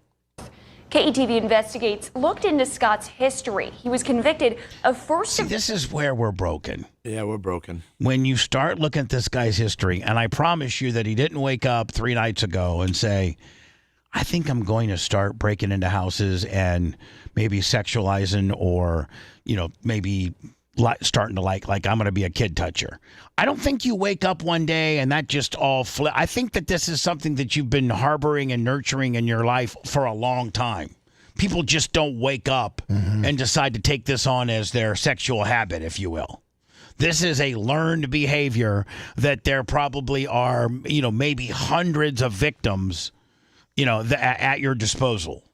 Sexual assault in 1987 and attempted sexual assault in 1990. So he was convicted of sexual assault in 87 of a minor. Then he was also convicted of attempted sexual assault in 99. He's a lifetime sex offender. Now why is this guy that is a lifetime sex offender was convicted of sexual assault on 2 different kids in 2 different years? Why is this guy out and about? Why is he alive? He's required to check in at the sheriff's office every 3 months. But according to the arresting documents, Scott was sent to jail 4 different times, spending a grand total of 5 years behind bars for not checking in and verifying his sex offender status. Now, today, a judge... Doesn't there come a point where... time's up. Where you're just not ever going to be able to contribute to society. Not fixable. Like you're not going to be able to even, pick up trash on the side of the road. You're a broken human being, and we as a society are worse for having you in our population of society.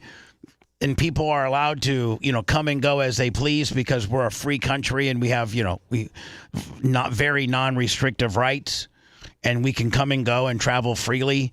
The things that are afforded great Americans who don't do this heinous type of stuff should not be taken for granted for this guy. This guy should be incarcerated or killed because there comes a point where you're just broken. He's broken. You're broken, bro. Like, as much as Gene wants to stick up for you or the next guy, you're just broke. You're just broken. You're broken.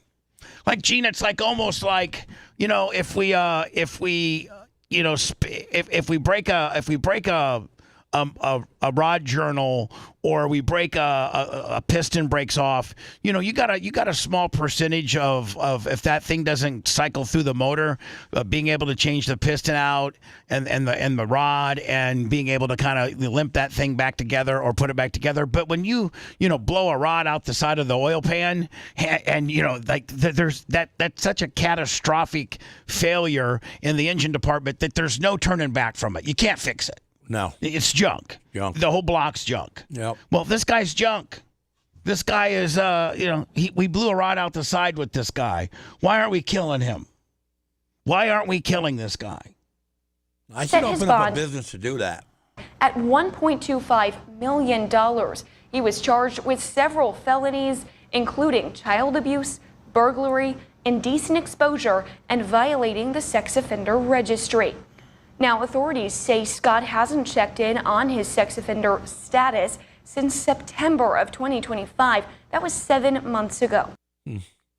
Is that the same pictures of him, all four of them? I think so. Yeah, it is. Wow. It was his multiple mugshots. I think so. His nickname was he nicknamed himself the Cookie Monster. Oh, wow. That was because he would be wouldn't he be under the bed? Yes. When some of these kids found him, he was under the bed, and he would tell them he was the Cookie Monster. Cookie Monster, they want a cookie? Another manhunt underway, this time in Houston, after a horrific road rage incident. A 9-year-old girl was shot in the head riding in the family SUV to the grocery store. Authorities say the family wasn't even involved in this incident. Tonight, here's surveillance of the aftermath. Can you imagine? You're just pulling you're driving down the road, and two numbnuts are getting into a full-blown yippee-yo, and a stray bullet hits your kid in the head. Morning. Bad luck. It is disturbing. ABC's Maria Villarreal in Texas tonight. Tonight, an urgent search for the person who shot 9-year-old Ashanti Grant, riding in the back of her family's SUV as they drove to the grocery store. Road rage, EMC shot out the window and into the air. The family pulling off the freeway and into a gas station. A mother's piercing scream caught on surveillance video obtained by ABC station KTRK. Within minutes, first responders on the scene. Is she going to be okay? She died. Oh, she died? Did she die? I think she's critically wounded. His grandmother tonight She's brain shattered. dead, ain't she? Hold on. He just dumb. He cried so much. There's no more tears left. How about the assholes that did this? Yeah. Let's find those people. The sweetest little angel. Police believe this may have started with 2 vehicles racing on Houston's Southwest Freeway last night. The family of 4 not involved, but somehow caught in the middle. They drove and started shooting into the Tahoe, and sadly enough, a little 9-year-old girl was shot in the head. The family describing the shooter's vehicle as a white GMC Denali with a Hispanic male and female inside. We're going to do everything we can to find these individuals. It's just another tragic incident that has occurred, and so prayers for this family and that little girl. Where was this at? David. Houston. We're outside of Houston. This is a parent's worst nightmare. Tonight, that little girl is fighting for her life. After undergoing surgery, her parents are by her side and praying that the swelling around her brain will go down. And David, this is the 3rd child shot recently in the Houston area. God, they're just shooting kids. Just shooting kids. It's still... She's still not dead. She's still hanging on to hope. Well, good thing is it looks like she's on her way to recovery. Oh, the kid? Yeah. Oh, okay. Yeah, because looks like. Well, that's good. So yesterday, Lummy, we started to get into Epstein and his New Mexico place. Yes. And I think that they're thinking, or some initial reports is that they're maybe digging up remains of male sex workers.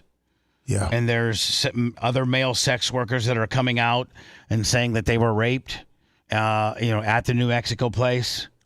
Male and female. Male and female, yeah. So workers, so they were There's paid still for so it? much we don't know about. Yeah, like they were like male escorts. Zorro Ranch, Jeffrey Epstein's sprawling former mansion and property in New Mexico. But the woman who runs a local center for survivors of sexual violence told Reuters that dozens of people came to them for help with what they endured or witnessed at the ranch. One of the things that our community hurts from is having found through the stories of survivors that some of the most horrendous crimes took place at the ranch. This is Solace Sexual Assault Services in Santa Fe, the only provider in the region, according to its executive director, Maria Jose Rodriguez-Cadiz. She says that in 2019, the same year Epstein was arrested on federal sex trafficking charges, Solace had roughly 45 people seek help for what they say happened at the ranch. Some were first-hand survivors or witnesses, while others were trying to help a loved one who they say endured abuse. Rodriguez-Cadiz says Epstein's alleged sex... So they had all of these people that were family members or close to the family contact that Solis place saying that there was over 45 people that at one time or another contacted that place with reports that my loved one, my brother, my significant other, whoever, was raped at Epstein's ranch. Over 45 people. Trafficking of minors. I mean, one person, two people. Okay, but 45 people to come forward? That's not a coincidence, I don't think. In New Mexico could have parallels to his activities at his New York and Palm Beach residences, where he and associates are accused of recruiting local teenage girls. She also says none of the women who came forward to her center in 2019 filed police reports through Solace. This is one of the crimes that is least investigated. This is one of the crimes that... Yeah, I mean, you don't really... For the Epstein stuff, they pretty much have just concentrated on, the island, which was in the Caribbean, and West Palm Beach. And we've not had them really deep dive into the ranch in New Mexico at all.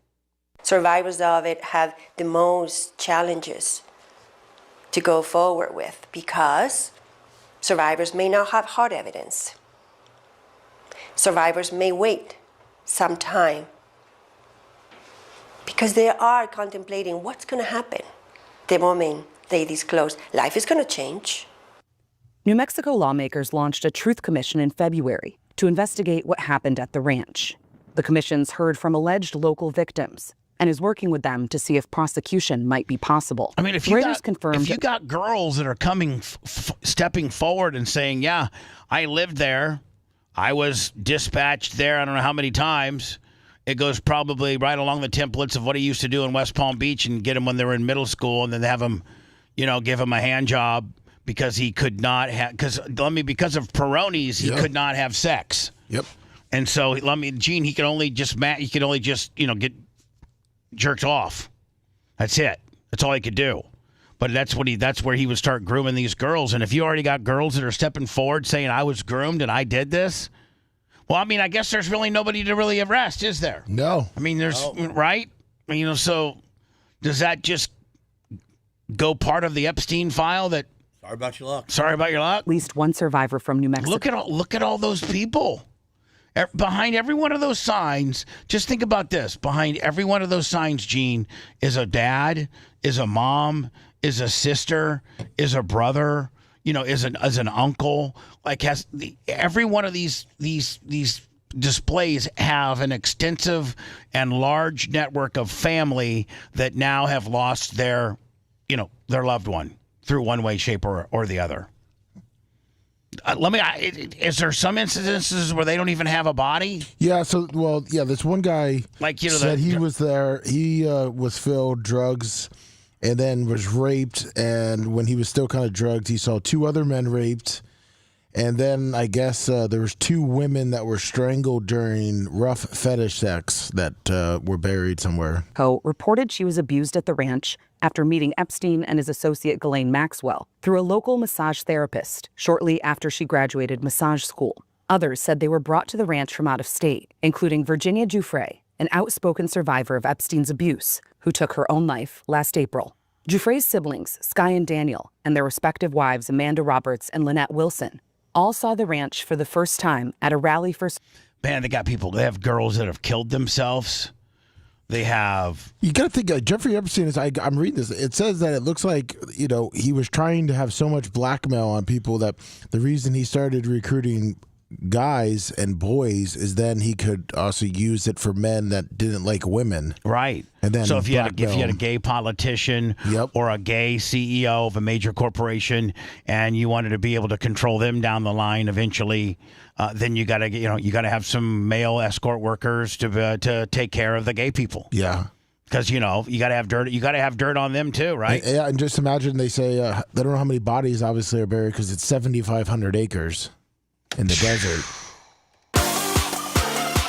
Thank you, Sarah. He seemed to settle down after you blew in your text.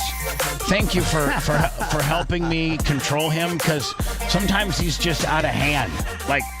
And he takes it's only Wednesday. He takes the opposite side of what he should be, and I don't take the opposite side. Sarah, I just got a thought on the other side. Sarah, thank you so much for helping me with him.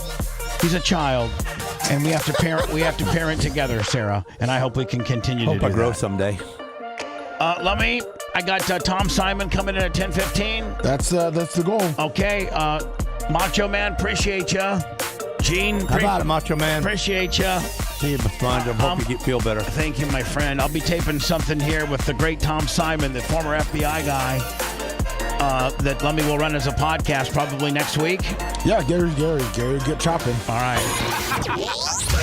Thanks for letting me finish. You've been listening to the Bubba the Love Sponge Show, starring me, Bubba the Love Sponge, co-host and show historian, Lummit. It's Brian Matroni, king of counter program. Gene Lasker, voice of the people. Glad you get to hear me. Gary Cantrell, video editor. Yeah, back here wiring up. It's Mini Macho. The BRN agent, Thomas Buttoned Up B. Co-host, Dr. Dan Diaco, Esquire, of Council. Co-host, J. Diaco, Esquire, the Spitting Cobra of Council. Now, time for the legal disclaimer. Exactly. The Bubba the Love Sponge Show is intended solely for the enjoyment of our listening audience. Any rebroadcast, retransmission, or other use of this show without express written consent of the Bubba Radio Network is prohibited. We must dissuade him of this delusion. Until next time, always remember. I'll repeat hello.